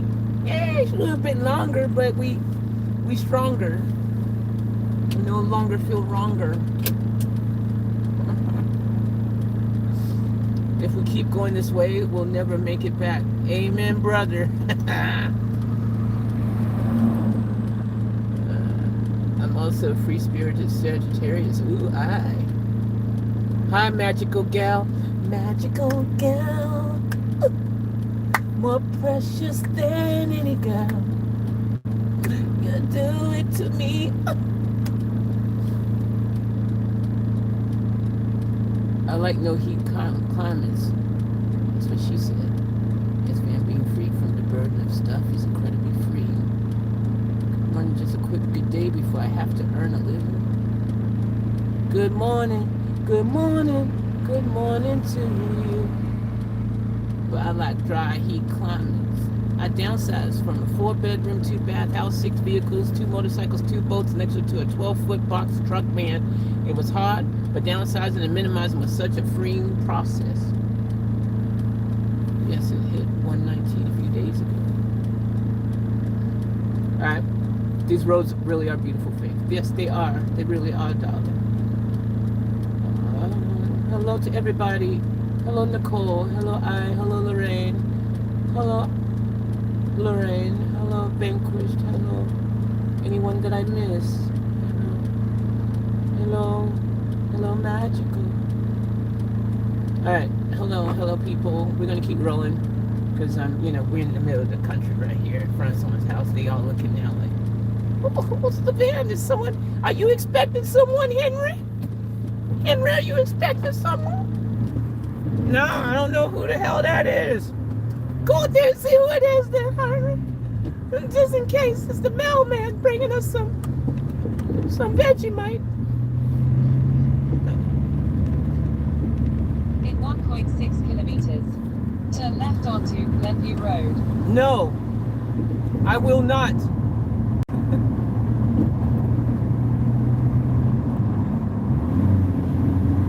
Woo! Rocco! Let's go. Oh. Oh my gosh, guys. This is so mountainous and beautiful. I gotta share this with you. Look at this. Look at this. You know what this reminds me of? Sweet home Alabama. Girl, I'm coming home to you. You know what this reminds me of? California dreaming, California dreaming. On a winter's day, I went for a walk, You know what this reminds me of? me home, country road, to the place where I belong, West Virginia, Mountain Mama, take me home, country road.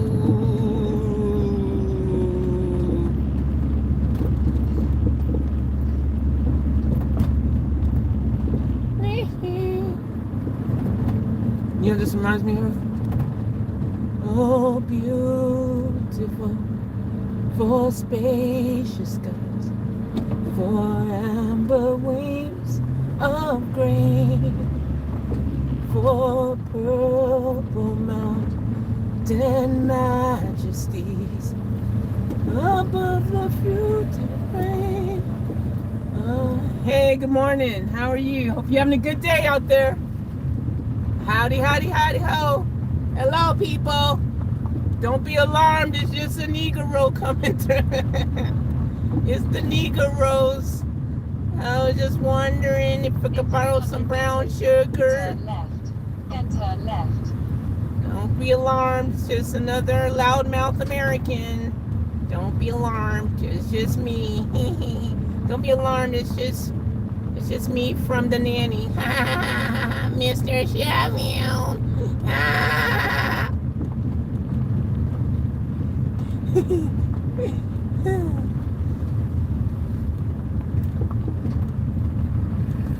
Good morning. Hope you're having a good day. Good morning. Good morning. Oh, you're going to ignore me and pretend like I don't exist? Okay, it's like that, eh? Okay, edgy. Good morning. Have a good one. Thank you. Yeah, he said you too. That's what I'm talking about. Where is the line? Turn left onto Glenview Road. I will Then not. turn left onto Old Gimpy Road. I will not. I absolutely will not. Damn it, I will. Because I don't know where I am. Ah, you got me. You got me, GPS. You got me. Good morning. Good morning. Hey, there's a McDonald's worker. I just saw a dude who works at McDonald's freaking on the side of the road.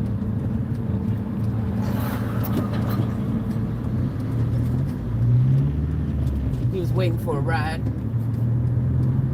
I guess he's waiting for the hamburger. Hey, hamburger picking me up this morning, you know. And it's a hamburger. I got the carpool with the Grimace and the little freaking other McDonald's characters that no one knows the name of except for Ronald McDonald, Hamburger, and Grimace.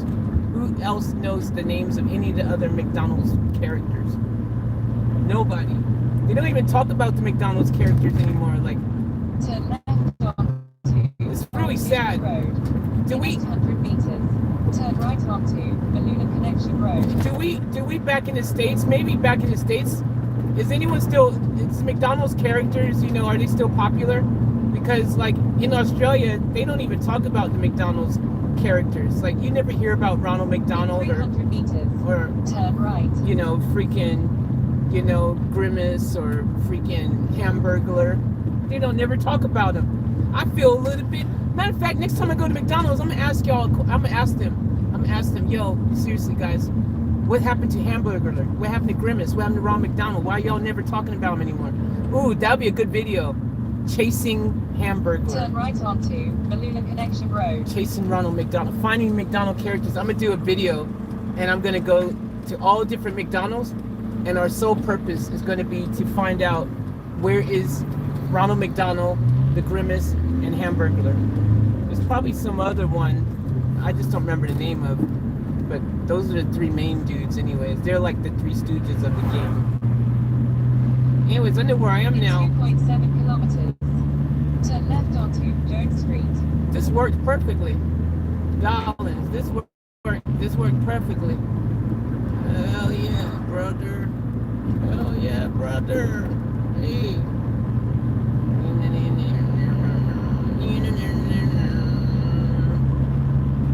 Old MacDonald had a farm, E-I-E-I-O. And on his farm he had some chickens, E-I-E-I-O. With chicken there and chicken there, everywhere, chicken there. Old MacDonald.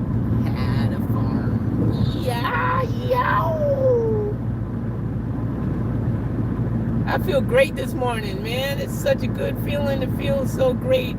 Having sleep, game changer. Sleep make you feel good. Feel good all through your body. Hey, that back road turned out to be okay. I mean, we're not too lost anyway. Listen to what I'm trying to say. Hey, boo-boo, what'd you say? Let's go for a ride today. Okay.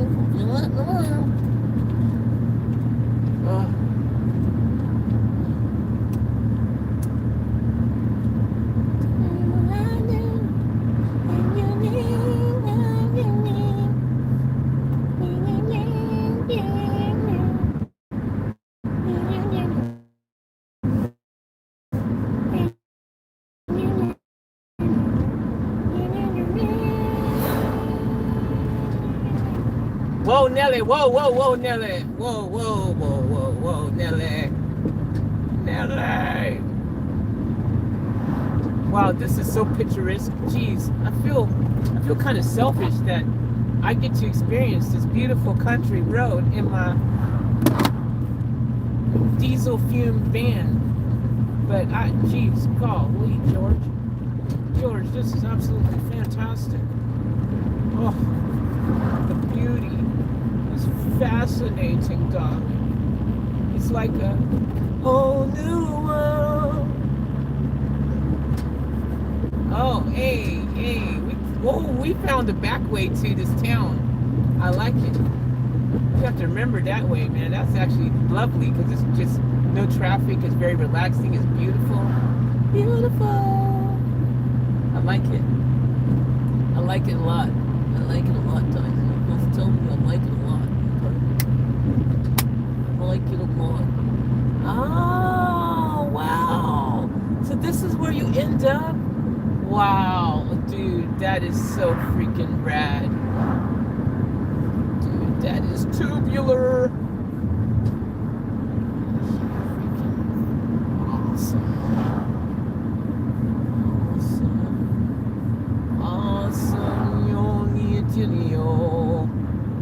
We're almost there. We're almost there. Gonna get to wash my clothes. Do that. Gonna get to wash my clothes. Do that day. We're being very productive already. It's 8:54 and we already in full motion. We're washing our clothes. We got enough fresh stuff. Now we're gonna do that. And while clothes are washing, we're gonna do the insulation of the insulation. Yo, bro. Hey, van lifer. Okay, this guy. Get your van life freaking life right. What are you doing, bro? You're embarrassing us. Oh. She was quite lovely, wasn't she, darling? Yes, indeed, darling. She was. Okay, we pulling over right Beep, beep, beep. Oh, okay. Y'all gonna be busy this morning up in there. Okay, I see what's going on. We got everybody and the grandma up in here. But I ain't gonna let that deter me today. Because I need to get my cleaning on. I'm gonna be strategic and enter like the dragon. When ain't everybody up in there, you know, COVID and all that. You know, I'm be social distance my experience. Yeah. But we are gonna go in there. Oh yes, sir. Don't make no mistaken. We're going in there and afterwards have some egg and bacon. Let's go in there. Unless this girl, she's one of those people who just like to hang out in the laundry. That's not creepy, is it? Is my laundry even available right now? Because I've got a reserved one that's mine. Yes, it looks like my one is available. Yep. Okay, that's mine. Mine is available. Okay. It's kind of like mine. It's my laundry machine that I use now. So technically it's like mine, but it's not mine. But it is because I use it every time. So it's like a mine, but not mine. Mine. Tell them that it's mine.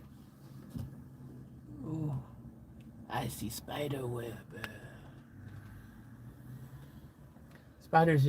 Spiders are the most rude creature ever to be existent on the planet. Because they just think they could do what they want, when they want, how they want, where they want. They don't care about you and your feelings. You think the spider care about you and your feelings? Nah. Spider be like, if I want to web on your vehicle, I'm a web on your vehicle. You know? It's just rude, rude, rude. Absolutely rude. Okay. They walking out finally. Now that they leaving, I can go in there and do my thing. She's got pretty eyes.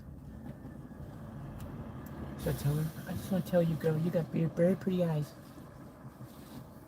Oh, nope. Her eyes suddenly not so pretty. I seen she got a kid. I'm joking. I was being funny. I really was just being funny. Calm down.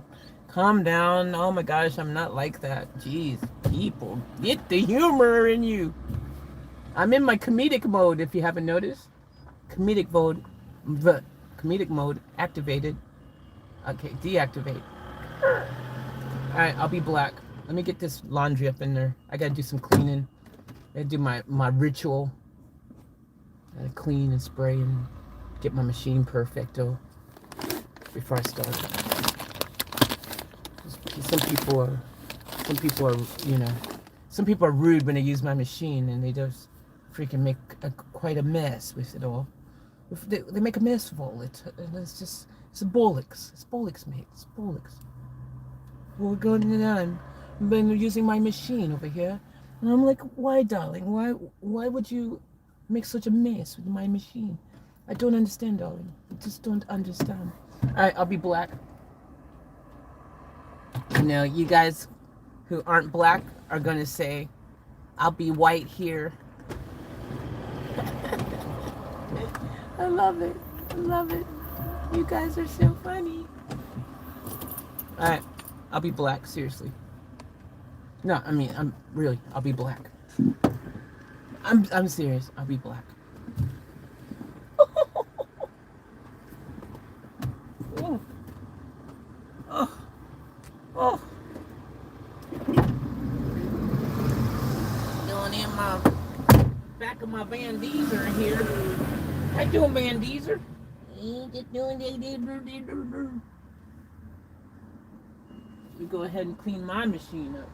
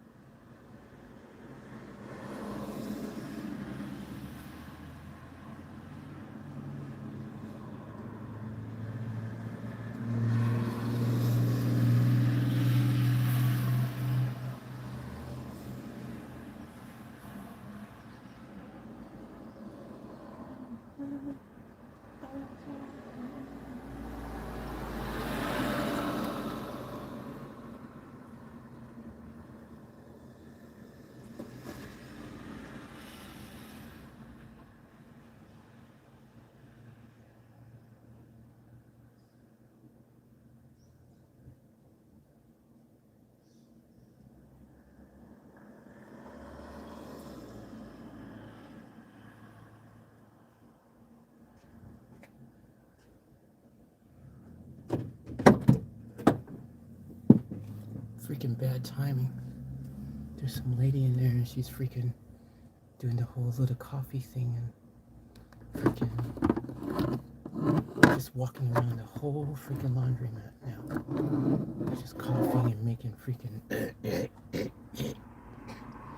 and coffee and stuff.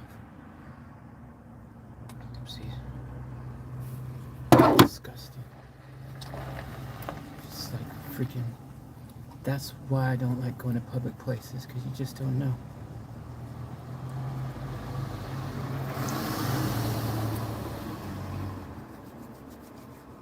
Just don't know. And she's walking around, she's just circling, like she's just like hanging out there like it's freaking, you know, like unbelievable.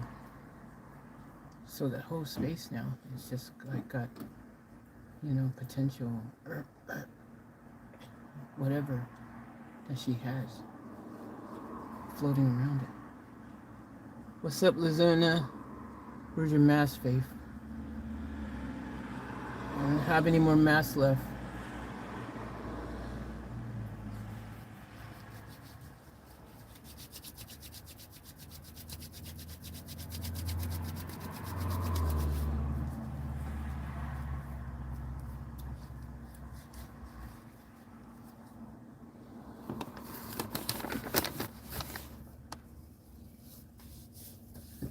Oh, she finally left.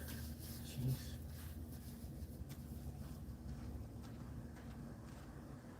I don't get it. I just don't. I don't know, man. I don't understand it personally. I don't get it.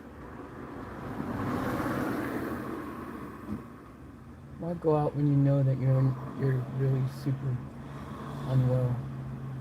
It just ruins it for everyone else. Like, it's pretty obvious that you're not well.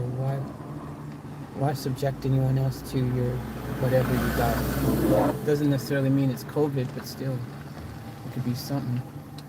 And it does not make me feel freaking excited to freaking know or have to freaking deal with.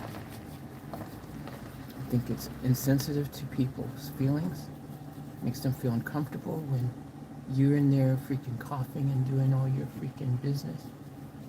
I get life goes on, people do stuff, but yo, she should have the mask on. It's just rude. What's up, Jazzy? Jazzy on another channel. In leaving for 6 weeks in Minnesota. His dad's just taking over his weekly live stream. Really? Our dads? That's crazy. I didn't know she did that.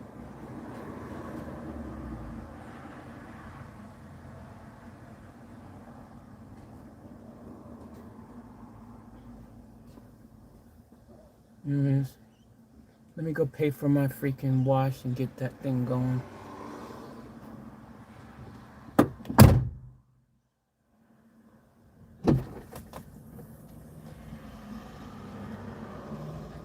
I just got a washcloth back here that I want to wash as well.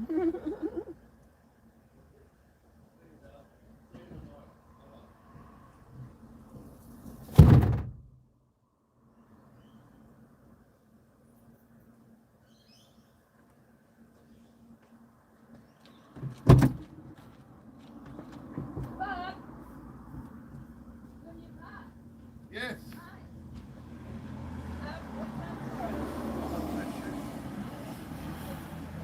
Okay, so before that, say 9:30? First job. Have you? That's not good. Just give me some supper.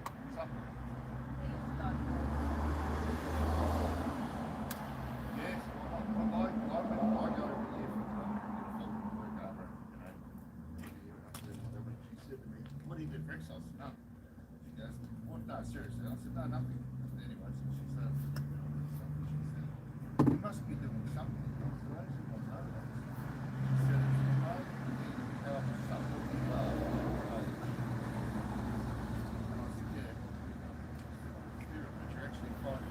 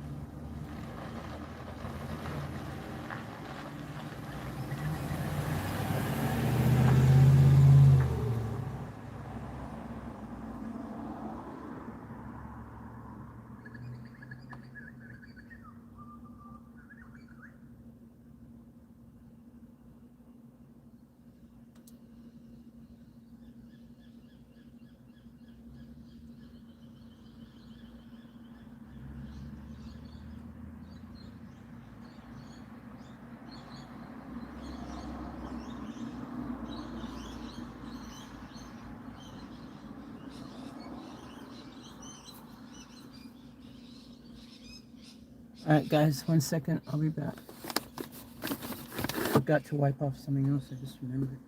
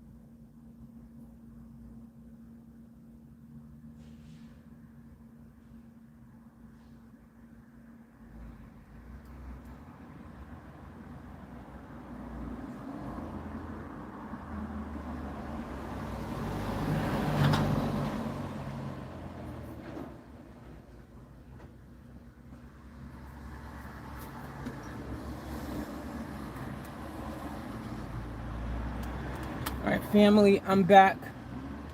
Just washing up my hands, and then I will come sit down and catch up with you guys, check out your messages, see what you guys are saying in the comments,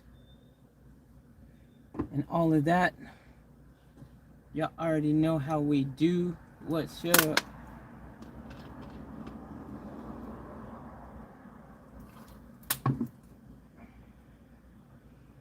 So today we got a lot of things to do, guys, like a whole lot of things we need to do.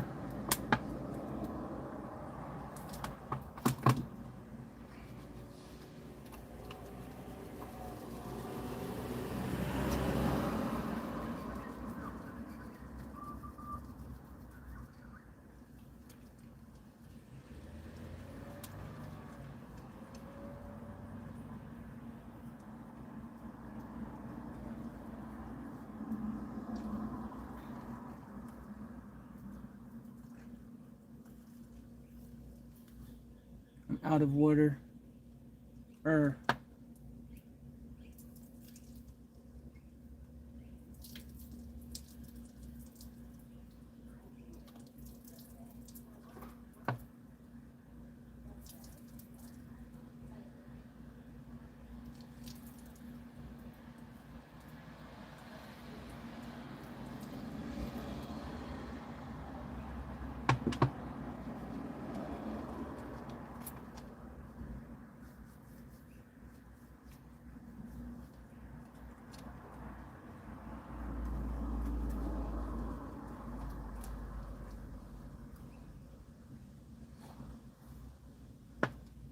Definitely use too much soap.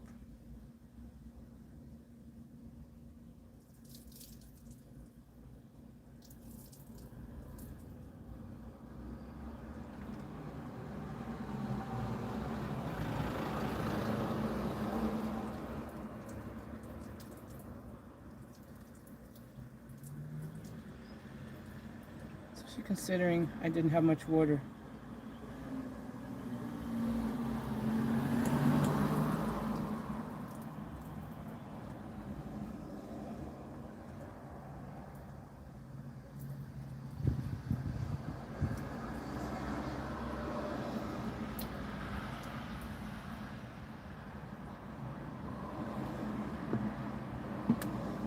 Well, that was a fail. You have failed this city.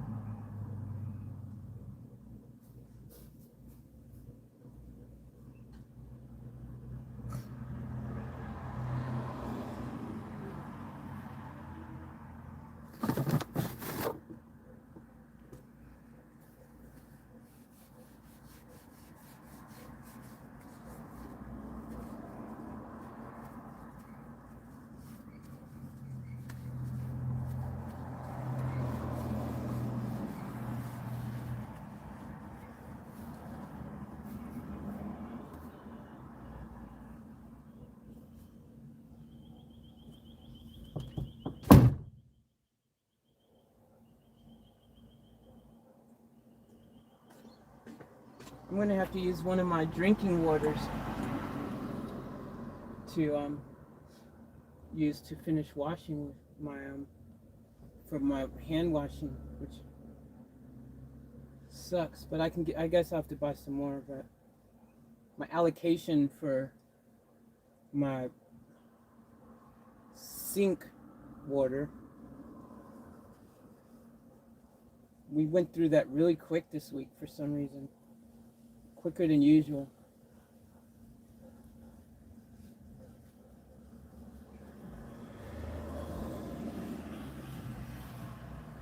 I need to really get on top of my water situation. I got to get a tank and get on top of this because it's not working really well with the from a usability, like how much water I have. I just go in through the plastic bottles super quick.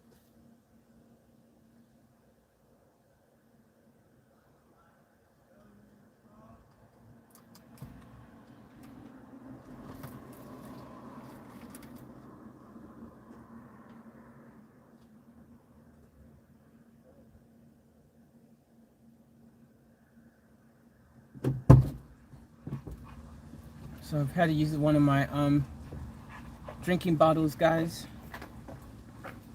But we'll go to the store today and get some more.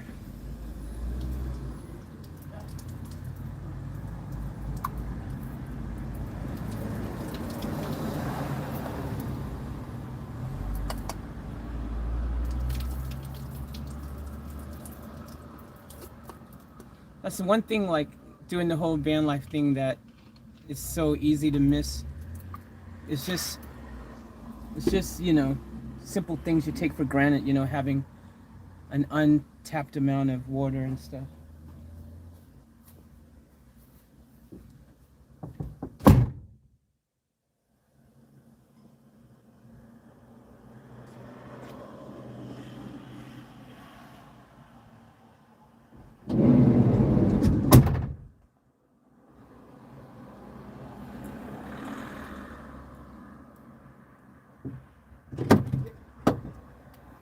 That's the main thing,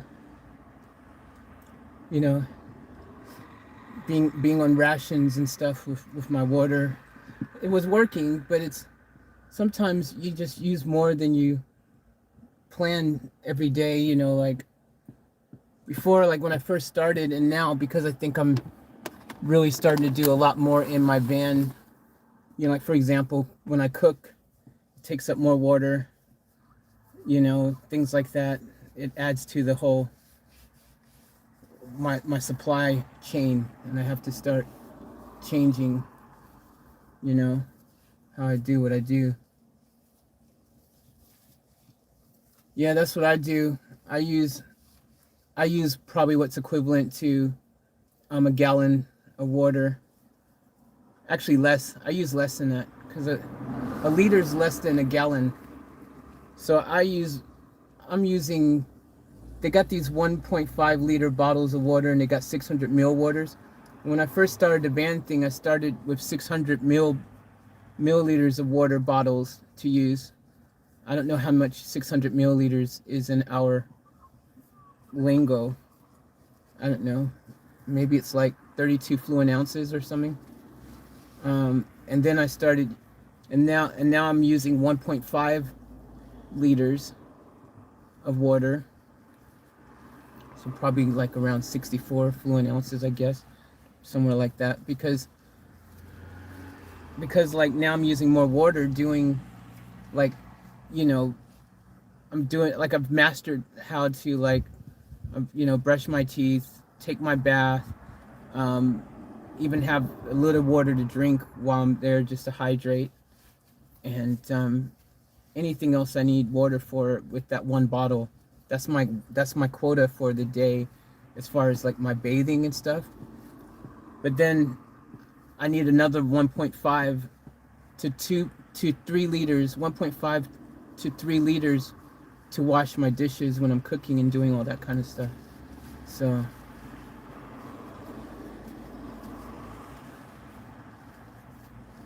yeah, the problem with those big bottles, the 5 to 10 liter ones, and you know, like in theory, they're great in theory, but in reality, they're not great for my situation. Like they're not user friendly for me with how my van is set up at the moment.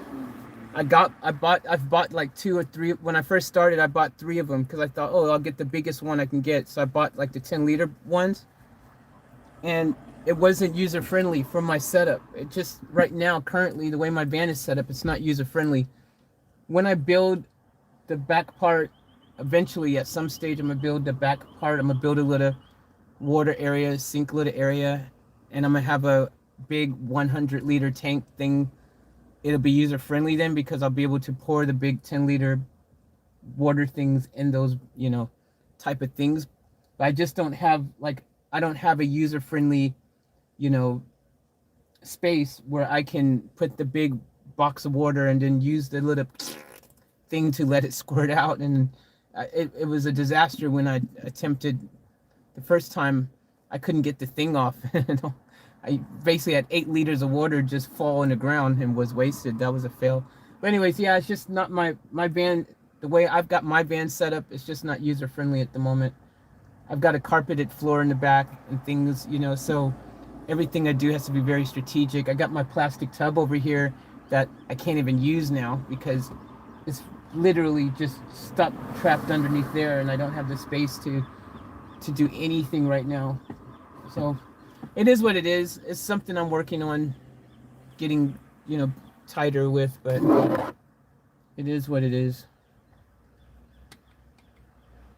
But yeah.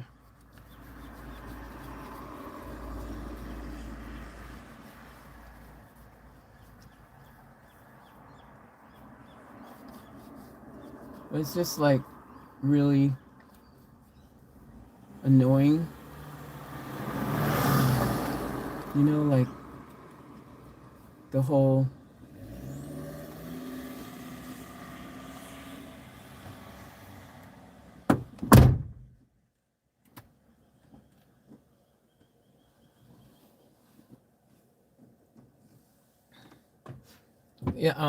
the whole water thing at the moment is just annoying. It's one of those things, you just deal with it, but it is one of my things I have to get on top of.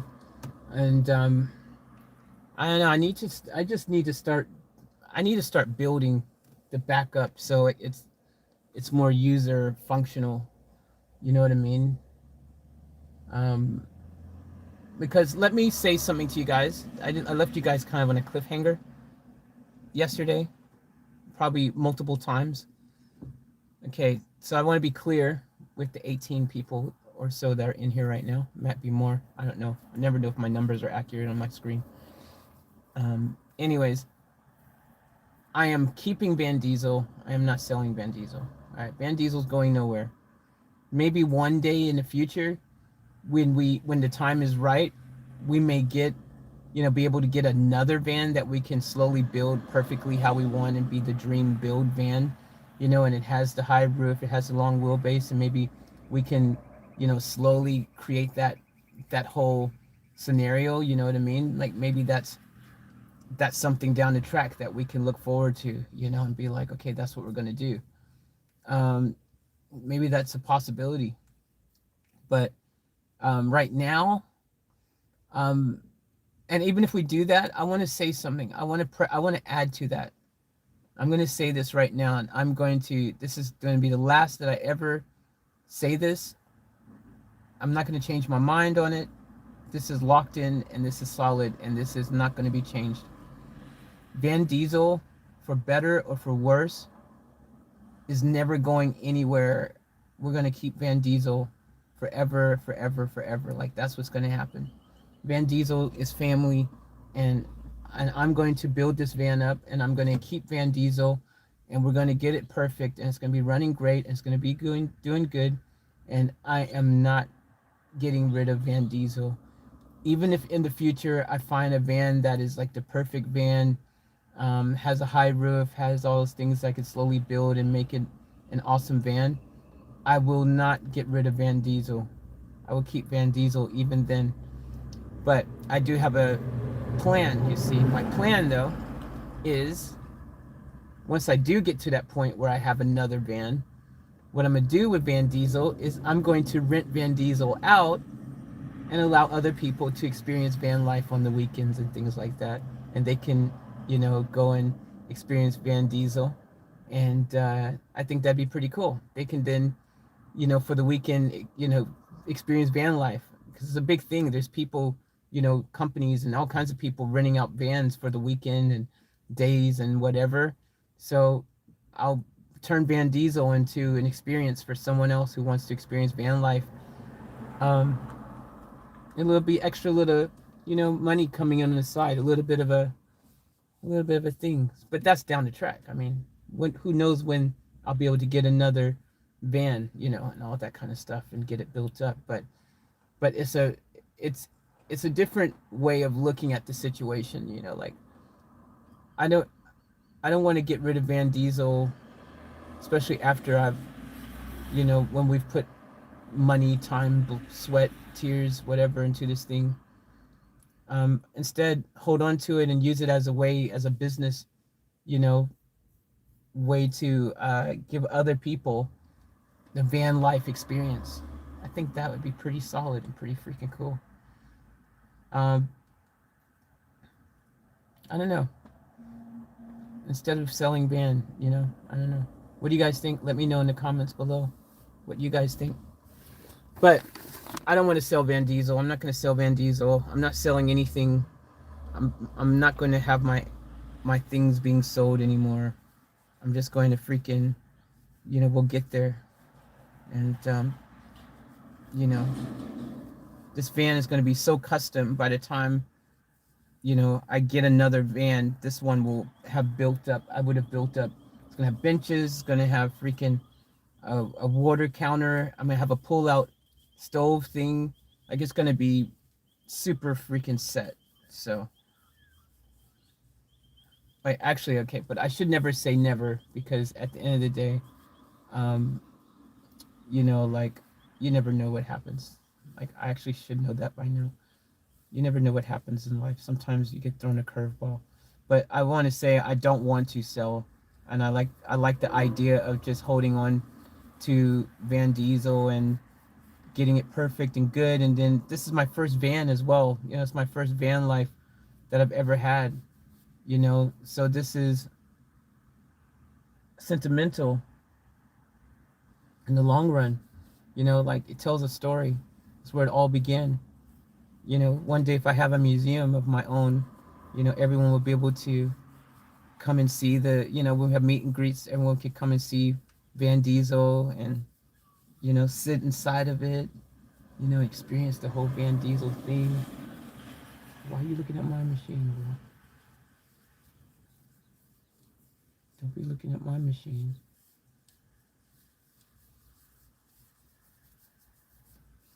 I don't understand why she's looking at my machine. She better don't even look at my machine.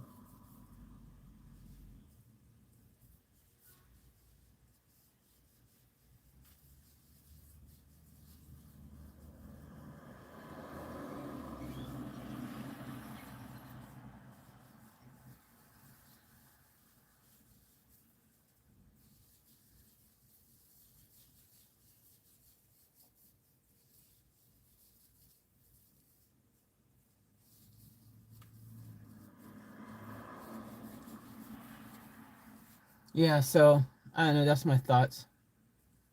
Let me know what you guys think. The other thing I've decided is 100% I am not going to drive to Melbourne. I'm not going to do this super long drive and drive all the way down to Melbourne right now while the van is in its current condition. It is not happening. I was just putting it out there to see what you guys would say, how you would respond. You guys showed me how you would respond. I now know that you guys don't want me to drive 1,800 kilometers or 1,200 miles or whatever the mathematics is and all that with the van in its current condition, which I already knew you guys would feel that way, but it didn't hurt to see what you guys thought. Now I know. I learned. Now I know. It is what it is. So, anyways, I'm gonna have to soon go and wash my dryer up, get that ready. Let's see how many minutes my machine has left on it.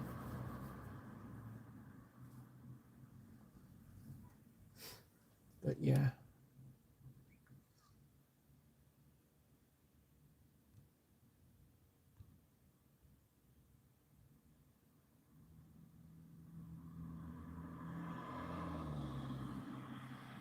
Yeah, exactly, Vanquish. Second band for if the fam comes to Australia to visit or something. Right, exactly. I love Tom's Diner by Suzanne Vega. Me too. I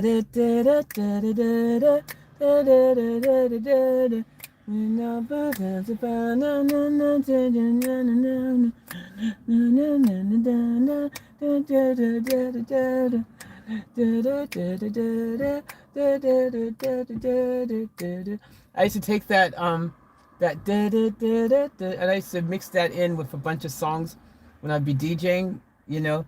So I'd have like, 50 Cent in the club or something playing. Dun, dun, dun, dun, dun, dun, then I have that.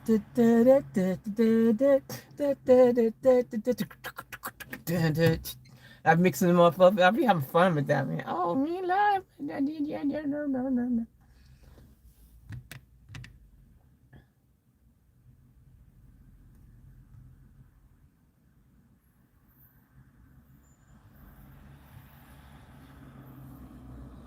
Listen, it goes, I don't think you should sell Van Diesel yet anyway. Me too, Lazuna. I feel the same way. You're right. Faith Fred timed out Chris. Oh, what's up, Jazzy, by the way? Welcome to the chat. Lazuna. Lolai. What's up, Margie? What's up, Lazuna? What's up, Jazzy? What's up, I? What's up, Nicole? What's up, Steve? What's up? Who else have we got here? I miss. What's up, Vanquish? What's up, Magical Gal? Good plan, Magical Gal goes. Renting it out. I kind of want to try it to see how I go before investing in one. Exactly, Magical Gal. All you got to do is let me know when you're ready, once I got my other van, and I'll be like, girl, come on up here and get this van. You go and experience you some van life, and you tell me what you think of it. Is it magical? Is it magical? Magical Gal. Yeah, but yeah, for sure, absolutely, and that's what a lot of people would want to do. It'd be great. So that's my plan. It's a good plan, I think. Keep the van and then recoup some of the costs by renting it out. Yeah, seriously, Faith, you fix Van Diesel up, you can get dollars. Hell yeah, Margarita. Show me the money. Show me the money. Show me the money. Show me the money. Y'all know that movie? Cuba Gooding, when Cuba used to be Gooding, and he's no longer Gooding anymore. He's batting.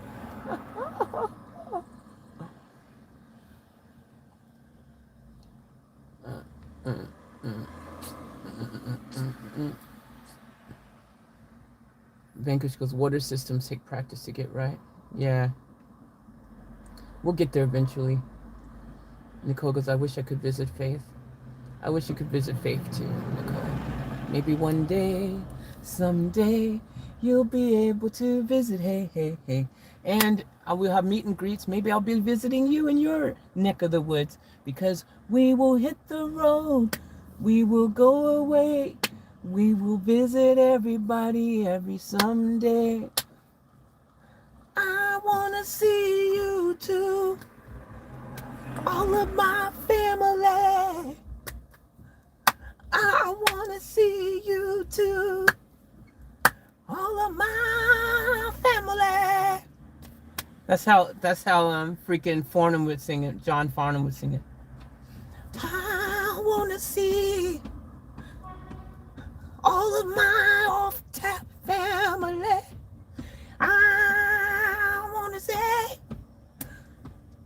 off-tap family. If you got a voice,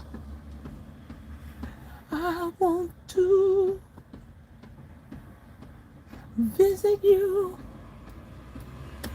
No matter what you do, wherever you are, I will find you. My off-tap family. My off-tap family.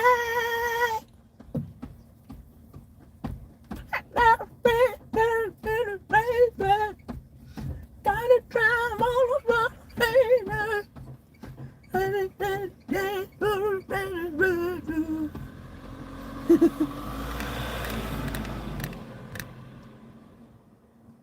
Hi Chris, I want fish and chips. Fish and chips sounds nice.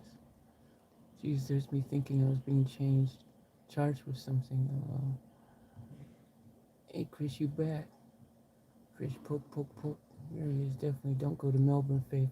Come to Sydney, and I will buy you fish. Hell yeah, brother. Going to Sydney. Screw Melbourne. Fish. Yo, Chris, I am coming. I'm going to hold you to that, brother. I'm going to hold you to that. Chris said, definitely don't go to Melbourne, Faith. Come to Sydney, and I will buy you fish and chips at Manly Beach. Hell yeah. If y'all don't know, Manly Beach is a dope beach. Manly Beach is like probably one of the best beaches. I would say Manly Beach is the best beach in Sydney, personally. I know everyone's going to be like Bondi, but same like Gold Coast here. Everyone goes, in Queensland, everyone goes Surfers Paradise. Just because it's the commercial popular place, but it's not the best beach by far. There's way better beaches. Go up the road just to Burleigh Heads and it freaking annihilates freaking Surfers Paradise. There's 8 million better beaches. 8 million. But yeah, Manly Beach is dope. I love Manly. I took the ferry on Manly. One time, went over to the other part when you take the ferry over by Manly, and there's that Chinese restaurant. I don't remember the name of it, but it's a Chinese restaurant there. It's really popular. And they do the best food. They give you this big fried rice, like you get the pineapple one. They put the fried rice in the pineapple.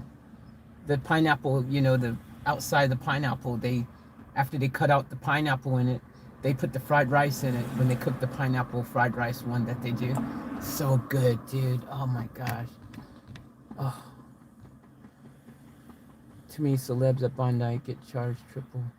Yup.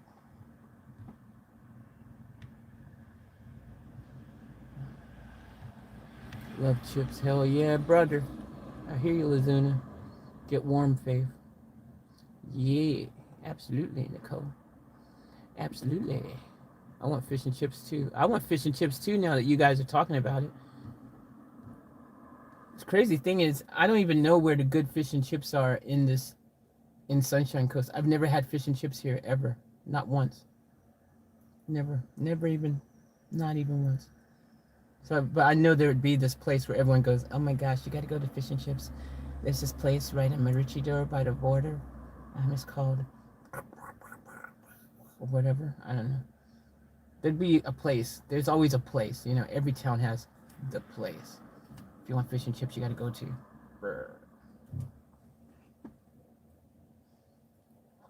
I think someone get my dryer ready. I'm gonna go see how much time is left on it. Anyways, we should be getting close to freaking 40 minutes. I know time flies when I'm having fun, and I've been having fun, so it's probably already 40 minutes up. I didn't even look at the clock. Normally I look at the clock, but now whatever. Be done when it's done, Joe.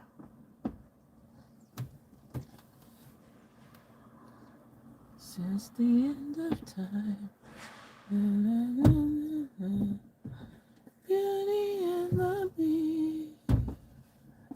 Man, she better not, man, she be playing with me, man. Why she keep looking at my machine? Is it ready?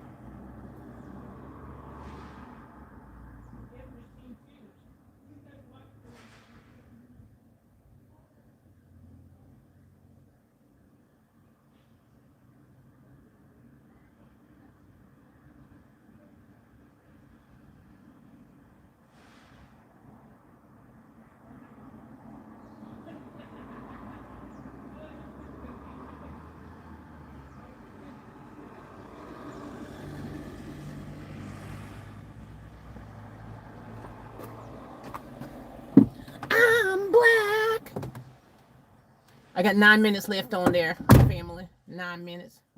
9 minutes and then it's ready. So, yeah.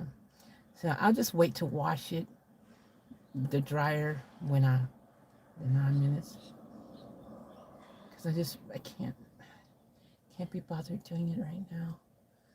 Because I want to have a little snack. I haven't had my breakfast yet, so I'm going to go and have my breakfast.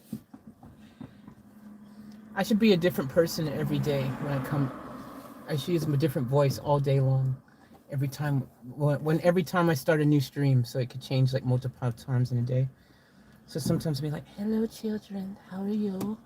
My name is Luti Chuti Kuku Kuku Papa Papa." I don't know what I'm saying. Oh my gosh! Stop, Faith. Hello, children. I used to live. No, Faith. Margie goes. No, Faith, please, just no, don't. I beg you, please don't. No, Faith, no, no, no, no, no, no, no, no, no. We can all do without that, Faith. Just nah, nah, nah, nah, nah. We good, Faith. You just keep your real accent. You suck at accents, anyways. Like, please don't make us have to experience your bad accents every day. Please don't do that. No, please. Just don't stop.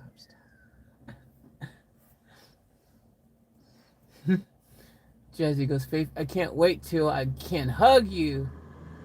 I can't wait to hug you. That should be a song. Good breakfast van. Lazuna, hell yeah, good breakfast van. Oh wait, am I missing something? I thought you meant like good breakfast. But you're talking to van. Right, got it. No. I mean good breakfast in the van. I confused myself. So did I, Lazuna. You boiled it. It also had an aroma, a nice aroma. When done, smear it with a little butter. That's what Chris said. That's what Chris said. Ate breakfast, orange and a banana. Ooh, sounds healthy. Well, let me show you what I'll be having for breakfast, buddy. You're not the only one who has fruit in the van. Guess who else has fruit, bud? Yeah, I got my own oranges and fruit. Yeah, didn't know that, didn't you? Yeah, I got my own fruit.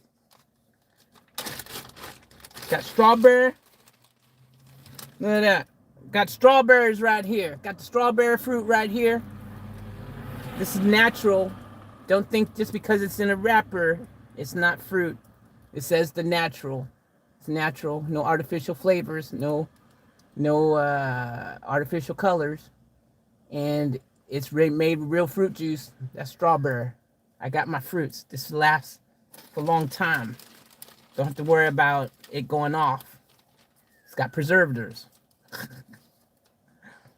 I got black currant. Never seen a black currant fruit before, but I got one here. Got my orange. There's my oranges. You had your oranges? I got my oranges right there.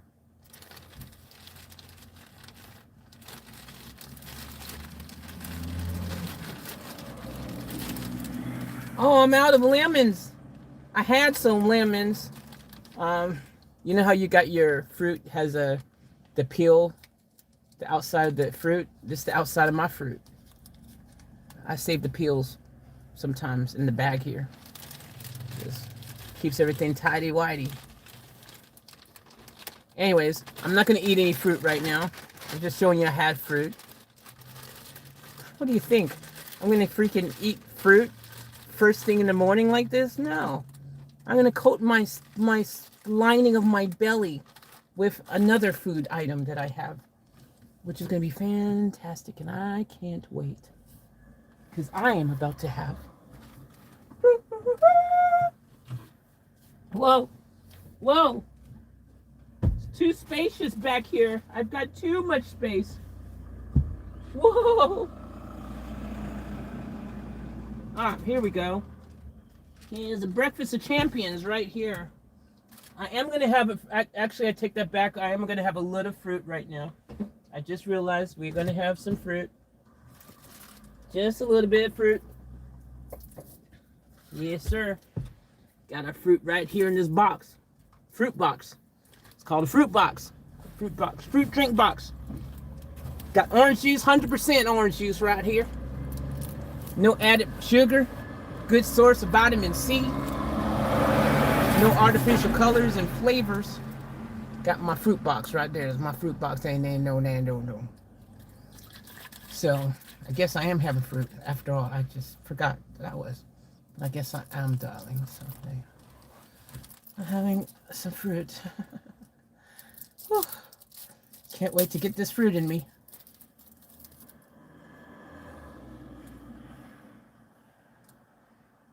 Pop. Oh. Oh, fail. There we go.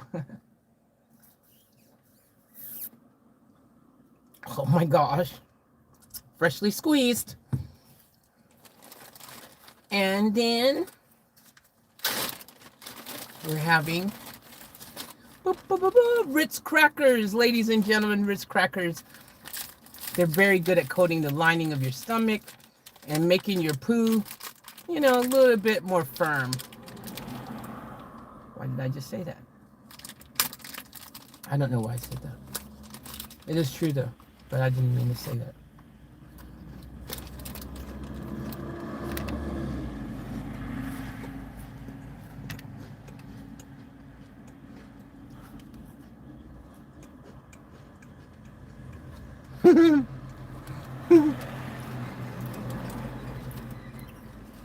Luzina goes, I'm proud of you. Oh, so healthy, Faith. Thank you, Luzina. Margie goes, not as good as an actual whole fruit.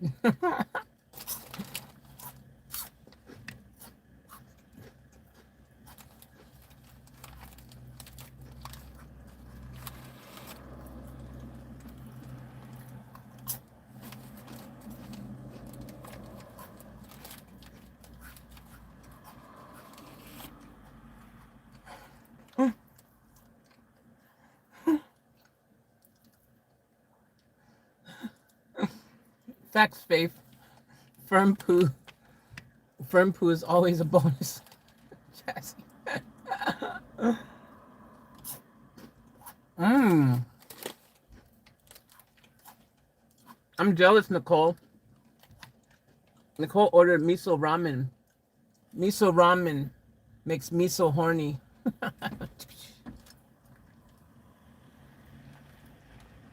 Lizina goes, water is the most important thing for you. Apparently, water is the secret recipe or ingredient, if you will, for life as we know it.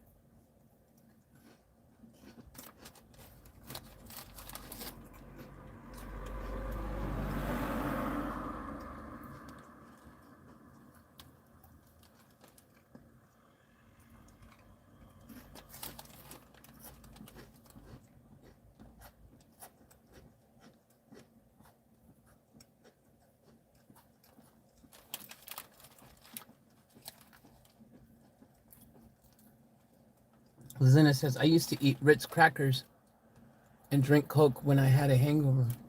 Oh, does that work? Bankers goes, water and fresh fruit and veggies are about the only thing that brings me back to civilization. I hear you, brother. I hear you. Had smoothies yesterday. It was good. Okay, brother. I hear you. I hear you.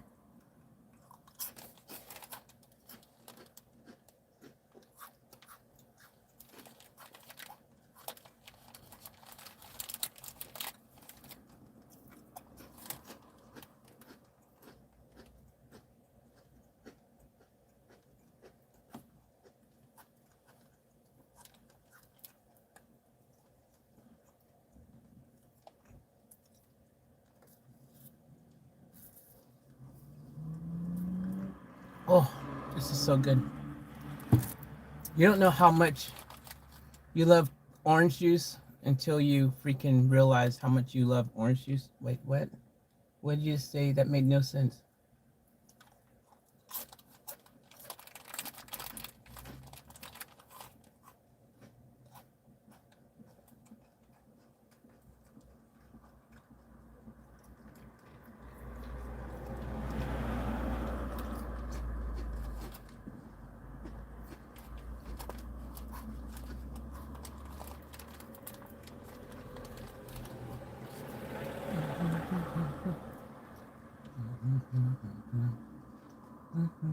Mhm.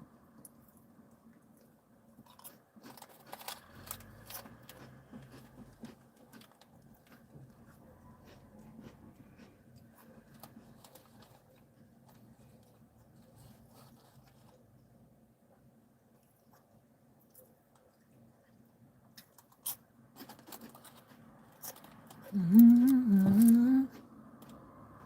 Mhm.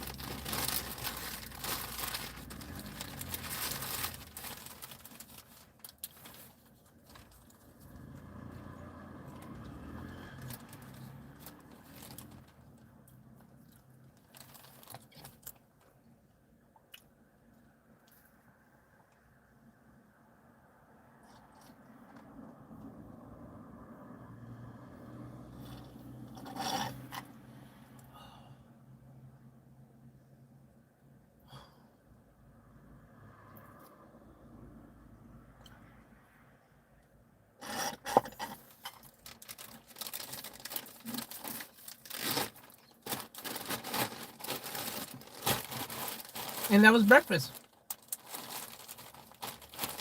Just like that.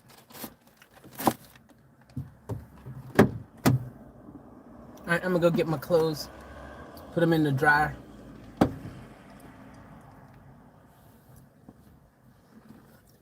Stage 2 of our process.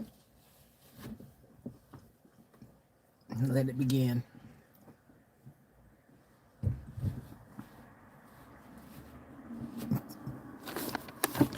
1, 2, 3, 4.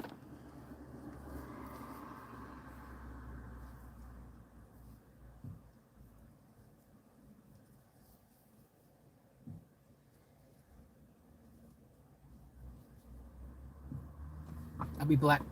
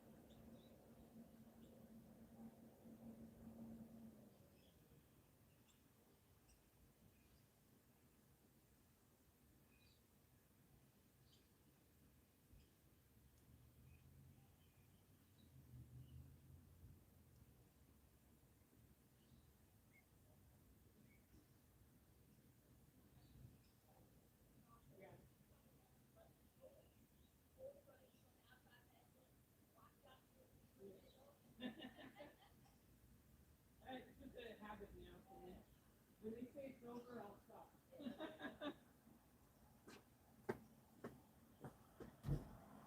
Okay, I'm gonna.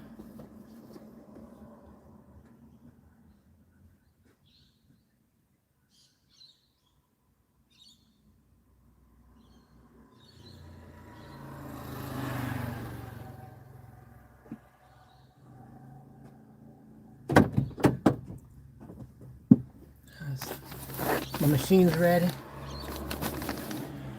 Just gotta get my clothes and put them in there. Then we'll be what we call Gucci.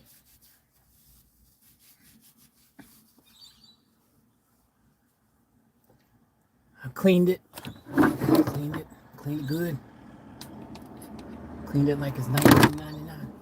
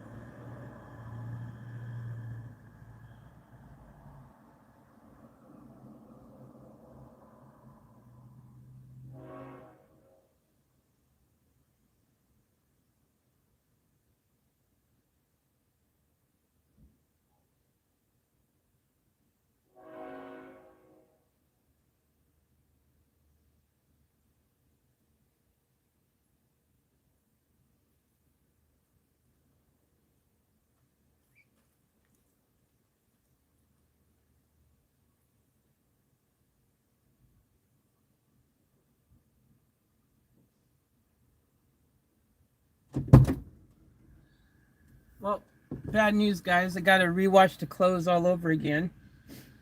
Unfortunately. I'll tell you why in a second.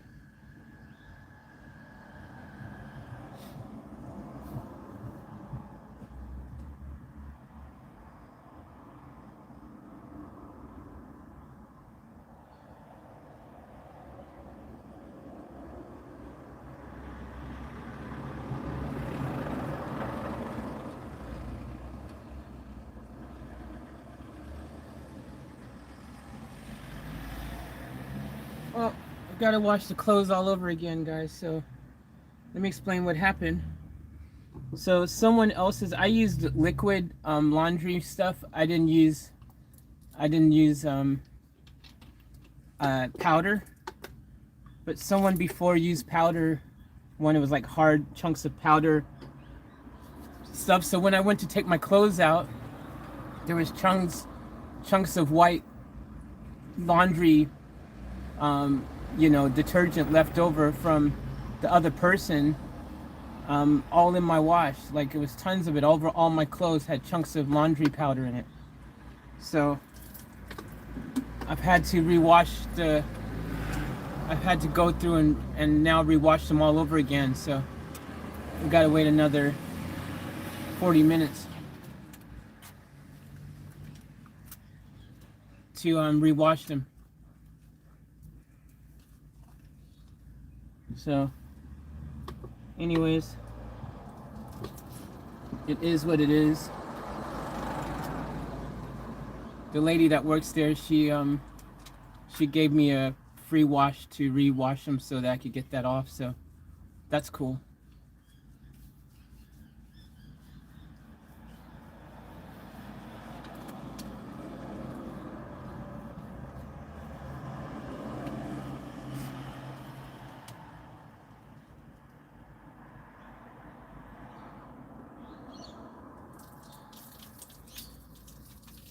Anyways, I got stuff that I can do in the van here anyways. Doesn't matter where I'm parked.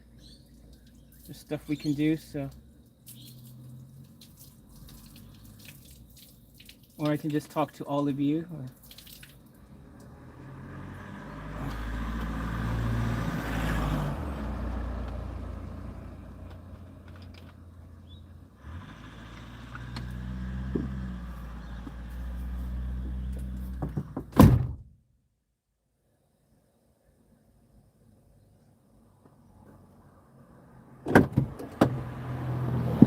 So, in order to make sure those chunks dissolve this time of powder that's in there, because I tried to shake out as much as I could, but because it's all in all my clothes, all my laundry has all these chunks of detergent in there, of hardened laundry detergent, washing powder. I meant to say washing powder. So.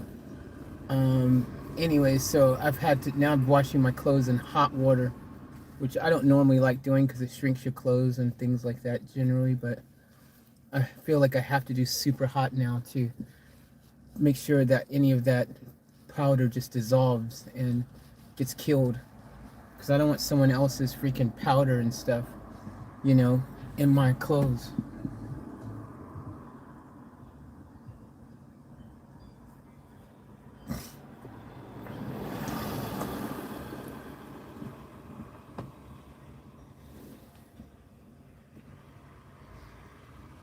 I shouldn't have wiped down the freaking, I should have wiped down the inside of the drum. I didn't wipe down the inside. So that's my fault. Lesson learned.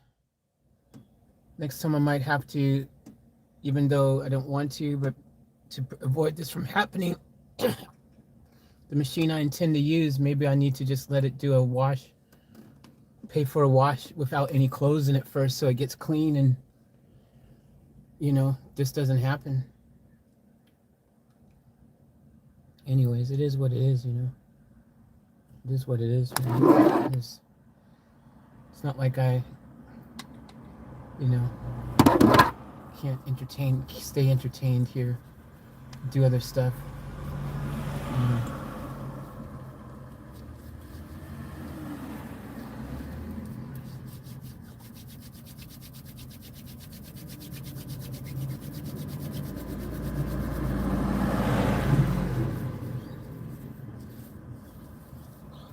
right, guys.